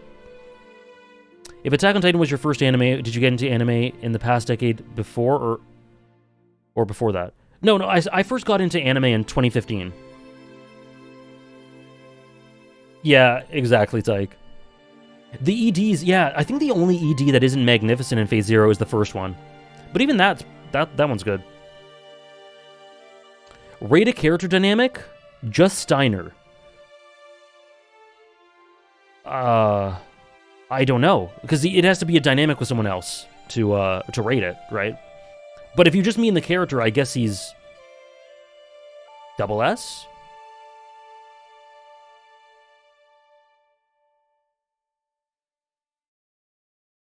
Very true, Panda. Very true. And Liam O'Brien as Kadia. Holy shit, you're so right, Hugs. The scene where he snaps in multiple ways. None of it odd jobs. I plan to check it out on stream in the future. That is Liam O'Brien's... You can't get better Liam O'Brien than that. Oh, I see youngest big boy. Ryder and Gilgamesh. Ryder and Gilgamesh? Strong double S. Thank you, Dante. Better than Tenma? Again, like, it doesn't get better than that. I'm not saying it doesn't get equal to that. I think Tenma's overall a better role than Kadia, but that specific scene, I've never heard Liam O'Brien act better than that. I really haven't. No, Panda, I wasn't nervous at all.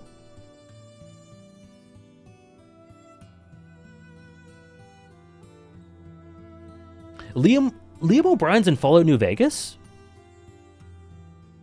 I didn't even know that. But yeah, the dub, the Fate Zero dub. Yeah, it is just, it really, it's one of my favorite dubs. He's all over Fallout New Vegas? Can you tell it's been ages since I played it?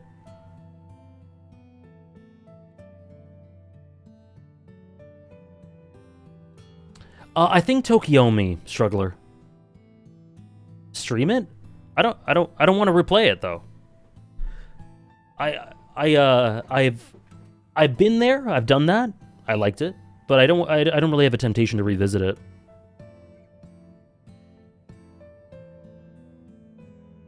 He voices about 35 characters. B1, you can go back in the VOD to see where ones are ranked. But Naruto is 25.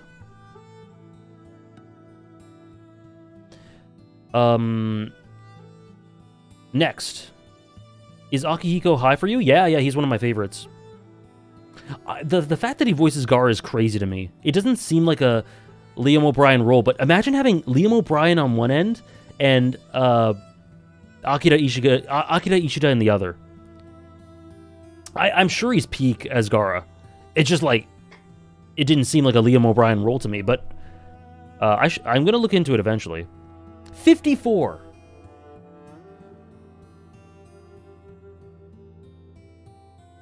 I've been waiting for this. Next. A Song of Ice and Fire. The book specifically.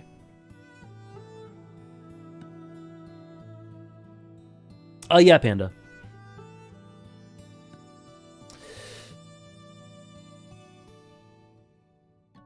If I speak? About what? About what, Rainer? A Song of Ice and Fire, I mean...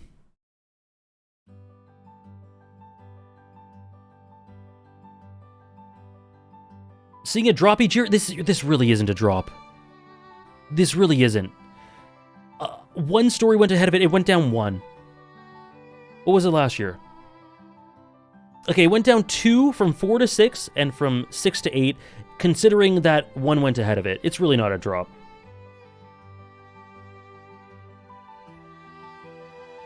I am, you know, desperate for Winds of Winter, though, like... But, at the same time, you know the way that George R.R. Martin has to deal... The shit that George R.R. Martin has to deal with? I kind of would be okay if he didn't release any more.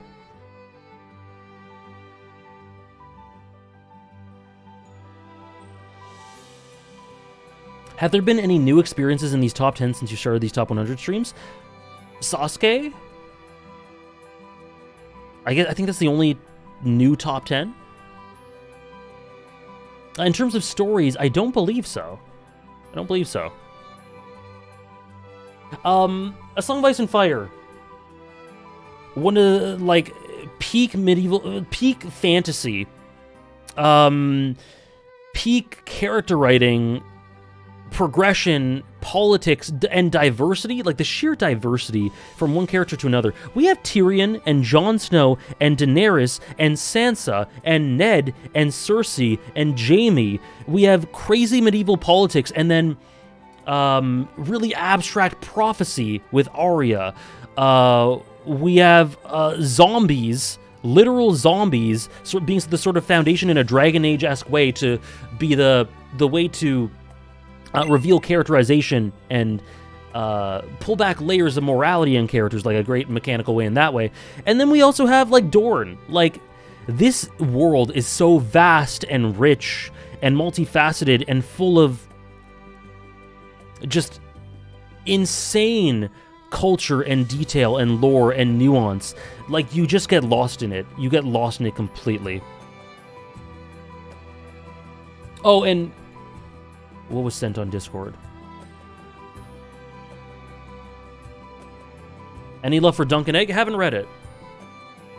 Essos? Yeah.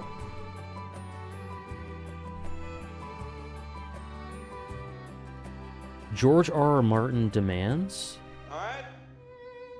Now I got you napkin demands here, what you want for peaceful surrender and the safe release of my guard you're holding captive.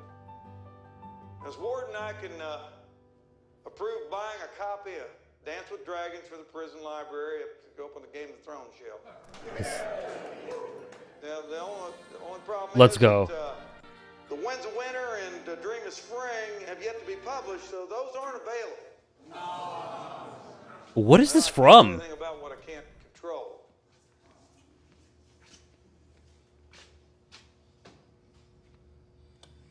That is total bullshit. George R.R. Martin was supposed to. Oh, Logan Lucky? I don't even know what that is. His publisher over 2 years ago. I know that was the original deadline. That's what it says here. But I'm reading to you from the Wikipedia page. It also says that Martin had a grueling promotion schedule or something, and it's interfered with his writing schedule. He's failed to complete The Winds of Winter. That don't make no sense. Those two guys who transferred in from federal last month knew about all the new stuff with the hot chick and her dragons. Now, I'm telling you, I believe those two inmates had that information from watching a TV series. Again, I'm reading to you. The series has jumped ahead. It's no longer following the book. I don't want any United stuff. Don't tell me United stuff right now. I'm talking about Peak. That is beautiful. That is beautiful. Imagine, though. Imagine that situation. Also, Ranger, I'm so glad it means that much to you. Say something nice about the Red Wedding from A Song of Ice and Fire. One of the boldest moves in a story I've ever seen, along with the Eclipse, Berserk, and it pays off in every single way. Top 5 Disney movies. Up, Lion King, Pirates of the Caribbean 1, 2, 3.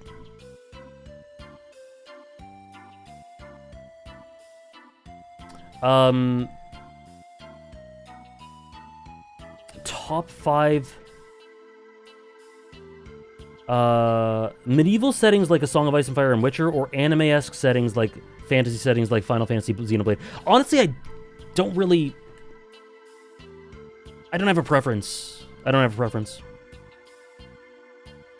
And because the thing is, I think it depends on which Final Fantasy you're talking about, because I think Final Fantasy 16 has a very similar setting to A Song of Ice and Fire and Witcher, in tone. But, like, then you go to FF9 and it's very different, or FF7. I don't really have a preference. I don't have an answer to that. And yeah, also with A Song of Ice and Fire, the most beautiful dialogue. It is so well written. It is so well written. It is so evocative, and it needs to be, to get across the concepts that it needs to get across. It is so well done. Top 5 anime-manga fights. Krollo Hisoka.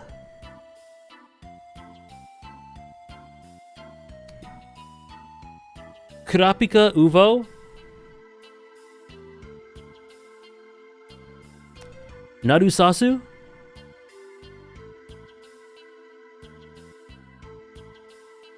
Yeah, I was thinking about Kiritsugu and Kirei. I think that might be up there. And Netsuo and Meruem, yeah. And then it's... Renji versus Byakuya is really close. It's really close, which is crazy. It's actually crazy.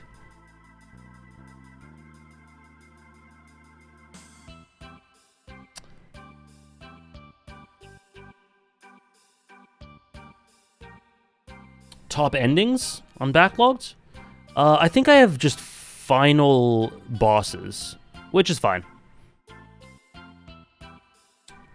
Ryukisha versus the Reader, the biggest conflict in fiction. This I did whip it out. I had to, Drunk Eldian. George's years of TV experience really come across in early Song of Ice and Fire. You can see the years of going through scripts, through the dialogue alone. It's so poetic. And I really do think that the premise in the world and all that is so really well thought out. So he would have had the following he does. He would have had an insane following regardless, and the books would have taken off. But because of the way the way he articulates it, is everything. The presentation of it, the different dialects. It's the flavor. It really is everything.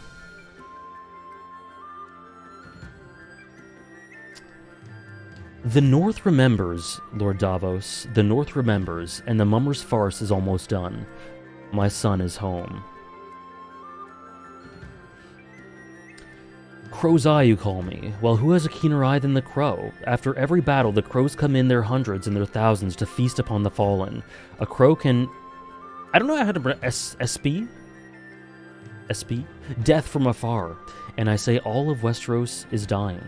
Those who follow me will feast until the end of their days. Oh. Gil, it'll never be that way again, I'm sorry to say. I've read like 1 or 2 sample chapters from Winds of Winter. To me that's that's very similar to like getting game demos, and I don't tend to like doing that. A spy, okay. I like Yu Yu Hakusho. I wouldn't call myself a huge fan.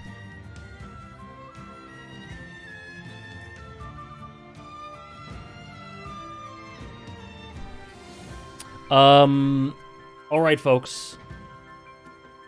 No, So Gamer. Second last bet of the day.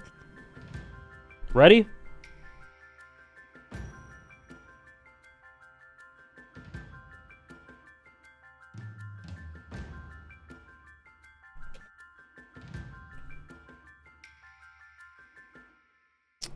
Sorry, Slacker, where is it? Top 5 casts where most characters feel like they could be the protagonists of their own story. Okay, I'll answer that in a second. I'll put the vote up. Berserk or Attack on Titan? One of them 6, one of them 7. I'll put the vote up. I'll give you 2 minutes for this one while I answer the redeem. This one is fucking great. It's evil, and that's why it's great.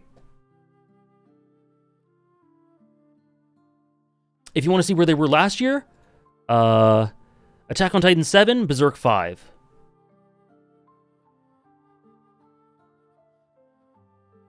Where was Griffith on the Antag list? He was 3.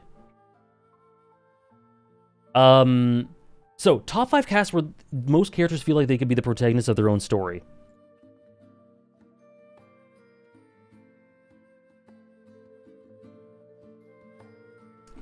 FF7 Rebirth.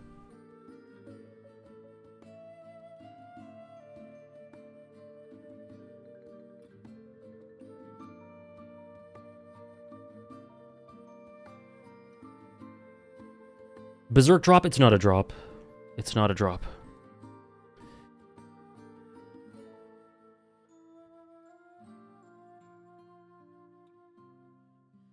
Yakuza as a series.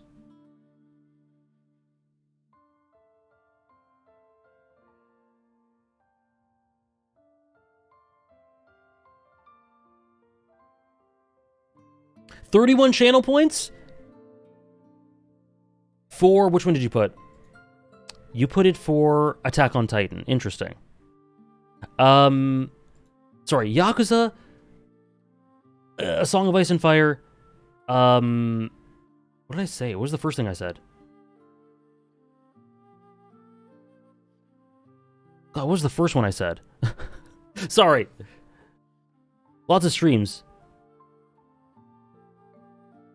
Rebirth, right. Rebirth, Haikyuu, A Song of Ice and Fire, Attack on Titan, and I said Haikyuu, and Yakuza.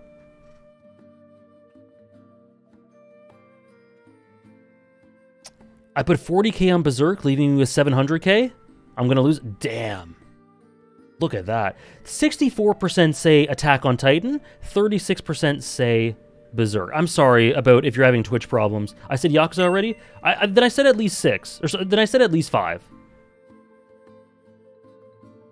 Okay, once again, top 5 casts where the most characters feel like they could be protagonists of their own story. Yakuza, Haikyuu, A Song of Ice and Fire, Attack on Titan, Rebirth. There we go. Yeah, there we go. Enjoy. Best of luck, Recon. Enjoy, if possible, your final. Best of luck. Thank you so much for hanging out with us, Recon. Thank you for celebrating peak fiction. All the best. 64% say Berserk. Sorry, 64% say Attack on Titan. 36% say Berserk. The answer?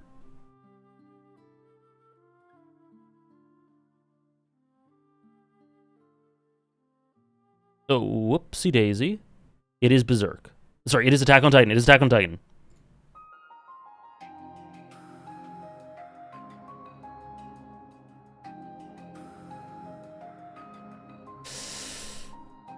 Attack on Titan. That anime conclusion, it had hands, man. It had hands. The way it elevated Armin,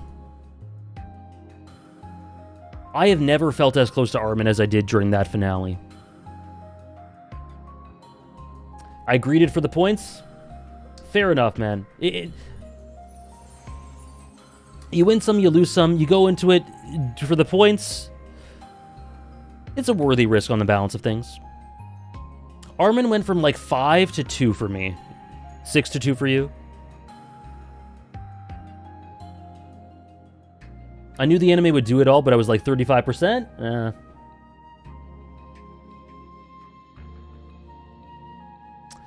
I saw that you're going through Berserk for the first time, Downpour. Enjoy every single panel. It is just beyond everything. Berserk is so unbelievably beautiful and special.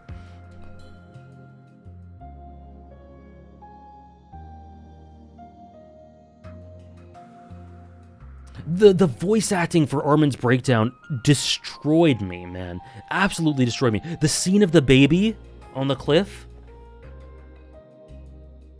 No, man. That finale of Attack on Titan just reinforced that how much I love the series and made the ending better. And I already liked the ending, but it elevated. It smoothed over some rough edges. It elevated some stuff. It generally made things better. And at this point, it's got to be one of my favorite ends to a story. Berserk, I don't think... At this point, this is all stuff I've talked... I just think all that's left is to just show you guys the numbers. You know?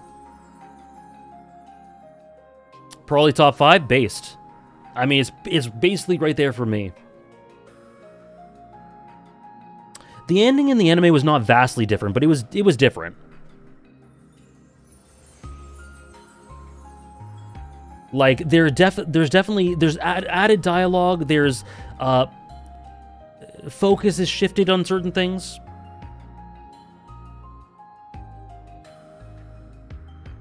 Yeah. The dialogue between Armin and Eren is like the added dialogue, and they emphasize and de-emphasize a lot of things.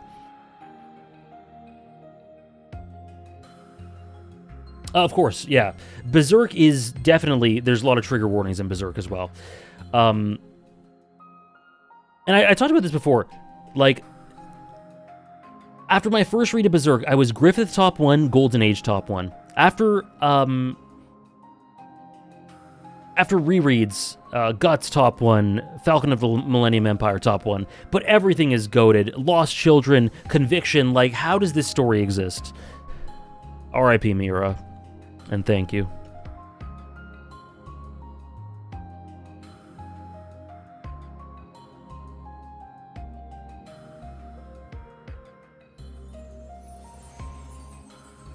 Sodachi was always my favorite Inoue performance, but after that episode, I can't really decide. Yeah. Sodachi probably would have made it, been a little bit ahead prior to that, but that would take it for me. Marina Inoue. We are in the top 5. Say something nice about Griffith from the Golden Age. Griffith from the Golden Age is straight up one of the best characters ever written. Care to share what makes the ending so good to you? You can check out the Attack on Titan stream VOD. We talked about it for like 3 hours. Odd Jobs. It's on my VODs channel.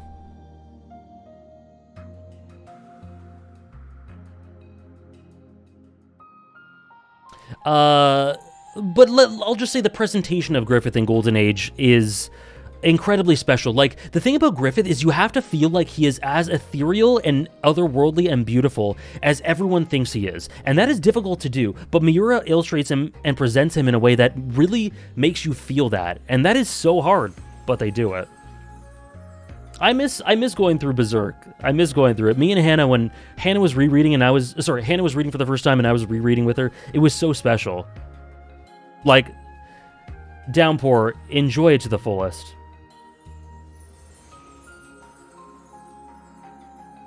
It was an incredibly good discussion, yeah. I feel like even though he's still ethereal in Golden Age, it still feels a bit more human than later. I agree. Yes, I agree. He's grounded, despite that.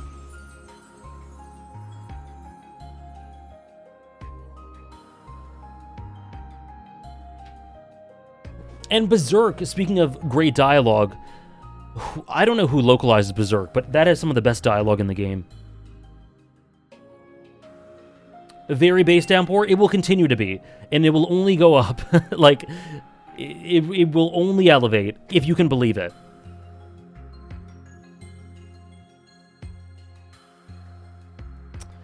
Falcon of the Millennium Empire or War for Parity? I don't know. I could tell you an answer, Diego, but I wouldn't be confident. Gun to my head,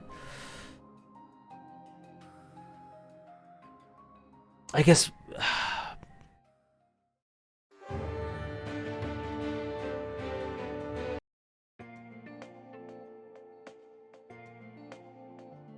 Do you own the whole manga?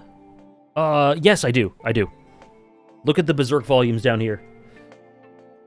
I have all Berserk, and I have all of Attack on Titan, too. Falcon, I guess, if I had to answer, but I'm not confident at all, Diego. Top 5 episode or chapter numbers? I'm not sure what you're asking, Arcane. Have you played any of the Persona games? Yes, and we've listed multiple of them. I've also made videos on them. I've listed Persona 3 and Persona 5 Royal. Aaron or Griffith? Someone please refund Drunk Eldian, because I'm pleading the 5th. Oh, no, wait. No, I can answer that. That's pure math. Aaron or Griffith? Aaron. You don't have to refund him. Aaron.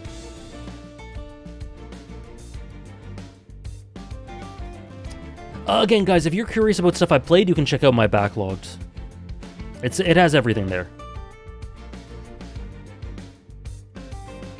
The answer is yes, Flamus, but you can check there.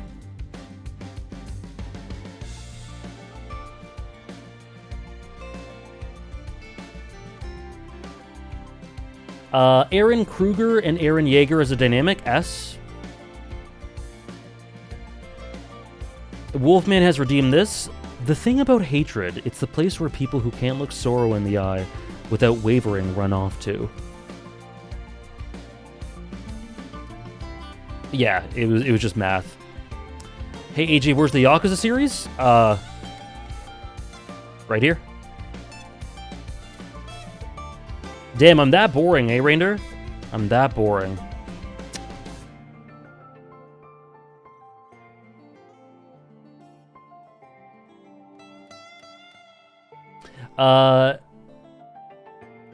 Sorry, let me see.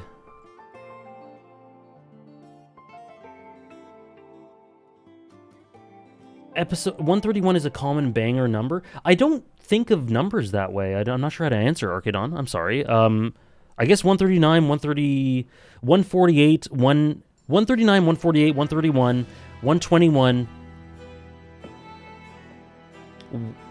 100.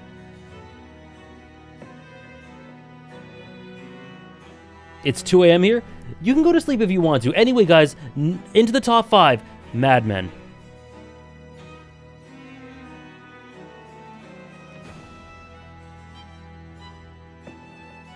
My favorite TV show, pretty definitively. And an example, there's true. And an example, I think, a premier example of just getting lost in a world can just entrance you. I can turn on a Mad Men episode, and it is like therapy to me. Or not therapy, it is like therapeutic. It's not therapy. But transports you to that era. It's so authentic. All the different intermingling character journeys. It's my favorite TV show. It doesn't have the best individual character out of all my favorite TV shows. It's not the best directed, although it is really good. Like, even though the character writing is, it doesn't necessarily have the best written character. But the character writing is spectacular. It doesn't have the best directing, but the directing is really, really good. Might not have the best acting, but the acting is incredible. Just the sum of its parts and everything that it is, and the world and the dialogue. The dialogue in Mad Men is unbelievable. It is just, I keep going back, and I love it, and I get lost in it all the time. And Mad Men has been my favorite TV show for years and years and years, and I think will continue to be. I love everything about it. Like, there's tiny plot elements that I'm just like, that wasn't very great, that wasn't great, but they're so minimal across 7 seasons.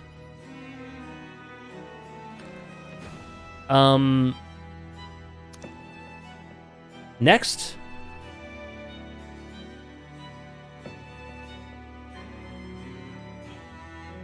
Umineko. Same spot as last year.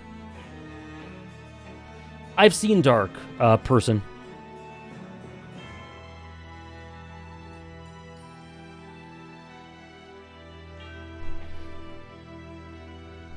Umineko no Naku Koro ni makes me cry on command.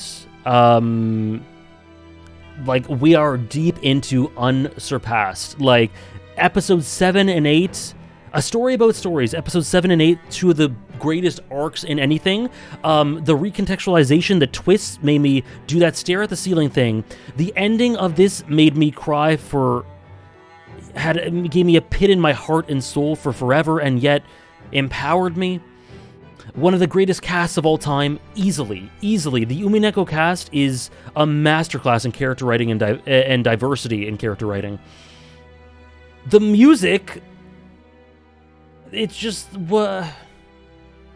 I adore it. I adore it more and more every time I think about it, more and more every single year.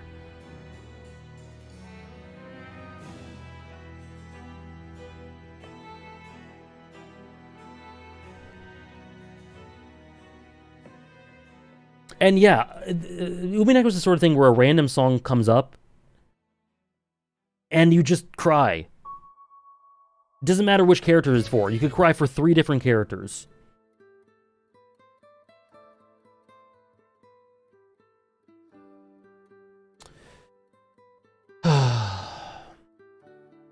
Alright, guys.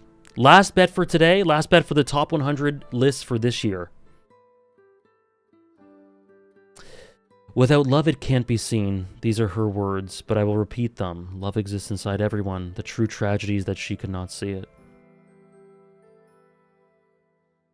How does Umineko hit every possible emotion? Every single one.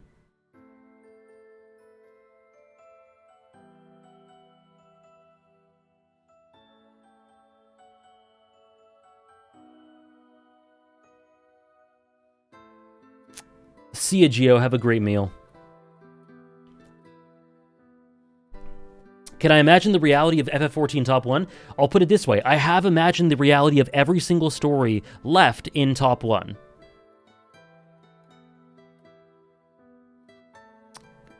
Guys, Umineko... I was spoiled on stuff with Umineko. I think everyone should try it, despite spoilers. I really think it's just spectacular. It is the greatest payoff. It has such a... Oh, it's... I mean, my visceral emotional reactions to everything in Umineko tells you how I feel about it. Anyway. Power scaling question. Who can beat Battler using your favorites only? Jozu.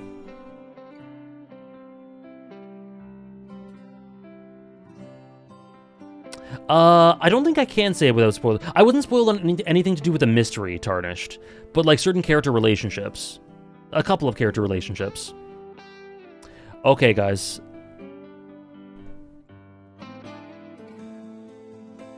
Top 3. Now, I'm just gonna... I'm sorry, Sarah. I'll just let you guys know, I have imagined all 3 of these being the top 1. All 3 of these can justifiably be called my top 1. Like, it's not inaccurate to say any 3 of these are my favorite story of all time. However, there is a list that has to be made.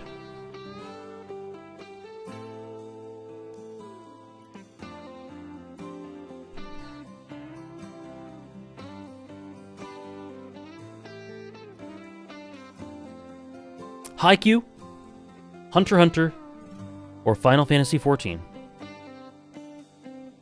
3 minutes for voting? You guys don't need 3 minutes. We can do 2 minutes. Which story is number 1? This is your top 3 too, Trish? Unbelievable. Final Fantasy XIV, Hunter x Hunter, or Haikyuu. 2 minutes. 2 minutes. Get at it. 3 of my top 4 as well. God, so much... There's too much... There is too much based energy in chat. I think it's going to explode.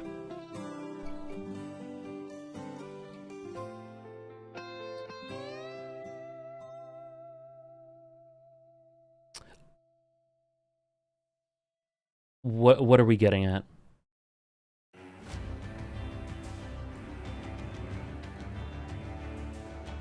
FF14? 56%? Hunter x Hunter 41? Haikyuu, only 6%. Interesting.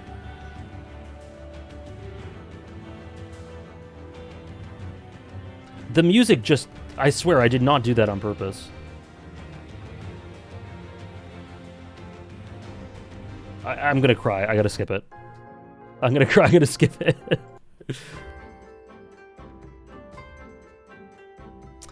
I'm playing through 14 ARR. When does it get good? Minute 1.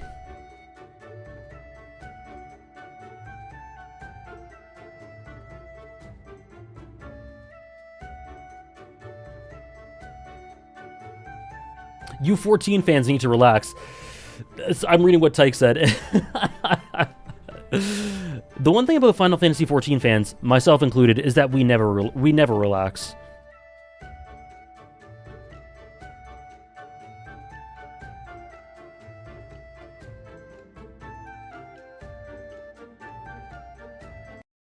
I do gotta say, like, I mean, I said it.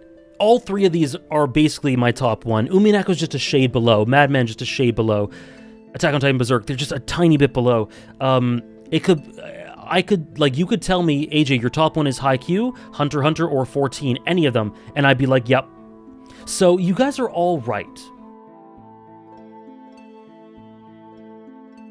You guys are all right, but there are some of you that are more right than others. Does the voice acting get better? In seriousness, Final Fantasy XIV starts off not very good. And then it becomes my favorite video game of all time.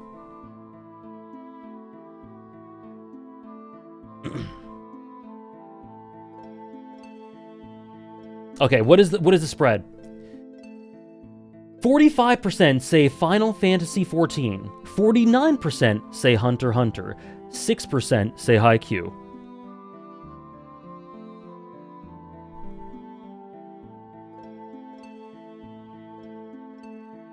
Hannah. Okay. So let me just sort this out to make it a little dramatic.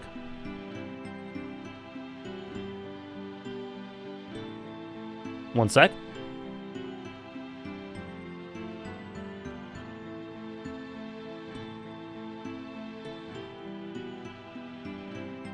Okay. We're so back. So. Number 3.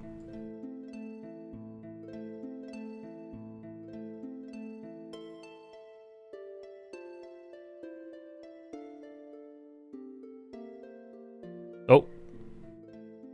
I'm a fraud. I'm a fraud.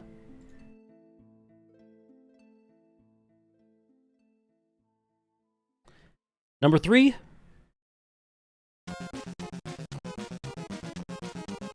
Haikyuu.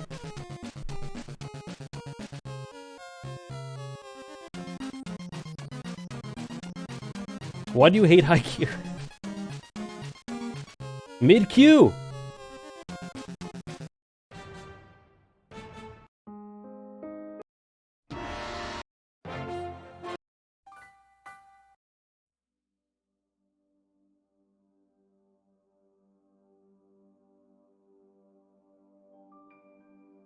Shuffle is not doing very well right now.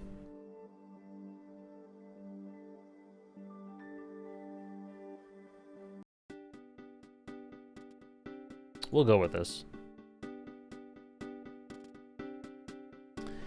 Number 3 is Haikyuu. Number 2?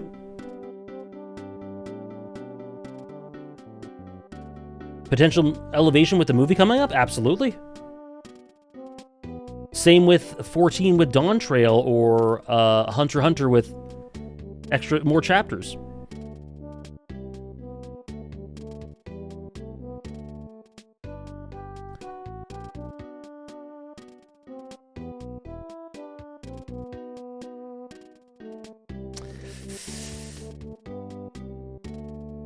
That's where we're at. That's where we're at, people.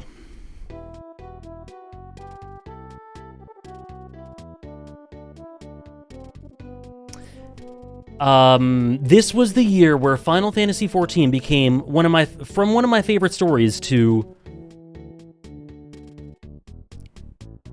essentially, I don't know why either, Hannah. Essentially, pretty damn close to tied with my favorite story ever. But Hunter x Hunter reigns supreme, since we gotta do a list. But these 3 are the most defining stories for me. They're the most, they're my 3 favorites. They capture my imagination and mind and heart in so many ways. They embody the way I try to live life. They've inspired me, and they've moved me, and they've given me the best experiences. And, yeah. That's what we got. Congratulations to the winners.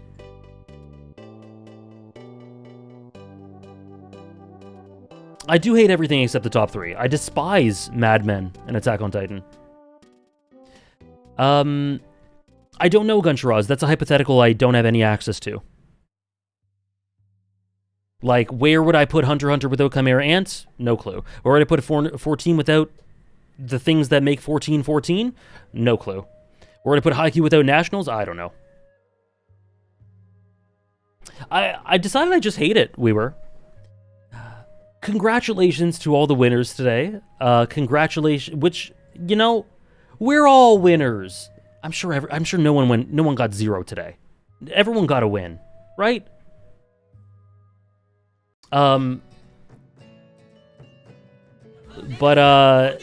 Yeah. Is that right, Andres? Haikyuu got top 1 pro tag, FF14 got top 1 and tag, Hunter x Hunter got top 1 fiction. That is poetry. That is poetry. Fiction, Kino. That's true. Oh my gosh. Oh, I'm sorry, Rainder. That is cinema. That is beautiful. I didn't even realize that.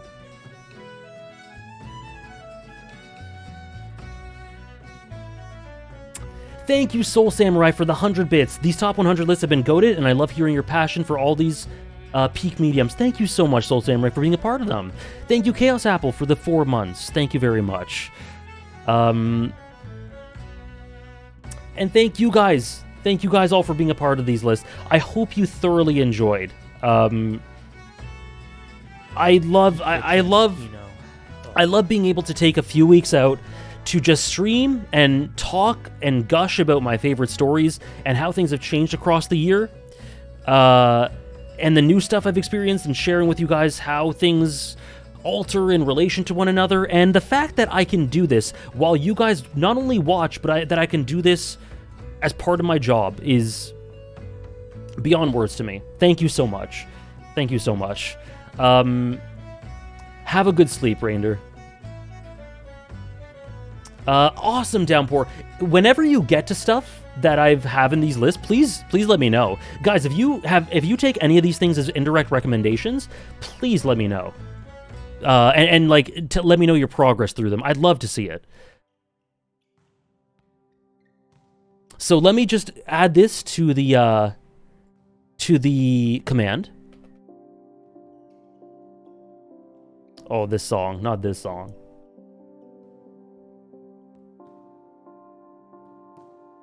You should be able to access this now. I'm curious too, Drunk Eldian. And I can't wait to add more to this. Stuff I'm looking forward to. Dawn Trail, the Haikyuu movie, more Yakuza, more Metal Gear Solid maybe, Bleach. Like, there is so much we're going to get to in the next year, and I can't wait to see the next edition of it. But this is what it is for now. Oh, that's so cool, Downpour. I love that. I always do, person. My anime list is always updated. It's got the other lists as well. I'm currently playing through post Shadowbringers patch. Kind of bummed that I didn't finish Endwalker before this fateful day, but I hope that with the XP boost I can see what you saw during that crying stream. I'm hyped and scared for what it is. Enjoy it, Bea. Enjoy it. You will, I hope you'll love it just as much as I do. Thank you for the 100 bits.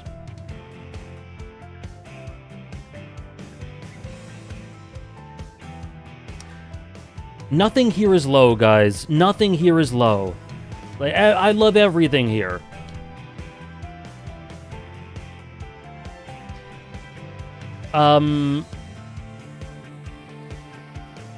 Shogun? Yeah. Shogun.